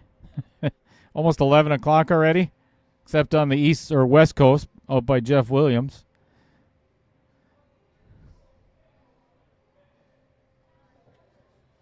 Huge thank you to all these people. Adam Carlson, Riley Pieshauer, Joe Pieshauer, John Kramer, Andy Coons, Dumper Dan, Pete Sorsey, Bob Miller, who was in the chat tonight, thank you, as well as Andy Coons, Derek Schwartz, Avenue Auto, Bobby Joe Coons, Rich Stadler, Jeff Hefter, oh man, I tried skipping over that, Cody Retlick, Matt Strong, Brent Lucas, Eddie Altman, Vincent Didio, Brett Tovar, Lynn Dorn, Chris Green, Roger Pregler, Jim Reese, Scott Kugel, Kevin Dorn, and, of course, everybody here at the Varsity Club. The staff here is incredible, and most importantly, you, the viewers, as well. So thanks, everybody, for tuning in. We will see you Wednesday at 4 o'clock is our last Stroke Zone match of the quarterfinals. And then we have the last match of the quarterfinals of KO 1.3. Steve Kilberg and John Williquette. So until then, have an awesome Tuesday, everybody.